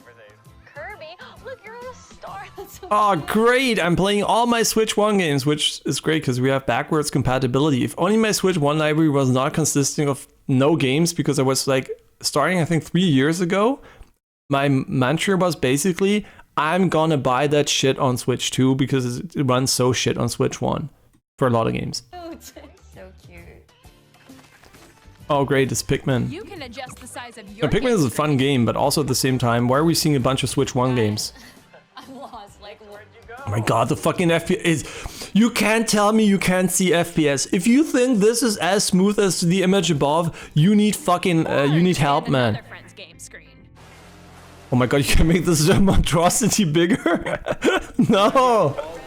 Yeah, cancel. C should be cancelled, man. Cancel this feature. This is such a, oh my god, this is horrible. I can't believe I'm seeing this. This is horrendous. Wall ride. So everyone. No. I think I know where you are. Wait. After years of people getting accustomed to shit FPS via the Switch One, now we had the brilliant idea, since they can't tell the difference anymore, we're just gonna run everything at 5 FPS. Brilliant. No way, man. I mean, you might be watching this on a smartphone. You have to watch this on a bigger screen to realize how shit it is. And they're playing this on the TV, right? There's an additional button. With the C button, you can pull up a chat menu. No, the compression. Oh my god. Like, look at the bitrate here. Look at the fucking bitrate dying. And look at this. The bitrate died. And this is not YouTube because it's part of the screen, right? A small part of the screen. The bitrate in this video died. So whatever they're using as an encoder is probably potato. Oh dang. Oh, really? Wait, actually, guys, I got a call coming right now. So, No way, no, it's a phone? Yeah. This reminds me so much of Microsoft, like the television shit. Only they're not doing television, they're like, we're Discord, smartphone. Wow, the compression. Oh my god. Quickly and easily mute yourself and more.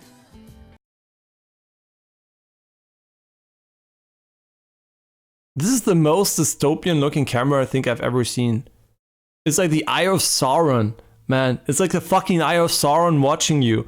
You only need the burning flames added on top, man. If I was into AI editing and uploading that to fucking social media, I would make this the fucking Eye of Sauron, man.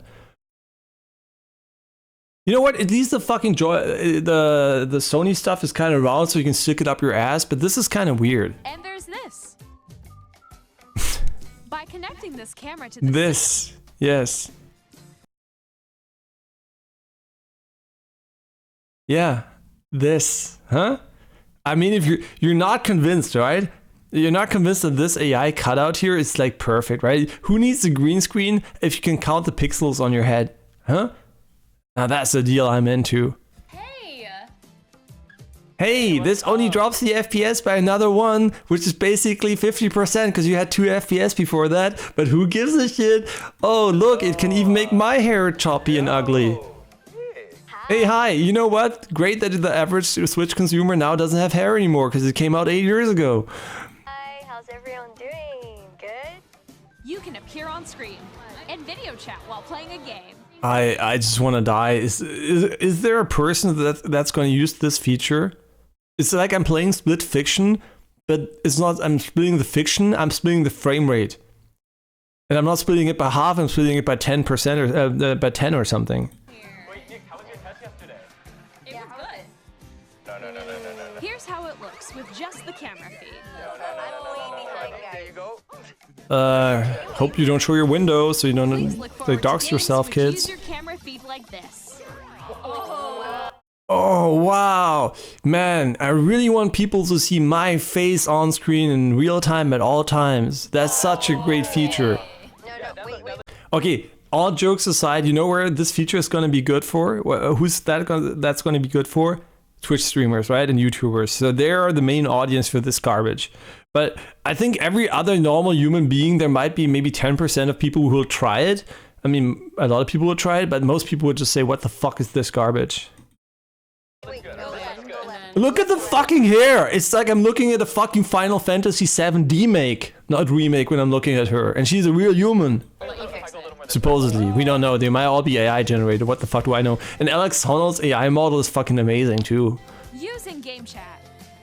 Even when you're apart, you can play games. You should really look up Alex Honnold. He fucking looks like him. No, not 100%, but good enough. Or compete in online multiplayer This is almost like my eyes want to vomit when they see this feed. Like, games.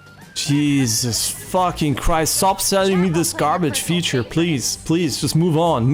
We get it, it's fucking trash and it shouldn't have been your first key point. Give me a second, I guess, but... Yeah, we come so far since Switch 1, man. We come so far. Together, anytime, anywhere. Game chat. Kill me. What did you think? Yeah, if I had a window, I would jump out of it, but thank God it's closed. Our goal closed! Because you should close your window when you see the feed so you don't kill yourself. Oh, I get it. The C has so many meanings. with others more closely, including family and friends. Almost as if you're all playing together in the same place. Please stop. Please. Oh, you know what? It's the COVID button. You know, oh, I get it. It's the COVID button. They kind of made that feature during COVID. So they thought the pandemic would never end. So they put the COVID button on there. Oh, everything makes sense now. Nintendo Switch 2 camera, which will be available on the same day as Switch 2. Thank fucking God, because otherwise I would have A Nintendo Switch considered not buying it. Will be required to use game chat. Oh, thank you so much. So if you just play offline, you won't even get the urge to ever use this garbage. Since we'd like as many people as possible to experience game chat, it will be available without a membership for a limited time. We hope you'll try it out. Yeah, fuck no. Additionally, Game Chat supports the Nintendo Switch Parental Controls app, and different settings can be So all the adjusted. pedophiles For will example, not be available. Parental permission is always required when a child wants to use Game Chat to play with their friends. We'd like to introduce another new experience you can share with family and friends. They're kidding me. They're literally doing what fucking Xbox did with television. They're just doing it with chat. On Nintendo Switch, even if you just have one game, you can pass a Joy-Con controller to a friend and play together. But on Nintendo Switch 2, you can play together locally on multiple systems using just one game. Oh, thank fucking with God. Game Share. As shown here, As shown here, studies have shown that selling hardware is better than selling games, so we're just selling 2 systems instead of 1. We're fucking brilliant. require multiple screens can be played if one person owns a It's funny, they were right about this. There were people that they were like, yeah, probably it's going to work like that again. Like the Wii U had that too. A lot of consoles had that actually. The GameCube, you could attach the fucking Game Boy Advance, so... game. With Game Share, yeah, sure, why not? share That's cool. games with others who also have Nintendo. See, I'm not being cynical. Another use for the C. No, I'm not being cynical. I'm just saying what's shit, right? And some features are shit, and this one's okay. You can share a game with up to 3 other systems at a time. Game Share also supports online play with other Switch 2 systems, and you can use it with friends via Game Chat, which we showed earlier. Yeah, shut the fuck up. Game Share can only be used with compatible games. This feature is planned for several titles, starting with a free update for Clubhouse games. Are these AI voices? Please let me know. They don't sound human. Are these humans? If they're humans, why did they record with video with audio equipment that sounds like they're fucking robots? I think I've never heard robotic voices like that in ages, in any announcement. Worldwide classics on Nintendo I will Switch. have many games released for the Switch 2 with features for game chat on some systems. Availability very good. Game Share support is also planned for select games exclusive to Nintendo Switch 2, so we hope you'll look forward to it. What are you talking about? Next. Wait, it doesn't shine when I put it in? These fucking always this effect added. And now they're gonna tell me the background isn't real? No. But those are real dots, aren't they? We'd like to show you the Nintendo Switch 2 system itself. Please take a look. It's already in your hands. What the fuck are you talking about? At 7.9 inches, Switch 2 has a bigger built-in screen. Here's how that compares to Nintendo Switch. The system's thickness remains the same. With approximately double the pixels compared to Switch, you can enjoy games in greater detail on the... I just want to say this is not a net plus if there is no upscaling that works well. Because more pixels means more compute, means less fucking frame rate. So they better have fucking good upscaling or it will run and look like ass. And since there's an NVIDIA chip inside, I just kind of pray they have the Transformer model, but they probably don't. So whatever DLSS version they're going to throw at their games, I fucking hope it's good enough. Because, yeah. 1080p screen. And just a reminder, we're in the, I mean, yeah, it's a mobile device, but we're in 2025 and they're selling us a 1080p screen like it's the fucking holy grail, so. Okay, this is huge. 120 FPS is kind of surprising. Now the question becomes again, battery life, or lack of thereof probably at 120 and 1080, but that's really good. And now they're not going to tell us it's not an OLED because that's unfortunate, because going from an OLED screen from the Switch OLED to this is going to feel like shit anyway. The screen supports up to 120 frames per second, allowing for smoother gameplay and supporting... Nah, the human eye can't see that shit. What are the Nintendo joining the fucking cold? No, we can only see 30 FPS and all that fucking 120. title. I mean, you can clearly see Mario just as well. See, look at Mario up there. Look at him. See, there are more Marios, but this one is just as sharp. So why would I can't see I can't see that many Marios at once. I can look at one Mario at a time. So why would there be a use case for that, right? Definitely I would take the upper one. One Mario at a time. Supported titles. Yep, there it is. It's an LCD. Who would have thought? And now you might say, but why Nintendo? Why no OLED? Why no OLED is very simple. Who's gonna pay twice for the system? Oh, the people who care about OLED maybe? Ah, surprising, yes. So what they're doing basically here is they're selling you garbage so they can sell you the better one later, right? Why do a hardware revision when you can just do a screen revision? Brilliant, right? So yeah, expect the Switch OLED maybe in 2 or 3 years for probably the same price as this one. And yeah, you know, just wait for it maybe. I don't know, but it has HDR support up to what nits? 400? The LCD screen is more vivid and supports HDR. More vivid than what? The Switch OLED? Fuck no. More contrast between light and dark areas of the image. Of course, yeah. They're selling you garbage here. Like, what the fuck is wrong with them? Just don't. I mean, thanks for mentioning it, I guess, but. Joy-Con 2 attach. Magnetic, okay. Yeah, we know that. All new Joy-Con 2 controllers connect. I mean, it couldn't have gotten much worse, to be honest. The fact that they branded their system with this click sound from putting the Switch 1 controllers in, and it was one of the most miserable experiences of attaching any hardware I've ever had. Yeah, I mean, it can't get worse. So this hopefully does something for them. Strong magnets. Wait. The transparent hands are real. There's not effect added here. So the Switch 2 comes with a magnetic hand that holds it.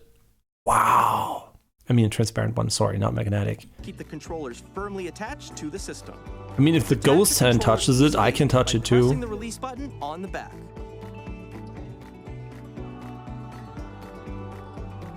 Yeah, this sounds nice, right? It's obviously good, but they couldn't have gotten much smaller, so The SL and SR buttons are bigger. And they're still complete garbage, as you can tell, because they have the same fucking form factor. For greater comfort and control when playing with a Joy-Con 2 held horizontally. Yeah, of course, that's the preferred way of not playing games. The left and right sticks are now larger. And are they Hall effect? Because if they're not Hall effect, Joy-Con drift, here we go again. Okay, there are mouse controls, so yeah, that's pretty obvious though in the trailer. Can be used as a mouse to play with compatible games. Both the left and right Joy-Con. Okay, I want to see the fucking surface while you're on your fucking couch. How are they going to explain that one? They're just going to skip over it, aren't they? To support mouse controls. Told you, they're not going to. The problem is not that it's not a cool feature to have a mouse feature on the Joy-Cons. Is that you basically have you have two at the same time even. Cool, right? But where are you going to put them? On your fucking lap? On your couch? Right? They have a problem they're not talking about. The problem is, where are you going to fucking use it? Are you going to use the desktop TV, the desktop Switch on your PC gaming setup, on your mouse pad? I truly don't know. So I'm really surprised to see that feature because I don't know how they're going to make it work. But they're going to, you know what? I know what they're going to do. There's going to be a Switch 2 strap-on mousepad for your fucking leg. And you're going to put it on your lap. Yeah, they're going to sell a lap mousepad as an accessory, or at least third parties are. Adjusting the audio balance between the ranges. No fucking way we can adjust treble, mid, and bass in an audio device? What is this, the fucking 1990s? From the built-in speakers are clearer and more natural in handheld and tabletop modes. No! It has a built-in microphone, so you can voice chat with friends anytime via game chat. It also uses noise-canceling technology to filter sounds, so your voice will come through clearly. Even if you don't have a surround sound system, games can be enjoyed with more immersive, three-dimensional sound, as if it were coming from all around you. But are you fucking shitting me? If you have a stereo headset, there is no use for a surround sound system. It's fucking stereo. You can use it for all the 3D audio in the world because it works, because it's fucking stereo audio directly to your ears. So it's all software. So yeah, it works, Sherlock. You don't need a fucking 3D audio system.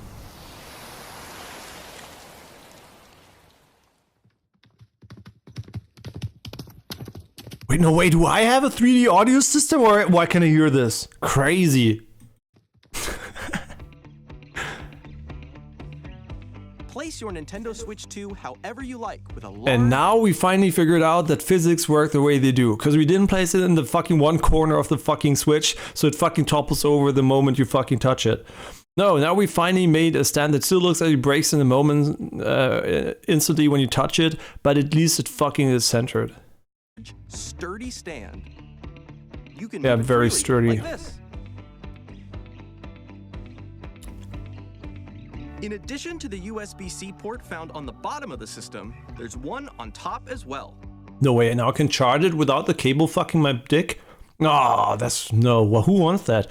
You know, every time I charge the Switch and I play on it, I really enjoy the feeling of having this cable rub me when I play. So no way I need this. It's handy for connecting a USB-C camera or charging in tabletop mode. Yeah, or charging it when you use it wirelessly because you don't want to have the fucking cable against your dick, but I don't know, maybe. I mean, just like pointing that one out, maybe.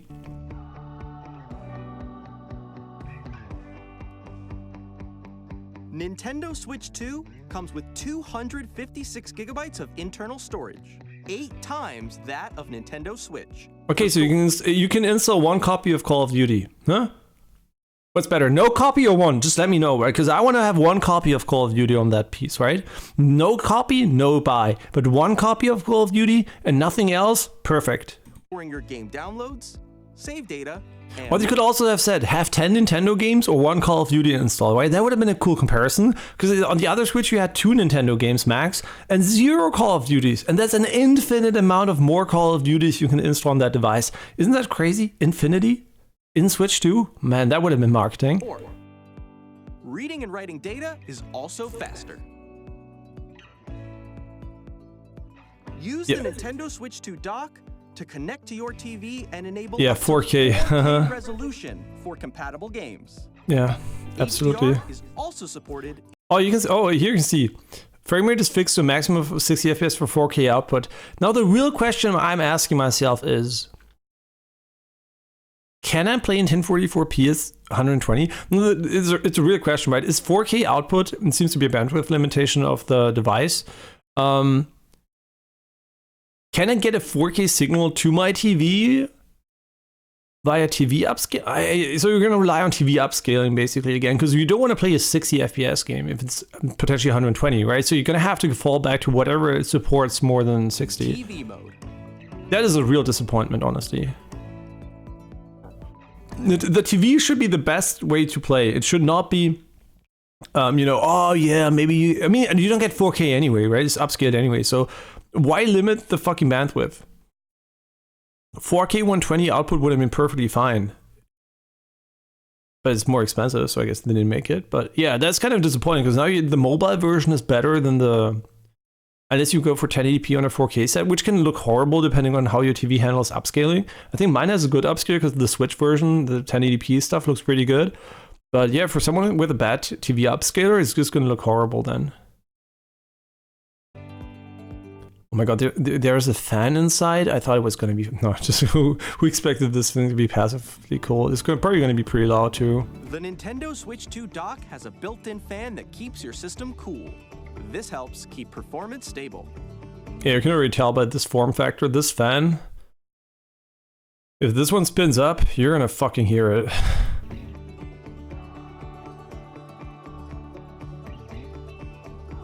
Yeah, we know already because you showed a bunch of them. You can play Nintendo Switch 2 games, as well as compatible Nintendo Switch games. Physical and digital games are supported.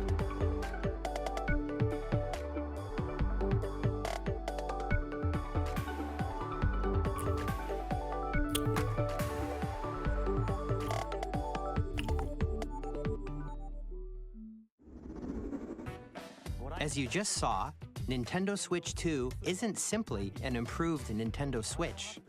It is actually just that. The only new feature you actually showed me was the mouse Joy-Cons.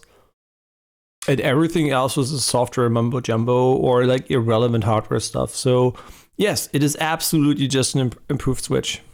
And why the fuck did they put white dots on the fucking material? We redesigned the system from the ground up and packed in lots of new gameplay features. And to help... But we're not gonna show you any gameplay. Just to make sure, you're only gonna get Mario Kart, and the gameplay features are hardware features, actually, and software features, but not game features, but we're just selling them as game features. Players better understand the Switch 2 hardware, we're currently developing this game. Mr. Kawamoto! Hello. Hi, I just got released from fucking prison. We don't even have a background here yet. My current location is actually inside the game itself. Wait, why did they replace him with this low-res thing if they just had this? Okay, we all know what this is. It's fucking Astrobot. Don't even fucking pretend. They just made Astrobot for Switch. Who cares? Switch 2 welcome tour. Yeah, shut the fuck up, Nintendo Astrobot. Switch 2. I'm standing over here. Wait, they didn't talk about HD Rumble at all, because that was a feature Join the me Switch inside the had. game.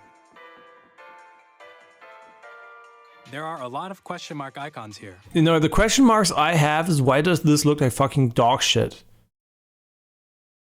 That is the real question I have. Why does this look like trash? Let's examine them. This sign reads... I mean, look at those fucking, the anti-aliasing, the textures, the fucking shadows. Like, this is disgusting. What the fuck am I looking at? Where are the magnets? Where's the fucking anti-aliasing? Where's the fucking features? The visual features. Are inside the system. Thank you, robot, for telling me where the magnets are. Metal. Thank you. So that's how they attach to the system. No way, I thought it was fucking magic. Oh my god, they broke the illusion. I thought it was fucking magic. And now you're also gonna tell me there's no fucking special effect when I attach them again? Just to remind me? A magnetic circuit is formed between them, so they won't easily detach. No. Wait, did they invent magnets? Wait, did Nintendo just invent magnets? Wow. Now I'm mind blown. But next you're gonna tell me you emit light from your display so I can see it? That would be crazy. Through examining signs like these, you can discover all sorts Now of you can secrets discover about basic Nintendo physics Switch 2. principles which are in every fucking device on earth that Joy-Con 2 controllers have mouse does the controls. same thing. And when combined with the gyroscopes, you can even do something like this. Yeah, but that is not the mouse. Wait, You can adjust the position of the golf wait, ball. but I don't have a white wall in front of me. So what am I gonna do when I'm in front of a TV? Do I have to buy a white wall? Aim for the cup by rotating the Joy-Con 2. I have to say something. I'm really shitting on the graphics here for one reason, and the main reason is, first of all, they look like garbage, but they look like some kind of fucking amateur product from a artistic perspective. When you looked at the fucking Wii games, yes, they were fucking ugly, but they had this unique ugly style, right? This has no style. This looks like somebody put HD textures on the most basic shit geometry, and yeah, it's like an asset flip visually. What the fuck did they think they were doing here? There is no Nintendo charm whatsoever to this visual presentation. Also this, look at this. What the fuck is this? Oh, we copy pasted two assets from fucking Mario Kart and put a saucer in there? Great, we're brilliant. Oh, also we got the free background 3D illusion cubes. There are Cool. secrets to discover, even as you're playing mini games and tech demos. This is literally just straight out of your fucking software development tool. You can fucking tell me this is not a software development feature. I mean, is it just me or this is soulless? Like this looks like, I don't know, like this looks like what I would make if I tried to make a 3D asset myself without using AI. Games and tech demos. Some of the secrets range from the unique features of the system to tiny details you might not notice until they're pointed out. There are plenty. Oh, the AI, the AI voice just broke through. I like even how the HD render of the fucking you know, the splash art here looks like complete dog shit. Like, it's so ugly. Like Astrobot, right? They made a complete game out of that. It was so charming. What is this garbage? These guys own fucking, they fucking have Mario, they have like all these great IPs, and this is sterile piece of shit is what they come up with? I thought the Wii guy, or what they call, like the Miis or whatever they were trash, but this is awful. Like, it's basically, they took the, no, it's just awful. Holy shit, this is ugly. Will launch as a paid digital game on the same day as Nintendo Switch 2. So please check it out if you're interested. Yeah, please no. Now, I'd like to share some more information regarding Nintendo Switch 2. Online, right? It's going to be about This games. is the game card for Nintendo Switch 2 titles. It's the same shape as Nintendo Switch game cards, but it's now red and it has much faster data reading speeds. It's not red. Next up is additional storage. Switch 2 will only work with micro SD express cards. You have a red SD card with an M on it. Oh my god. Yeah, the biggest feature is that it's red. It doesn't matter, it's faster, man. Just feature the red stuff more, please. Well, you can buy black ones, right? If you buy black ones, you're being racist. So don't buy black ones, just buy the red ones, because they cost twice as much, have the exact same data speed and capacity, but they're red. So please buy the red ones. Only the red ones are allowed. They're a different type of SD card and will make high-speed data transfers possible. Please note that regular micro SD cards. They're yellow? Wait, my world has been shattered. Is this Donkey Kong versus Mario? Oh no, this is like Kirby. No, it's the star from Mario. Nintendo Switch will not be compatible. No way. These fuckers.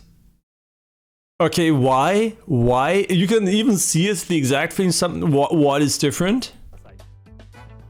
No, please. I want to know why. Like, it's the physically same form factor. It even has the exact same indents. So what did you change? Okay, never mind the upsell. You're always gonna get upsells because you can't buy anything else. Cards used for Nintendo Switch will not. Oh, by the way, this is my generic SanDisk SD card, right, that I had for the Nintendo Switch. It's not gonna work, right? It's obvious because it's yellow and has a star on it, right? Compatible. The regular SD card. Additionally, to transfer data from Switch to Switch 2, you can log into your Nintendo account to use the system transfer. Wait, I thought my hands are square. Why are they rounding up the edges more? I thought I had square hands. Wait. Oh no, that's because I held the fucking Switch for so long. Sorry, my bad. Feature. With this feature, you can transfer save data, digital games, and more. If you have 1 day to spend. We're also releasing a new Pro Controller. It has a C button. Oh, thank God. I was worried he didn't have the C button because I could have sworn it's just the same controller as before. But now they're going to tell me it has analog fucking triggers. Wait, they didn't talk about that at all.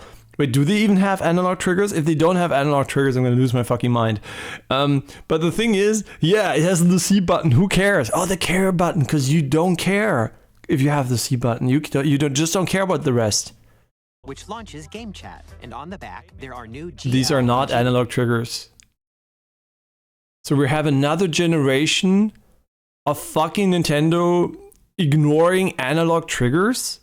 Yeah, have fun racing in games, by the way, because it's either full power or no power, because analog wasn't invented yet. Weren't they the first ones to do a fucking analog stick on the N64, or was it the PlayStation? It was so shit though on the N64, so I don't even remember if they were amongst the first ones, but yeah, analog triggers, fuck them. Yeah. And by the way, I forgot, you also have the dick massage here, because we put this the fucking input for the headset on the bottom, so it go. No, that's fine. Okay, so we have like back buttons, which seem maybe accessible. They almost have no distance here. We'll see. You can use to assign. This video is unavailable? Shit, I knew we got the fake version. I mean, this couldn't have been the shit they uploaded, right? So, shit, we got the... Sorry, guys, we got the fake version. It's my bad. Yeah, now the real one. Sorry, guys. Yeah, okay, sorry, the real version now.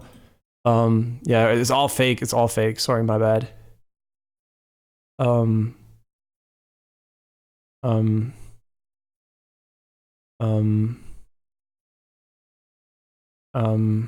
we are. Or my bad. It's completely my bad. I got the fake version. Now it's the real one. You can log into your Nintendo account to use the system transfer feature. With this feature, you can transfer. I mean, true, right? They're only fighting games, so we should not have analog triggers. You're right, yeah. It's definitely better for those. You're right, yeah. We're all gonna only play fighting games in the rest of our lives. No, I get what you mean. But for save data, digital I'm going to explain why it's important. Mysterious and important work. A Severance reference. I know they're everywhere now. Not even here you're safe from them. Yeah, but the mysterious important work analog triggers do is basically they give you the ability to play game. I know it's crazy. You're going to be mind blown. They give you the ability to play games that were not exclusively designed for the Switch. I know it's crazy, right? Because there are two other consoles and a PC hardware that makes use of them, which is crazy. I know, it's mind blown. Yeah, so I couldn't even think of a reason why I would want analog stickers on a console that's going to get ports of other games from consoles that have those triggers. It's like, I don't even know why I would want them in the first place. And more. We're also releasing a new Pro controller. It has a C button. Oh yeah, sorry. Oh wait, I was too fast. Or does it? We almost missed the audio jack. Which you can use to assign existing button controls. In addition, an audio jack has been added. Okay, it's not as downward facing as I thought it would. After today's presentation, the official Nintendo Switch 2 website will go live. No. There will also be an Ask the Developer article on the website, where the three of us will talk about the development of Nintendo Switch 2. Yeah, by the way, you might be wondering, why do you only see these three people? Well, you wonder why it took 8 years. Well, it was only 3 people making that device, right? So it's just what it is, right? 3 people just take 8 years to make a new console. And the only reason we got it after 8 years and not after 10 is because they basically bought a Steam Deck and just tried to copy paste as much as they could. But you know, it's okay. We hope you'll check that out as well. And now, the Nintendo Switch 2 launch date. Nintendo Switch 2 launches on June 5th. We're very... Okay. I mean, who needs to, do anything else in summer? I mean, fuck summer. Let's release the Switch 2. All those kids that are not going to get vitamin D now, who cares? No, it's the Switch 2. You can go to the beach and get vitamin D while playing. And you can even press the C button while doing that. Isn't that great? Very much looking forward to the day when you all get to experience it, so please wait just a bit longer. Yo, don't spoil. Wait, are you just spoiling the presentation while I'm watching it? Don't spoil the presentation while I'm watching it, please. I hope this is not in this presentation and you were talking about, I don't know, Sony State of Play or something.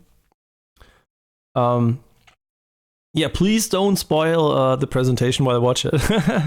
I mean, pretty obvious, but just a reminder. I could have read a news article instead, right? Broadly speaking, on Nintendo Switch 2, you can play 3 types of games. The first type is Nintendo Switch 2 games. These games take advantage of the performance and features of Switch 2. Okay. The second type is compatible games that were released on Nintendo Switch. Okay, I'm really curious about the third one. Nintendo Switch 2 edition games are the third type. Some games that were released on Switch will receive upgraded versions that offer things like improved visuals, unique ways to play on Switch 2. Okay, and here, the big question is obviously, are they gonna charge money for it? How much work are they gonna put in? Because it's not gonna be free. It really depends on the game, right? Some games, they basically are just gonna copy paste other console versions with better quality settings, with almost no additional work. Those should be free, in my opinion. Then there are games that are Switch games, which never had a higher quality version, which, if there is a significant improvement, they can cost money, in my opinion. And then there's the other version, which is basically this is an auto upscaler and nothing should cost money, so. And more. Now, I'd like to show you the Nintendo Switch 2 edition of Super Mario Party Jamboree. Please take a look. Was it free? Oh no, the third type of game I wanted to talk about is the type of game that ran so shit on Switch it was barely playable, and you should have been ashamed that it was ever released. And those games should get a free upgrade. Super Mario Party Jamboree is getting an upgrade on Nintendo Switch 2. The only upgrade Mario Party Jamboree needs is a skip button for everything. Just fucking skip everything so you don't have to wait 10 years until you can play the game. The upgrade expands on the base game and adds new features, including mouse controls, audio recognition, more audio recognition controls. What is she saying? Audio recognition. Did she just say go, go, go? I thought she said up, up, up. Oh, kill me. Yo, wait, they're faking this. Look at it. Look, he's going down. I think when she talks, he goes up, but look at this. The audio meter and her. You saw that? He was going up. 100% he was going up at the end. They're faking this. Look, he was going up without her talking. Whoa, they're faking it. And gameplay that you more express. It's incredible. Why are there lines here? Huh? Where's my fake effects added logo? So now I expect there will be like zigzagging lines when they move the mouse. Rumble. And gameplay that uses a camera accessory. All of which can be accessed on Switch 2. Let's check out 3 new and updated modes. First up is Mario Party mode. Hey, and now we also have the Switch 2 for grown-ups. Get a Toad butt plug free today. With a single camera, up to 4 players can join the festivities. You'll be able to see each other's faces as you play. So yeah, you faces, quote unquote. Reactions and emotions in real You time. know what? It's kind of nostalgic. Looking at those SD ugly ass faces reminds me of television from the early 2000s. I mean, I guess 90s too, right? This is very nostalgic. And also like the colors, like the game show style here. Or 4 friends can take the party online. Up next, it's Bowser Live, a mode where the livelier team wins. Oh my god, the reflection's incredible. Hit blocks to collect the most coins. Yay! And get the fucking shoulder workout. And compete in other mini-games using full body movement and sound. Finally, take a ride on the mouse-controlled carnival coaster. With the safety bar lowered and secured, you're off. Hey, it is so funny that they're showing fucking Mario Party, a game we're expected to play with multiple people where they're using the fucking mouse controls. Are we all gonna need a fucking desk to play fucking Switch games? What the fuck are they doing? Not once have they explained how we're supposed to use the fucking mouse without having a surface. Use mouse controls to shoot down. Don't you have a ground? Bumps and rumbles of the coaster. Yeah, that's gonna work splendidly while you put it on your lap. A mini game will begin. There's a bouldering game where 2 players each control. Oh my god, bouldering is in Mario Party now? Shake a can of Crazy. spray paint and quickly tag objects. Notice how they didn't call it rock climbing. Enjoy the thrill of these intuitive mini games. Yeah, they seem highly intuitive. From mini games that use a camera, the built-in microphone, mouse controls. Okay, I'm gonna be real with you. The presentation so far has been complete garbage. The only game I care about is the Mario Kart game, and that has nothing to do with the Switch 2. And I think the presentation is horrible so far. But let's see what other games they show. So far, I think it's gonna be an okay device for sure. But the presentation sucks dick. This is one of the worst, I think, presentations I've seen in forever. But whatever. I mean, I'm just gonna keep watching and let's watch some more ads for the Switch 2. Nintendo Switch 2 Edition plus Jamboree Okay, TV. wait. Additional game system colors accessory might be required for multiplayer mode, internet, blah, blah, blah, blah, blah. Okay, does it cost money? Are you gonna tell me? Is on Nintendo Switch 2, July 24th. Nintendo Switch 2 players who already own Super Mario Party Jamboree can upgrade to Nintendo Switch 2 Edition plus Okay, I'm gonna say something here that a lot of people will be very salty about. I think Mario Party Jamboree has not enough content, and this should have been fucking free. Mario, I know they added new features, and I just said when they add new features, they can charge money for it, but this game did not have enough content. And it's also inherently flawed because it makes you wait for every fucking shit action and doesn't have a speed up mode. It's just woefully shitty designed. But what I mean is they needed more fucking content in the first place.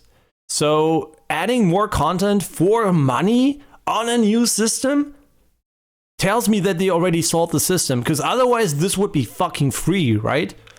They're not upselling me here. They're upselling you on a device they want to sell you. So it's like they're not even trying to make you the device attractive. They know they're going to sell out. They don't give a shit. They're literally pointing their fucking middle finger in your face and saying, suck it, bitch. That's what they're doing when you see this shit. Fuck off, man. Jamboree TV by purchasing an upgrade pack. Yeah, just a little round of truth and dare or something.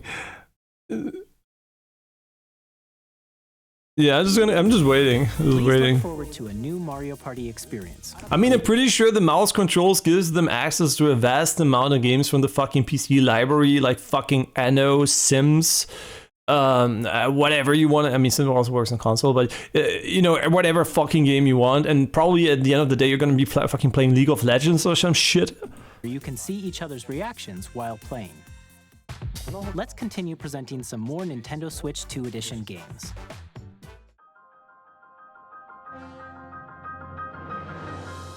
Nintendo Switch 2 editions of The Legend of Zelda Breath of the Wild. See? These should be fucking free. I mean, no, not the Zelda Breath of the Wild, no. Tears of the Kingdom is more tears to my eyes if I have to see the fucking shitty anti-aliasing of the fucking trash game. No, it's a good game, but it's also trash because you can just skip to the end. But it's a good game, I guess. Tears of the Kingdom has the problem that it looks like fucking garbage on Switch, right? I played it on my Switch Pro on PC, via my Switch Pro. And my Switch Pro made a beautiful 4K 60 FPS image out of it. And this game is so horrendously ugly on Switch that this should be fucking free. And The Legend of Zelda Tears of the Kingdom feature enhanced resolution and frame rates. No. It looks exactly the fucking same. Are you kidding me? It might be 60 FPS. Okay, I played it with the Switch Pro was also 60 FPS. For a moment, I was like, this looks way worse than what I played. But yeah, it does. But okay, now with the Switch 2, you can play uglier games than on the Switch Pro. Great. And also support HDR. I'm sorry, what is this abomination? Did they say something about improved resolution? Because I can still count every fucking edge on screen without even trying. Like, this looks like complete fucking dog shit. I mean, honestly, the Switch Pros are so much better. No wonder they tried to fucking kill them. If your fucking console looks like this complete ass versus those, and it's a low effort improvement.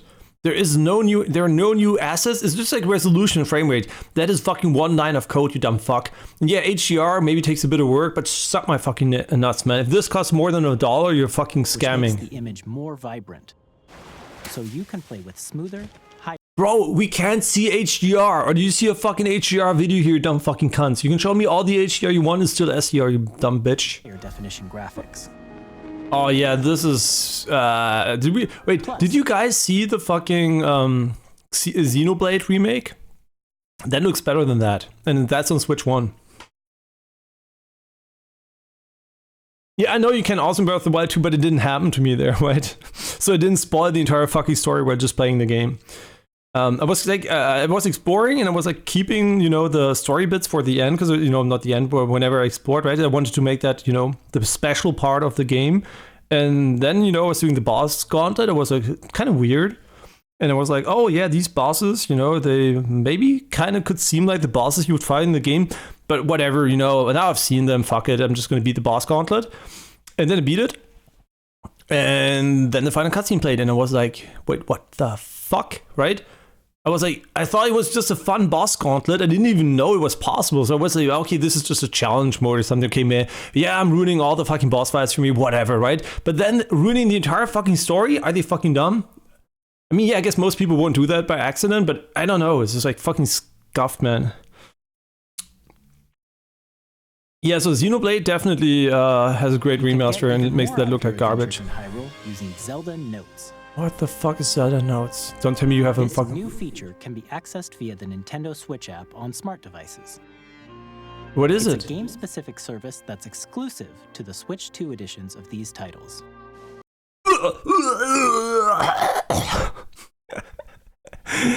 Okay, that's all I'm gonna say, man. Holy fucking shit. Just read the fucking daily bonus amiibo shit. I'm fucking puking on my... disgusting. Okay, let's ignore that garbage. For example... Yeah, get it. Google... Oh my fucking god, help me. Found yet. This is the garbage so many companies tried for so long, and none of them made it ever work. It all disappeared again. This is the garbage you had on so many devices when smartphones came out. Share your creations using QR codes and send them to another player to fucking end my life, man. Just fucking get that shit out of me. Okay, maybe that feature is not garbage, but I mean, I don't even know. Like, I don't want to put my fucking smartphone in my hand when I'm playing on a fucking Switch console. Like, is this running on Switch too? I can't tell. I mean, yeah, it's not 30 FPS. Okay, well, I guess that's a huge upgrade. You know what? The FPS is good. I'm like being too cynical about the graphics quality. In Kirby and the Forgotten Land, you'll be able to enjoy... Oh, you know what? This is funny because this is one of the games I didn't buy because it ran so shit on Switch that I'm gonna buy it for Switch too because I like Kirby and exclusive to the Nintendo I'm a simp, so here you go. See, they already sold the game to me, right? I already planned on buying that game like years ago, so... This story takes place in the Forgotten Land after being struck by a powerful meteor that's causing... Yo, fucking don't spoiler the fucking extra content, you dumb fucks. I don't care, I didn't play the base game. We hope you're looking forward to... Oh my god, these fucking fuckers. Okay, I don't want to see it. I'm not watching. I'm buying this game, so I'm not watching. Who cares? Don't show me shit. Metroid Prime 4 Beyond will have both a Nintendo Switch and a Nintendo Switch 2 edition. Huh? Oh yeah, this game comes out for the old console and like Mario Kart. I'm sorry, man. Like, in motion, okay, in motion. A little advice, Nintendo: if you're making a presentation and your game looks like it's fucking ass visually, I mean artistically or whatever, but like, let's look at this, right? This has anisotropic filtering of, I don't know, 4x or something, maybe 2x if it has any. Like the textures just disappear into nothingness here. And if this is supposed to be fog, fog me. But honestly, it looks like shit, right? It looks like shit because it's not in motion. You don't start your presentation with a still. You just show motion images because that's what the game is going to look like for most people when they play it. So don't do that, because now I'm going to press play and suddenly it's going to look better than this fucking still. Look, it looks normal. Okay, don't move! Stop standing! Don't stand still! Oh my god, the ground! Please move more! They need more anisotropic filtering. 4K 60 FPS HDR. Is this false advertisement? Because it's upscaled, right? We all know it's fucking upscaled, so is 4K 60 FPS not a blatant lie? I mean, I have 4K 60 FPS footage of, I don't know, a Game Boy. Is that 4K 60 FPS on my Game Boy? No. So it has 4K 60 FPS output, right? So I'm kind of really worried about the internal resolution stuff, but thank God we got Digital Foundry. But yeah, this game for sure is not selling me graphically here. I mean, it's an okay game for a Switch game, but fuck Switch 2 for that. HD at 120 frames per second. Oh wait, it has a performance mode? See, and already you're gonna play a 1080p on a fucking... You're gonna play 1080p, right? 1080p, this is a 1080p console if they want to have 2080p 120. That is great, right? I'm not saying the performance mode is not great. I like that. I like that they're finally embracing that FPS can be from cool. These two modes, both of which support HDR, based Yeah, that's on your cool. preference and playstyle. Plus, Pokemon Legends ZA, which is scheduled. Wait. I haven't seen those Pokemon games in a while. Plus,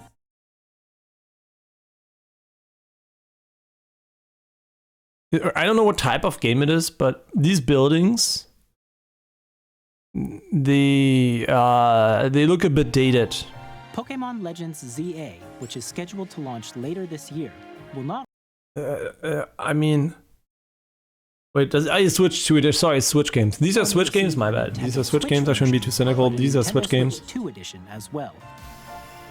By taking advantage of the power of Switch 2, you can enjoy your adventure. By the way, the problem with 120 FPS, there's a huge problem now, right? There's gonna be those games that run at 120 FPS, which is mostly gonna be Nintendo games or like Nintendo Switch Enhanced Edition shit. But then you're gonna have AAA games, which are gonna run at 30 FPS. And the difference between 30 and 120 is very big visually. That means all those people that were used to 30 FPS, maybe sometimes 60, are gonna now have a huge contrast between 30 and 120 on the same console. That's the same problem also with the PlayStation 5. You have some very, very few games that go for 120. As you can see, most of them now go for 30 again, 60, because they can push more. But at the end of the day, it will lead to very, very awkward moments where you realize how shit a game is running because it's not consistently running shit. And if you're only on console, all these modes basically just show you what you're not getting most of the time. So it's kind of a two-edged sword. It's nice that they have it, but also a lot of games will just be 30 and 60 FPS again. Romeo City with enhanced resolution and frame rates. I'm sorry, they always say enhanced resolutions and frame rate. I can translate that to you into effort. You wanna know how much effort that is? 0. Right? If you put an effort number there, it's 0. It's me going into their engine, changing up 2 numbers if the engine is not coded like shit, because usually you can just like change arbitrary frame rates and also resolutions specifically. They're the easiest ones. So they're selling you the Switch 2 edition with 0 effort. That is basically what PlayStation 5 does for free on most games, automatically, if it can. So, yeah, Nintendo, how about you go fuck off with that shit? Either you put in effort or you don't charge money. It's that simple. It's that simple. Effort or no money. That is all it is. The Nintendo Switch 2 edition games you just saw will be available as both physical and digital versions. Disgusting. And Only Kirby not if you already unknown. own the Nintendo Switch version of a game, you can play the Nintendo Switch 2 edition by purchasing an upgrade pack. Most of these should be free. If not all of them. If they didn't know they were gonna sell the console, this would have been free. This would have been free, 100%. You're getting ass fucked. If you buy the upgrade pack, they're ass fucking you. They made hardware that's so ass that games run like shit, and now they're making you pay twice to make them run normally. They're huge fucking cunts. We hope you're looking forward to these Nintendo Switch 2 edition games. Next, I'd like to introduce a brand new game featuring mouse controls with the Joy-Con 2 controllers. Please take a look. Joy-Con 2 controllers. Introduce a brand new game featuring mouse. We don't know. See? Oh, you got only one hand? Don't worry. You can also use your fucking lap for it. But this is how you use it. You put it on your fucking other hand. I mean, that is the most natural. This is what I would have thought of, right? It's brilliant. I know only Nintendo can think of this. I didn't think of this. I was like thinking lap, maybe a surface for your lap, maybe your couch, maybe, I don't know, a desk. No, just your other hand. Brilliant. Absolutely fucking brilliant. With the Joy-Con 2 controllers. Or he's just trying to kill himself by sawing off his arm, but I don't know. We don't know.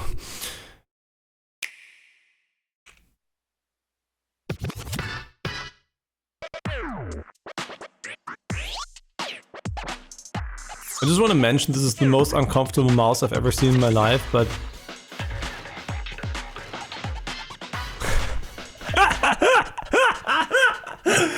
I'm not poking fun at people who are in wheelchairs,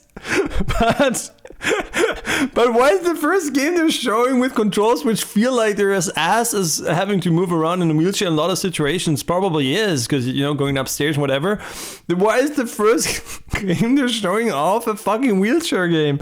I mean, really, if you're in a wheelchair, this is not against you, it is against this video demonstrating this.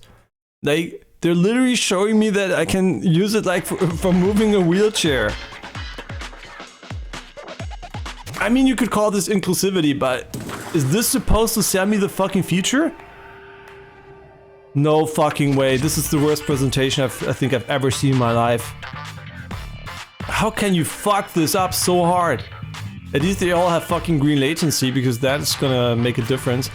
Oh, you know what? This is supposed to be Rocket League, but they thought, hey, what if we took away the cool cards in the Rocket engine and we just fucking made it wheelchairs and a weird volleyball and a basketball, you know, net, because that doesn't make any sense. But people are like, oh my god, okay, it's probably meant to be a basketball. Yeah, this is what do they call this game? I don't even want to know, because I don't want to be disrespectful by guessing, because yeah, like I said, nothing against people in wheelchairs. This is incredible. I just fucking can't. And again, this art style is ugly and soulless. This is like student level tech demo. This is disgusting visually. Like, what the fuck are they doing? Okay, at least we can somehow pretend we're a furry robot, but yeah, what the fuck is this garbage? And I'm not even saying it's gonna play ass. I know it's gonna play ass because I've seen him move the fucking mouse. If this was normal controls, I wouldn't have said it's gonna be ass. But knowing how they're controlling it, yes, it's gonna be fucking ass. It's gonna be fucking ass. Yeah, 100%. There's no way these inputs are gonna make this game fun. It's a tech demo for the inputs, and the only concern I have about the game, and you know, maybe the visuals are also ass. The only concern I have about the game is the inputs. So congratulations at an epic fail of demonstrating something. Yeah, good job. Wow, I can't wait for that one. In Drag and Drive, you'll use both Joy-Con 2 controllers. Drag and Drive. Huh? I'm pretty sure there is a sport in the real world that might be close to that, and I'm pretty sure it's pretty disrespectful to make such an ugly fucking version of that. Here are some games from our publishing and development partners coming to Nintendo Switch 2. Witcher 3. Close. Okay, see, I knew they were gonna port fucking From Software games. That was fucking obvious. Yeah, Witcher 3 is too old, obviously. Okay, so we're getting Elden Ring. What does that mean? Well, you're getting the worst version of Elden Ring unless you have a low-end PC, or the Series S maybe. So here you go. What's the worst version of Elden Ring? Isn't that fucking hype? And also there's a Switch 2 Enhanced Edition for the Switch 2 version, because, you know, why not? And you can unlock the 120 FPS 480p mode. Huh? That's the deal. Elden Ring, like you've never seen it before. The rays of grace. You can count every single pixel while you die.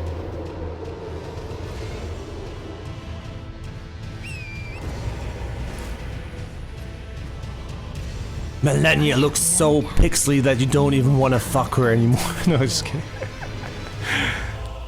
May you take the throne. Not even on release. Okay, it's the Tarnished Edition, which is really funny because tarnished means tarnished, right?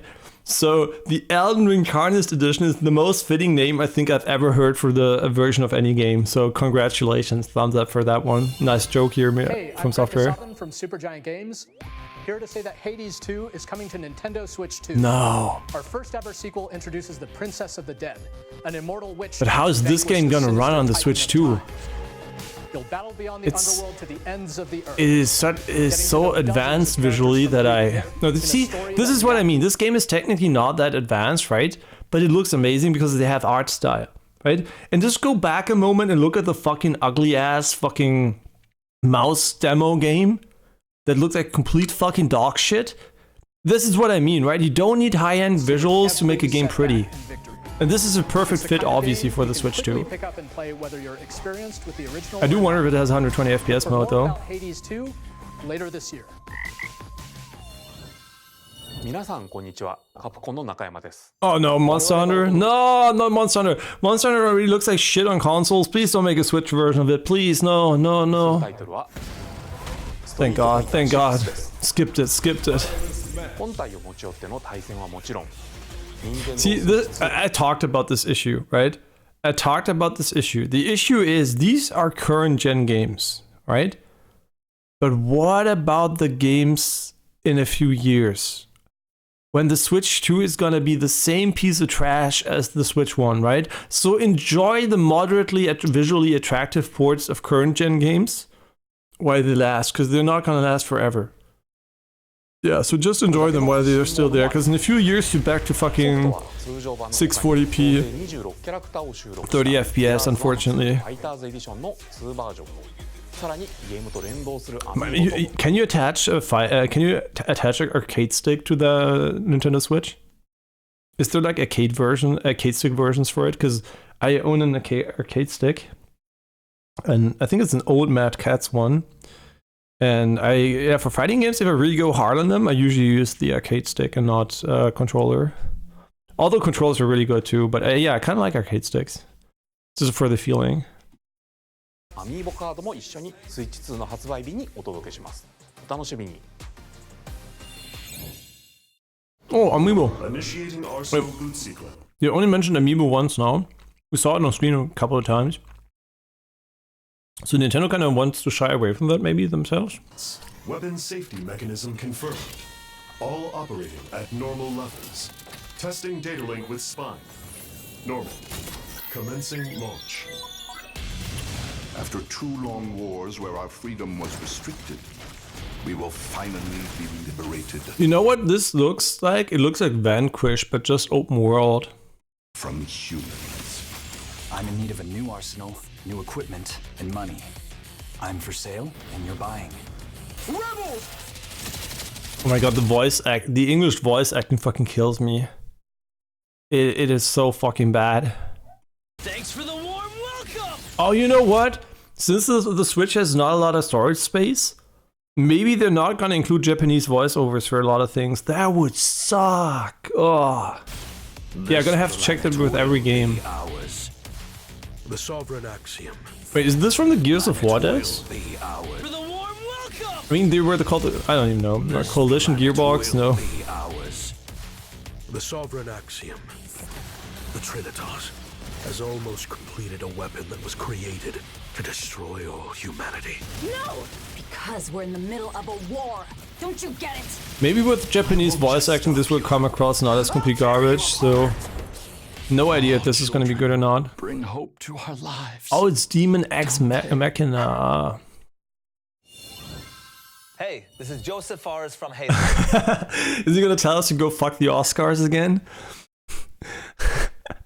Oh man, if you haven't watched the Crobat supercut of the Game Awards, you should definitely do that. The Crobat supercut is so nice. I like this guy. But he's not gonna swear, probably. I didn't expect to see him. Split Fiction, of course. Split Fiction. I'm super excited for Split Fiction to come to Nintendo Switch 2.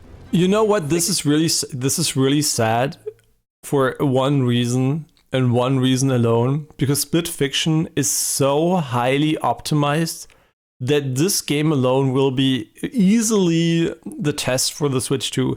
This game runs amazingly on almost any system we've seen it so far, and this version looks like complete fucking ass. So the Switch 2 must be complete fucking ass, unfortunately. You thought it was Armored Core? I mean, it has a bit of similar vibes. The game is a story about friendship. You play as Mio, who writes sci-fi, and Zoe, who writes... Okay, unfair comparison. I played in a fucking, I think, what was it? I think it was on 4090 at fucking native 4K 60. Unfair comparison, but I know what the console versions look like, and this is the worst version I've ever seen of it, so... Together, they get trapped in their own stories, and it's up to you and a friend to help them break Yeah, the free. Switch 2 seems to be pretty ass, honestly. Like, it seems to be a very weak console. if I look at this game. You'll be able to play Split Fiction on the day Switch It is 2 fucking ugly. I'm honestly, I'm reconsidering buying a Switch 2 if there's not an interesting Nintendo specific game I want to buy, because I was like expecting it to be okay with third party of currently not that, you know, intense games. So maybe, you know, we can maybe play them on the go or something. But this looks like fucking ass. How does this game look like on the Steam Deck though?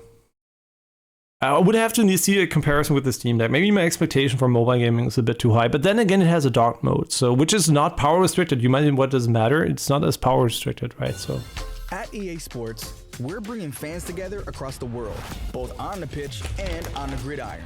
We're excited to announce the EA Sports FC will be coming to Nintendo Switch 2.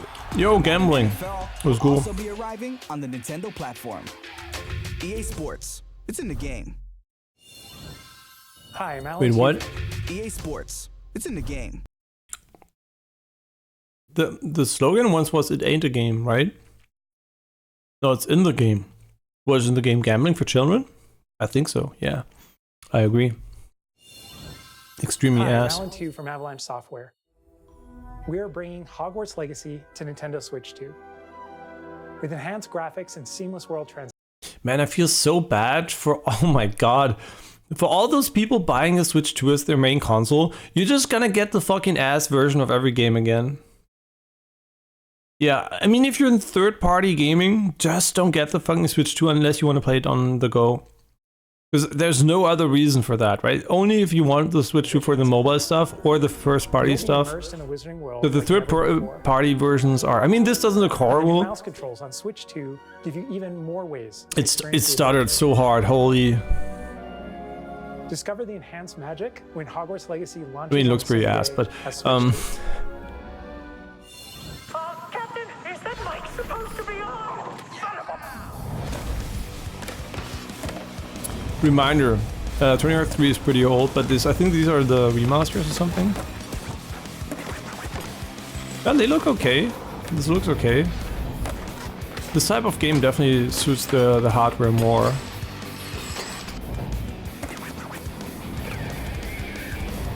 Yeah, that's fine. Nothing to complain about here.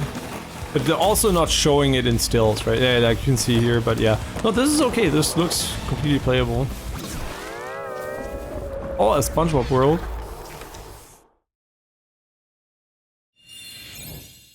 Hello, this is Christian Elverdam from IO Interactive. We are bringing our flagship title, Hitman World of Assassination, to Nintendo Switch 2. I'm still so sad that you're not continuing development on the freelancer mode, but they went for the James Bond game. The James Bond game, I really hope it wasn't a mistake. It might be good, but I really, really hope it wasn't, because they were like on something really, really cool there. And if the studio dies because of the James Bond game, that would fucking suck ass. As the best assassin in the trade, Agent 47 does everything he can to accomplish his mission. I mean, and how each mission progresses will it's a vary great game, but imagination. It's the worst version I've seen so far. Release on the same day as Switch 2. I mean, the problem here is not the image quality is okay. The frame rate is ass. Like, this stutters like crazy, and we've barely seen any movement. Plus, we are excited to bring another familiar agent to the platform. Oh, James Bond?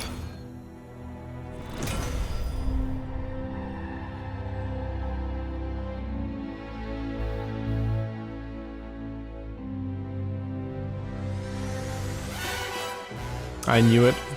Makes sense because they're working on it. Wait, are they gonna show the new James Bond game?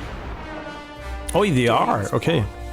The world's favorite spy is coming to Nintendo Switch 2, so stay tuned. Ah, this is brilliant, because imagine you're like your IO Interactive, right? And they ask you, don't you want to show your new James Bond game too for the hype? And you're like, yeah, but do I really want people to see this ugly Switch 2 version of my game as the first impression? Kinda not hype, right? So all they did was show you a render trailer and show nothing of the game. And the first time you're gonna see the game is probably gonna be on PlayStation 5 or PC, and it's gonna look fucking incredible. And then the Switch version that you will see here is probably gonna look like complete ass again. Brilliant, brilliant. The story of light and shadow that never fades is reborn. Bravely Default returns, remastered in high definition. Bravely Default returns, remastered in high definition. Oh, did you hear the words high definition? Because I sure heard the words high definition to this footage. Yeah, I think we have to play that one in slow motion for everyone so you can time it here. Let's just appreciate this moment in the gaming history.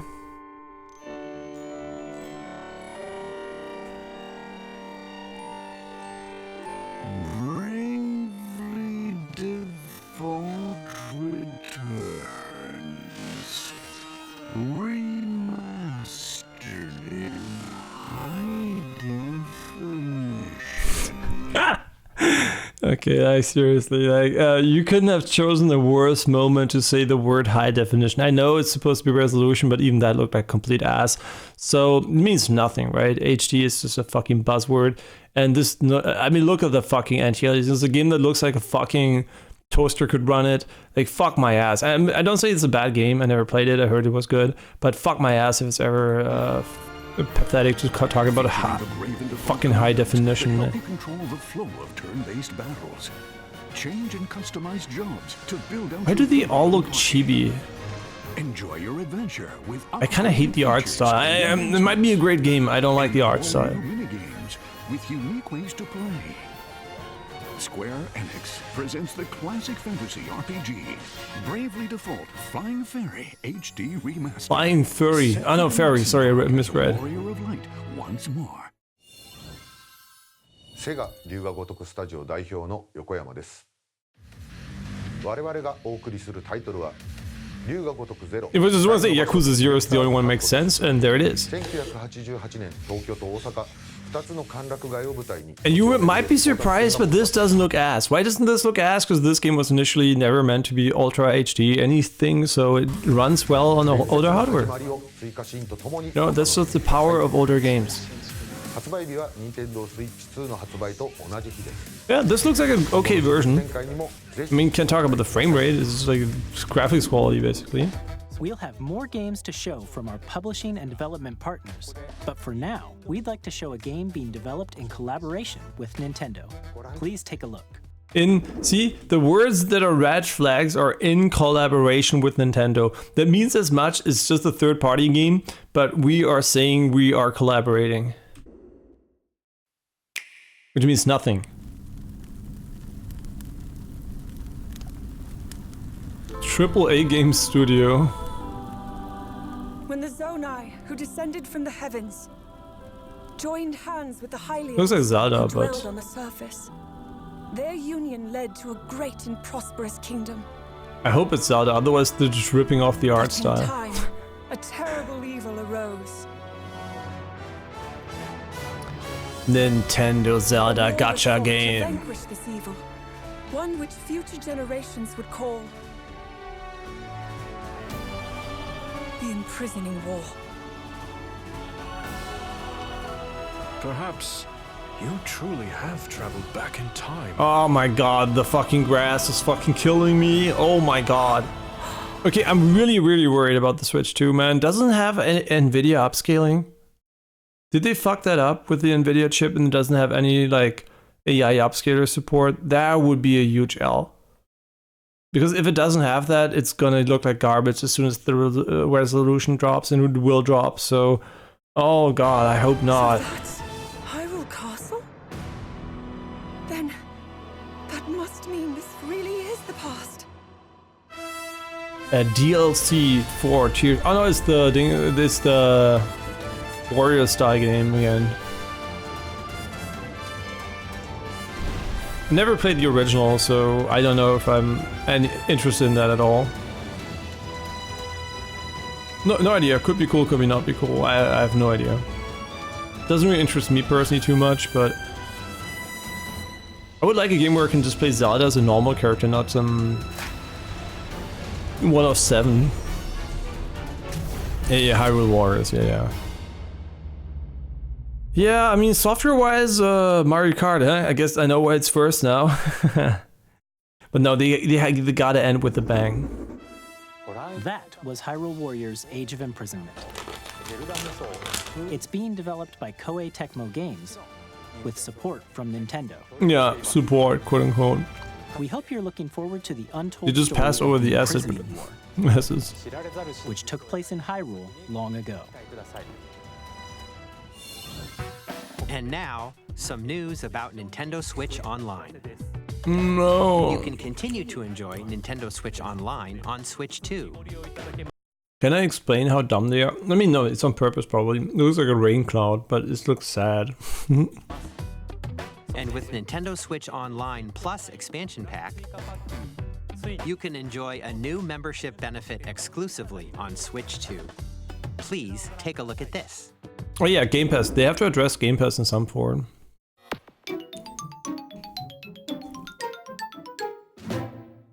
Nintendo Switch Online Plus expansion pack will be getting a new classic game library exclusive God, kill me, those Nintendo controls Switch were 2. awful. Nintendo GameCube, originally released in 2001. Oh, by the way, if you're younger, you might not know, but humans had different hands like 20 years ago. We had like these weirdly, you know, we had like 6 fingers on average. And when you see AI mixing up the amount of numbers of fingers, that's because there are a lot of images from the past where humans had 6 fingers, right? And so the AI confuses 5 and 6 fingers and just makes arbitrary numbers out of it. And this is a controller for 6 fingers, which is quite apparent if you look at it. Yeah, that's just, you know, it's a little bit of history here. Here are the titles that will be available at launch. A Legend of Zelda game that looks like a cartoon come to life through cell shading. Controlling the wind using a mysterious baton, Did they all- Link sets sail on an adventure across Baton. the Great Sea. The Legend of Zelda, The Wind Waker. Is this all AI voiced? And the world, a tale of souls and swords eternally retold. Yeah, Soul Calibur is cool, but weapons-based fighting game. it's been out for a while on many systems. And Link from the Legend of Zelda series enters the fray. Soul Calibur Why 2. does Link have a green tunic and Link is usually blue? It's kind of weird, right? At speeds over 2,000 kilometers per hour.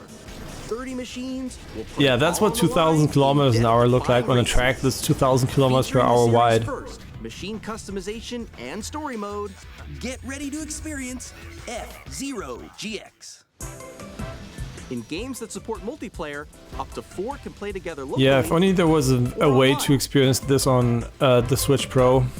Enjoy these classic games with in maybe a bit better. and higher resolution than the original releases. That is saying a Also, check lot. the controls for each title and customize them to your liking.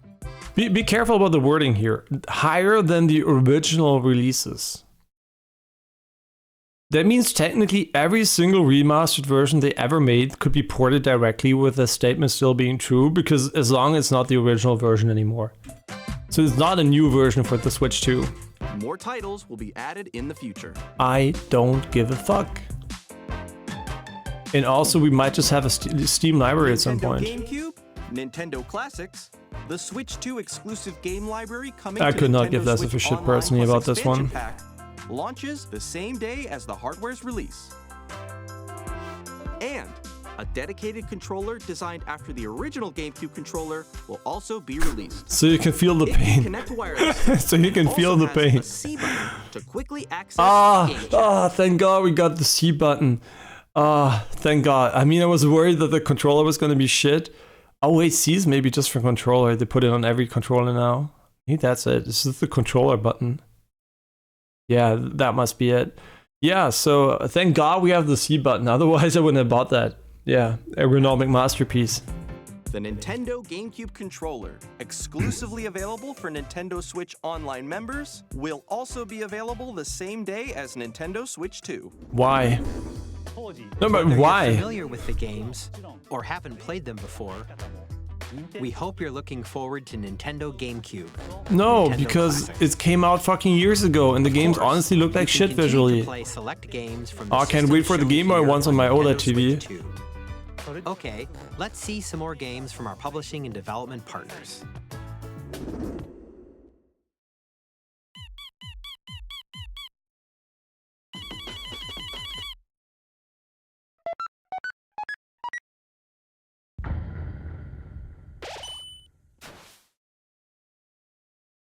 Yeah, did I ever look at Deltarune? I don't even know. I mean, I like Undertale, but never looked into Deltarune.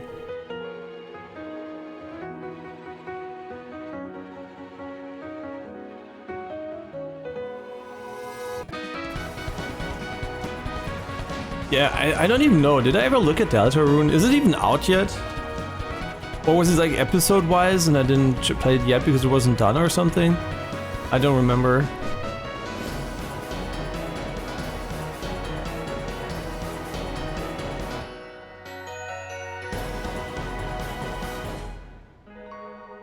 Yeah, whenever it's done, I'll play it, so... Hi, I'm Randy from Gearbox. No, don't tell me Borderlands 4 will be on the Switch too. That is crazy. How? It's not even out yet on PC and PlayStation. Borderlands 4, our upcoming flagship Borderlands game, will launch on Nintendo Switch 2. As a demake. Borderlands is back. Loot and shoot your way through a world filled with wild enemies and outrageous weapons. Wait. I played a lot of Borderlands. This looks like a copy-paste model from Borderlands 3. I mean, it's fine copy-pasting stuff, but why would you put that in the trailer? Filled with wild enemies and outrageous weapons. Yeah, I just saw one from Borderlands 3, really outrageous actually. Borderlands game we've ever made. Borderlands 4 will launch in 2025. I shouldn't look, man. I'm gonna play that game. Why are you spoiling the game in the ugliest version possible? Hi, Yeah. I'm Dennis Shirk from Firaxis Games. We're releasing a Nintendo Switch 2 edition of Sid Well, Meier's thank God, Civilization because 7. what would you do without the mouse In controls? Civ 7, you'll establish an empire and guide your people throughout the ages of history. With the new mouse controls, players Yeah, can what enjoy did I more say? intuitive What would you do without gameplay them? experience.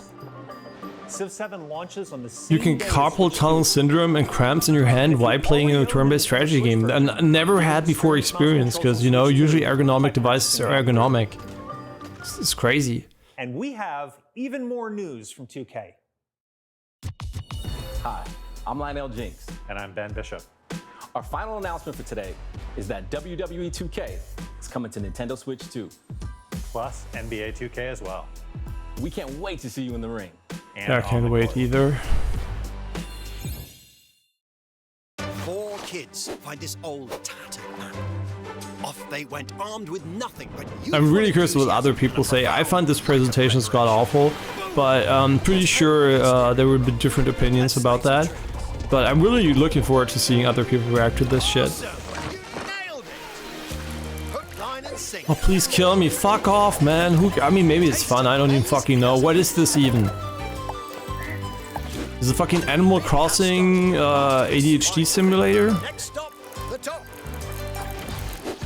Ha! Nicely done. Well, I think that's everything. Maybe it's fun. I don't know. It could be fun. Whatever. For home. Survival kids. Great.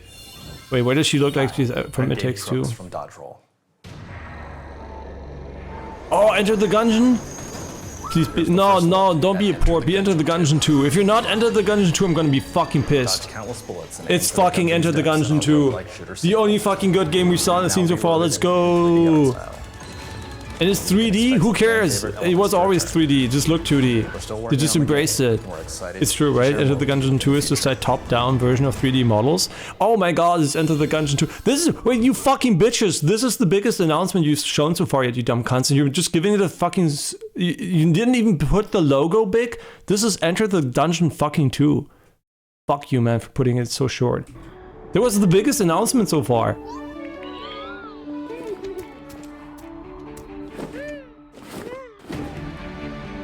Oh my god, did I just see fucking trails from— what the f— is this No Man's Sky scuffed?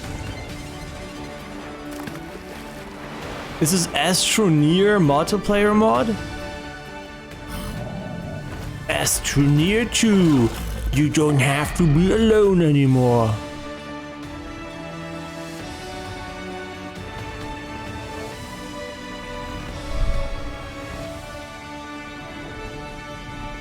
No. Yeah, Astroneer Expedition. See, I knew it. I recognize Astroneer when you show me some Astroneer. Hello, my name is Adam Badowski from CD Projekt Red. We are delighted. No. Show me the show me The Witcher 4 running on Switch 2.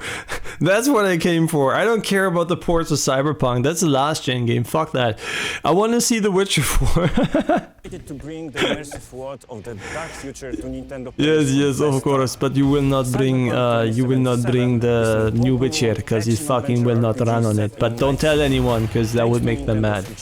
You can transport yourself to the city of dreams at home or on the go. Get ready to meet. Yeah, it's the ugliest version of. I mean, maybe not. Maybe the launch version on Xbox One or something loses, but yeah, it looks playable. I mean, it's also a last gen game, so yeah, whatever. こんにちは。スクエアエニックスの浜口です。任天堂スイッチ2でファイナルファンタジーのリメイクインターグレードを発売。 Once they're done with the remakes, I'll play the games because it just takes too long to wait for them. 3部作シリーズの1作目となり、20年以上。 You remember when they launched the remake and you were like, "Oh my god, this looks almost like CGI," and now you're just like, "Okay, it looks like a game." 再創作された新しい FF2 I mean, they're going back in time almost. It almost looks like the original now. スイッチ2で展開する FF2 This is what I remember Final Fantasy VII Rebirth looking like on PlayStation Vita. Was that it? No, wait, was it PSP? Maybe PSP. Wait, where's the new Souls game? You promised me a new Souls game at the end, right? Yeah, of course, Hollow Knight Silksong 2025, yeah, of course. They have no idea if that is true and they just showed Silksong as 2025 and this was not, and by the way, they were right about that because they said their hope is for Nintendo Direct. That would be a huge announcement, right? This could, like I said, this alone would be newsworthy. And the worst thing they could have done as Team Cherry is put it in the fucking Nintendo Switch 2. You know what? That tells me a lot. Because imagine, you're the developer of Hollow Knight. There is a subreddit that posts every day about how long your game has been delayed and that people are waiting.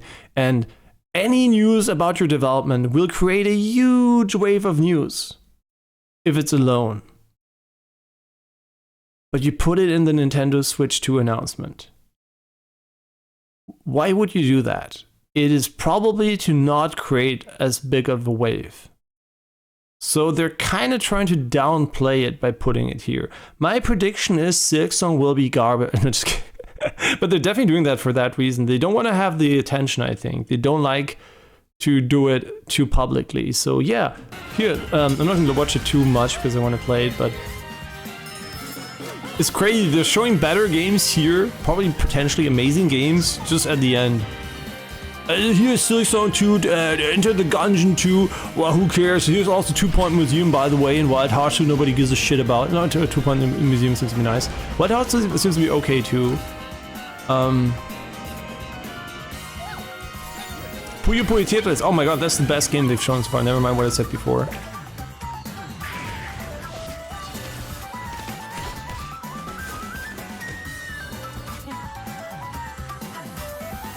Wait, are you lying? My lying sensor is going off. Is this the Switch 2 version?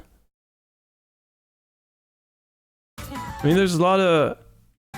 It's pretty low res, but I mean, yeah, it's pretty low res, but is this the Switch 2 version? Maybe it's a very cherry-picked image, but... It kind of looks too good for Switch 2, but... Yeah, I'm kind of skeptical about this one being a real trailer.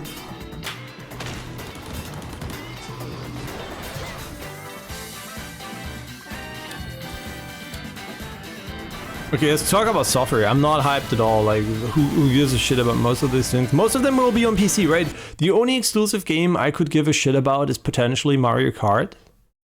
And that's probably where it was first. And I think Nintendo's lineup is pathetic. There's nothing. All their quote-unquote exclusive demo games or whatever they are look like complete fucking trash. And there seems almost to be no first-party new stuff. Like, I was expecting one big Nintendo game reveal, but there's still time. So maybe, you know, they kept the best for the end. So I'm just like being a bitch at the moment. This is like, look all the games we got. And then there are the big releases at the end, hopefully. Oh, here. Wait, what's this? No sleep. No sleep for Kaname Date from AI The Somnium Files. Kennst du das, Janine? Janine? I think she has noise cancelling on. Janine? Kennst du dieses No Sleep for Kaname Date from AI Somnium Files? Huh? Ach, das heißt so, oder was? Ah, okay, no, never mind. It's also coming out on Steam. Yeah, that's when I have to play AI Somnium Files pretty soon. 2, AI 2.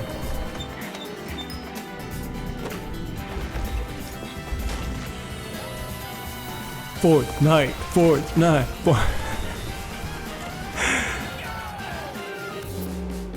Ah, yeah. The new world of Steam. Wait, is it on Steam too? That would be so funny. Tamagotchi Plaza. Human. Okay, great. Can we now move on? I'm pretty sure they're gonna show a few good games at the end. Don't worry about it. I am confident. Okay, let's rate it up to here because they just spent 50 minutes with a horrible presentation, among the worst I've ever seen, showing abominations after abomination. And then in a few moments they just show a few great games, but it was horrible, right? 50 minutes, absolute ass. Let's see if they can fix it. Yeah. We've shown a lot of games so far. The next game will be the last from our publishing and development partners. And then the Nintendo one Please comes. take a look.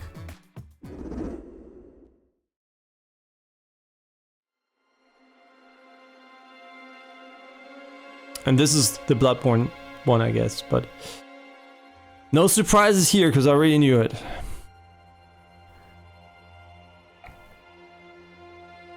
Do we know the dev though? Oh, Bloodborne though. My blood. Oh, I hate this so much. If it's Switch 2 exclusive, it's gonna be fucking ass. My life. I hate Turn. A wheel. I mean, visually, it could be from software. Like the character models look pretty ass. Of moonlight. To humanity's very dusk. But if it's not from software, it would be better because we would get it on all platforms.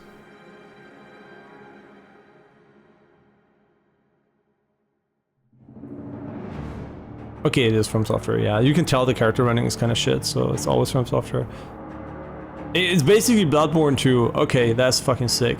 But don't spoil that, man. Ah, why did you spoil it? No, I'm not hyped at all because they expected it.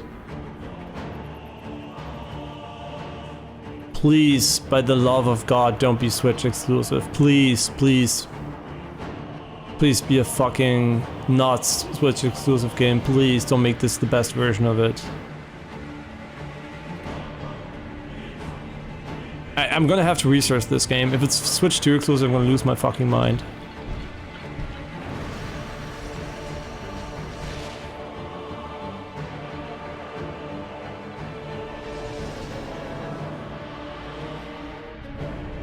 Oh, it's Emil from fucking Euro Nomada. What the? This looks amazing, but also visually shit. So please don't be the fucking best version of it. Please, just be one version. I can't believe they have Switch 2 with the fucking Bloodborne 2. That is so funny.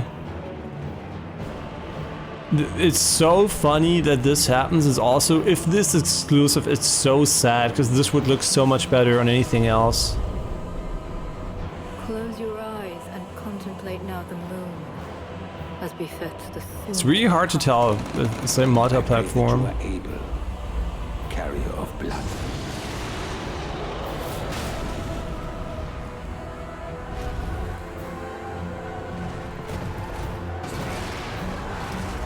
Yo, you can transform into a fucking dinosaur. No, wait, the enemy did.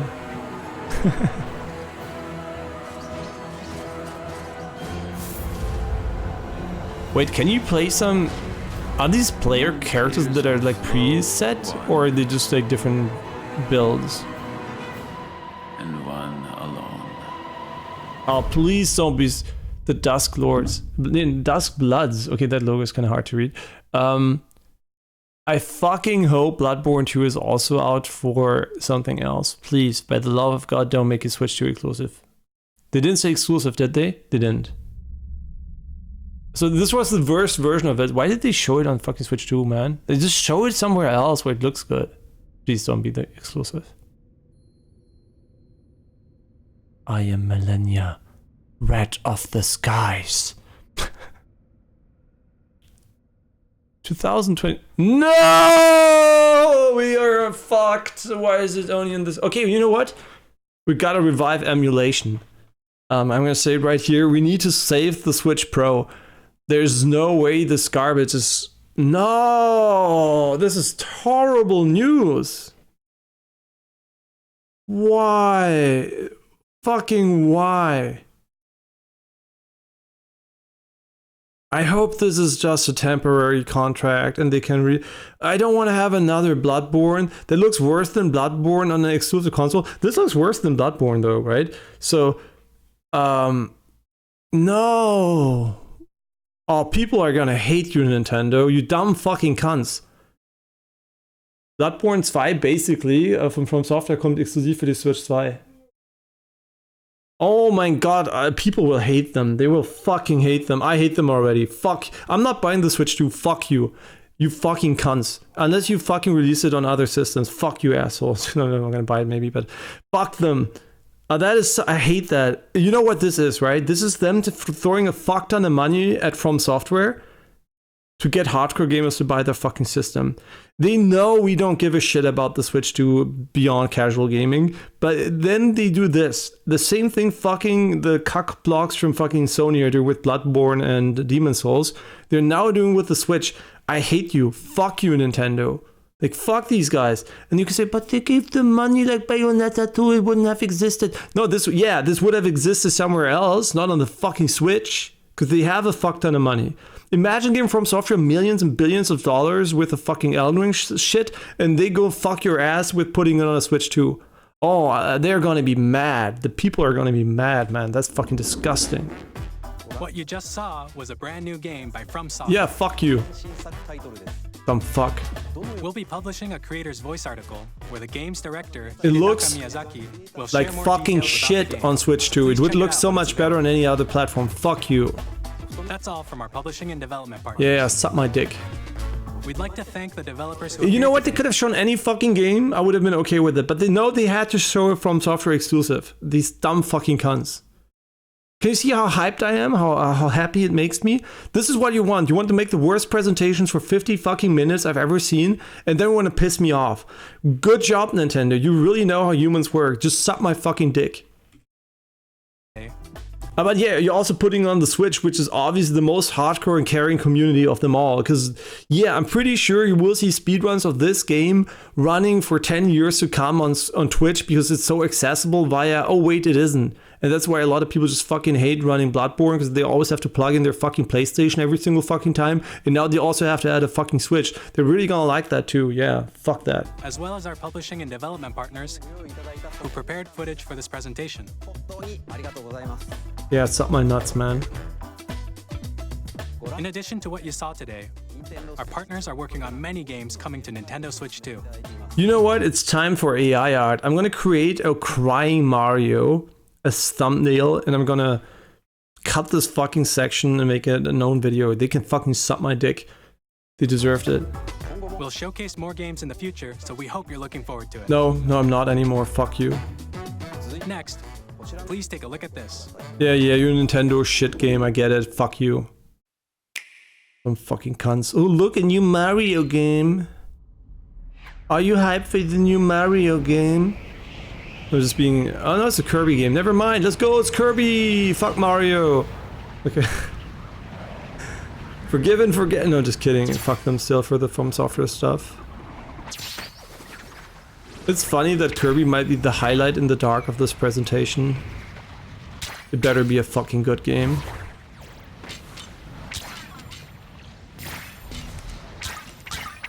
I went to the fucking Kirby cafe when I was in fucking Japan, so you better be good.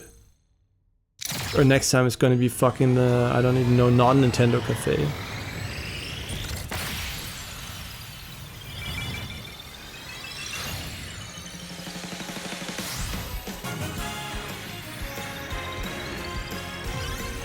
Why are we watching a CGI trailer? Is this in-game graphics?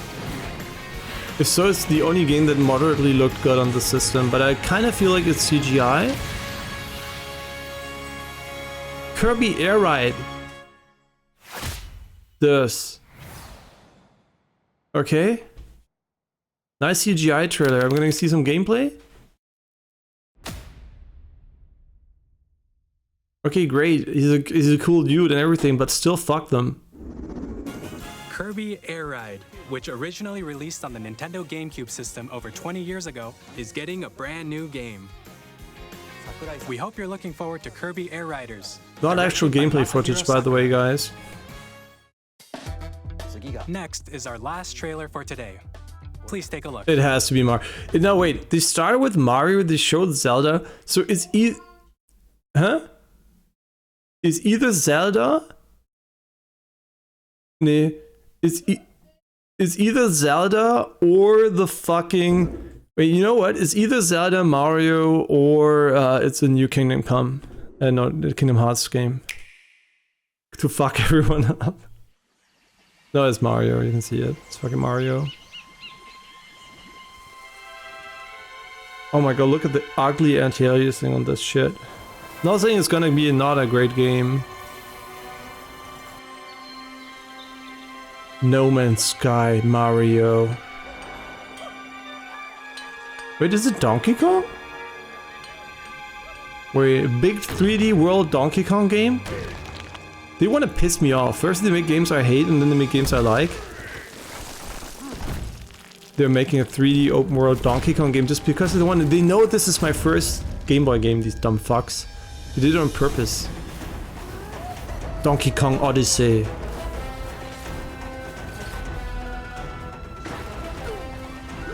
Yeah, this is ended, it's so fun. Yeah. Donkey Kong Odyssey? I think this is end. Maybe it's not the end? Okay, they're making a Donkey Kong game where you can dig. I mean, I dig that kind of. Yeah, this looks cool. You can tell. Wait, this is cool because you can definitely see this is the tag from Tears of the Kingdom. They even reused the same textures and assets, which is kind of pathetic. But you can tell, right? The grass and everything. Yeah, you can 100% see it's the same engine as Tears of the Kingdom, just with added destructible environments here.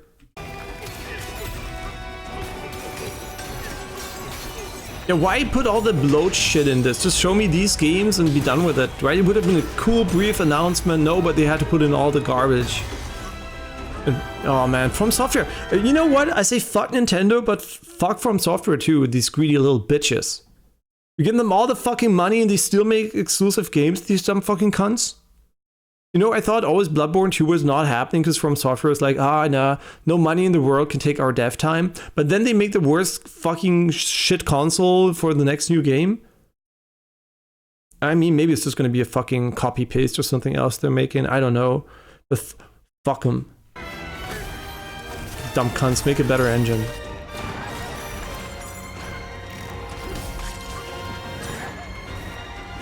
I mean, yeah, it looks like Tears of the Kingdom with Donkey Kong and Mario crossover.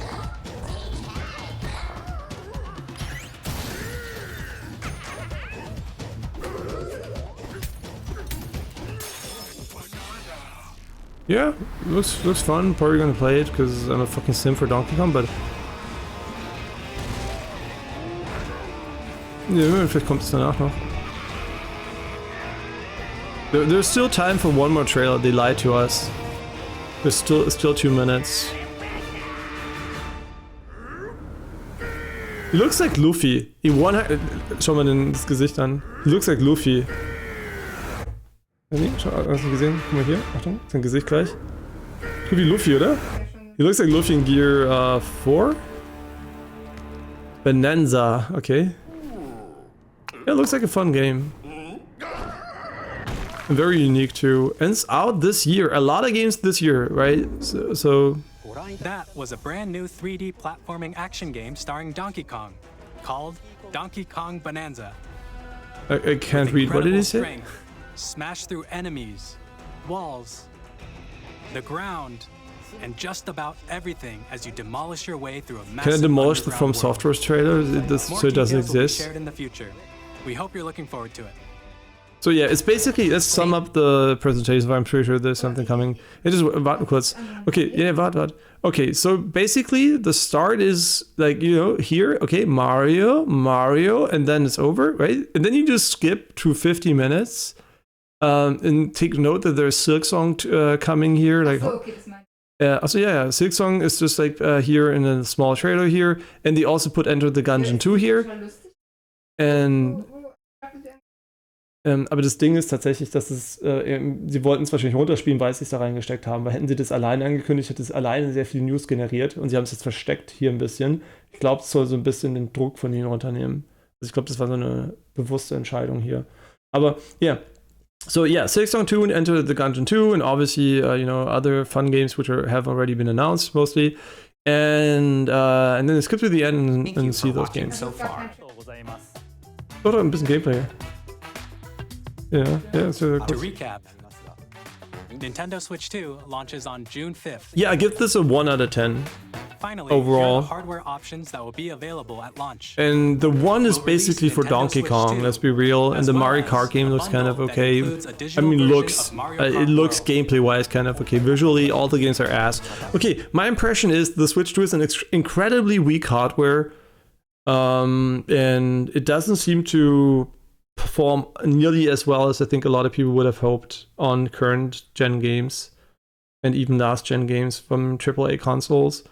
I'm really looking forward to getting more tech breakdowns here, but my first impression is it is not a powerful hardware, and it was clear it wasn't going to be amazing, right? But I think this might be a bit way below what people expected. And the game lineup, exclusive wise, I mean, what is there? From Software is there, and Mario Kart, and Donkey Kong. So, oh, and the new Kirby game, which I don't even know how the original played because I didn't play it. So yeah, I mean, not the weakest launch lineup. A lot of games coming soonish into the next year. But if you're a Nintendo fan, all the current gen ports will be new games to you. Just let it be known you're going to play the worst version of them. There's getting PlayStation 5 gives you the better version. Could play Xbox One gives you a better version. Mid-range PC gives you a way better version. So yeah, you're gonna play the worst version of those things, but I guess you didn't play them yet. If you only have a Switch, then you're used to absolute garbage. So visually, so you're gonna be fine, I guess. And then you know this the transition into 2026, where the fucking sellouts from Software and the cunts from Nintendo who gave them money to sell out are gonna release their game, right? Yeah, I can see a lot of people being very happy with this presentation, but I'll gladly hear other dissenting opinions here, but for more details, please check the official Nintendo Switch 2 website, which goes the price. Yeah, what is the price? Did they mention the price? We've covered a lot of information. Yeah. But that's all we have to share for today. We've covered a lot of information. Wait, where's the price? Later to details of Mario Kart World. They're not going to tell us the price. I mean, maybe better after this trash presentation. I wouldn't want to put a price on this shit either. But it's like you go to the toilet, you look at if you took a shit, you look at your pile of shit, and you have to decide what price to put on it. It's kind of hard, so you maybe wait until you flushed. So yeah, just a bit longer for launch. We are very much looking forward to everyone being able to experience Nintendo Switch 2. Okay, they're insecure because you can tell they know they're going to sell the hardware, but they're waiting for the reactions to tell us the price, which means they're insecure about the price because you might. Wo ist der Preis? Wait, we know the price? We appreciate you joining us today. Thank you very much. Where do you... Ich hoffe, es ist 400 für sie. I hope it's 400 for them. If it's 500, it's going to be a tough sell. Where did they announce the price now? I mean, yeah, I'm gonna look into the price quickly if the price is known. It's kind of ass. I'm not going to do that on that browser though, because I hate the fucking Bing starting page. Oh, by the way, if you plan on using Microsoft Edge, just don't. That's my advice. It's the most horrible piece of shit software I've ever used. And whoever had the idea of opening a new tab opens a page that is full of ads, trash, and you can't change that. Yeah, that's about what I think about the From Software trailer. Fuck them. Okay, switch to price. Wow, that was a horrible presentation. Okay, what is the price? Price confirmed. Okay, they didn't put in the presentation, maybe. Or did they? Ahead of pre-orders going live on April 9. $449. Ja, Moment, Dollar. Das ist Kaufpreis. Yeah, yours is probably going to be higher. Yeah, it's going to be at least 500. Yeah, I mean, the price is okay. It's not probably okay because it's probably trash. I mean, I want to see, yeah, the pricing. We're going to have to see. The thing is basically, I'm really looking forward to... Yeah, 470, okay. I'm looking forward, was ein hässlicher Preis. I'm looking forward to the comparison between the Steam Deck and this one, because it's a similar price point. So it's going to be very interesting. And this one is way newer than the Steam Deck, so we should expect better performance. Anything is pathetic, else is pathetic. And also no OLED, obviously, because they want to upsell later for an OLED screen. Like they're downgrading from the Switch OLED, which is a really pathetic, honestly. So yeah, so I give this presentation a 1 out of 10.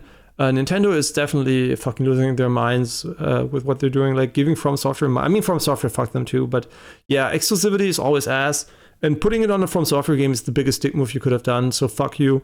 I already gave the presentation before that a bad review, but the From Software stuff was the nail in the coffin. So honestly, could I go without a Switch 2 after seeing this presentation? Yeah, I could, right? Beforehand, I was like sold. I was like, yeah, I'm going to buy it, right? But seeing all that garbage they're doing, I'm kind of even considering not getting one. Because, you know, honestly, fuck them. Yeah, I don't know. I'll see. I might buy one and I might not buy one. There's no killer application here. Maybe for a few rounds of Mario Kart or something. But upselling for higher resolution and frame rate on older games for money, you can suck my cock, man. Your old console is so shit that even remotely daring to say that getting a functional, better version of your trash piece of software from the older console is unbelievable. How can you sell for changing 2 lines of code? Are you mentally ill at Nintendo? Like, whoever pays for this, you are making gaming worse. You should not pay for that. It should be fucking free. And they only do that because they know they're gonna sell out the fucking system. Because like I said, they don't have to convince you that the Switch 2 is a functional product anymore. The Switch 1 had to upsell you on the console, and the idea Gesundheit. And the Switch 2 is basically, they're like, fuck it, we can do whatever we want. They're gonna buy it anyway. So yeah, that's what you get, right? That's what you get when they don't care anymore. So I think this is a horrendous presentation, and I have no fucking idea what they did there. Can I dislike this video somewhere? I hope I sure can. Where's the fucking presentation? Okay, and here I'm gonna give it a dislike. You can see the dislikes here. Oh, I can't I'll let you know. All right, I'll dislike it on my browser. Don't worry about it. Oh, don't worry. I got a YouTube account. You might be surprised. Okay. Here we go. Yeah, I gladly dislike this for you. Don't worry about it. Let me quickly check here. Nintendo can type as my, because I just ate sweets and when I wash my hands, so I'm not touching anything. Okay, Nintendo Switch 2. Here, Nintendo of America. And then also the voiceover sounded like fucking AI. It probably wasn't because they're not stupid, but it really sounded horrible. Whoever made the voiceover quality. I'm also going to dislike the Dustplugs trailer because I dislike it. I think they're fucking cunts.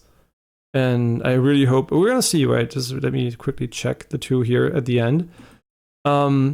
Yeah, of course the Sims are liking it, but you might be wondering, why do people like this garbage?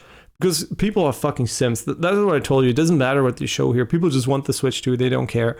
And at the end of the day, the people who watched it now are fucking fans anyway. So it just wait a bit longer. But yeah. Here you go. Get the fucking dislikes, you dumb fucking cunts. Okay, here you go.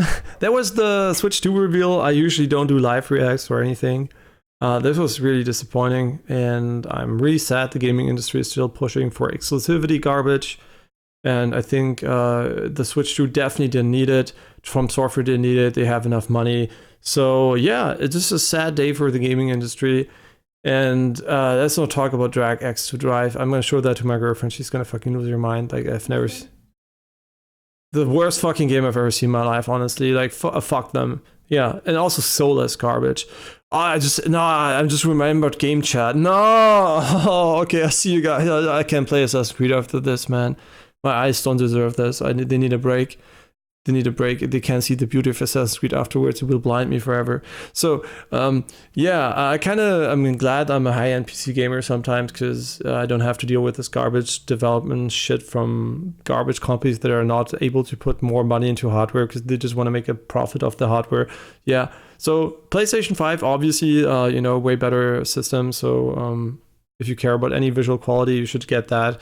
And PlayStation 5 Pro obviously too. But if you don't give a shit, or you just like mobile handhelds, you should get a Steam Deck. No, I'm just kidding. It is for the people who it is. I might buy it at some point because of the exclusives, but I'd rather not, honestly. But at the end of the day, I'm not going to change the world. And if I ever want to play another Mario or Zelda game that's not on the Switch Pro, yeah, maybe it's Switch Pro all the way. What the fuck? They look like garbage. You know what?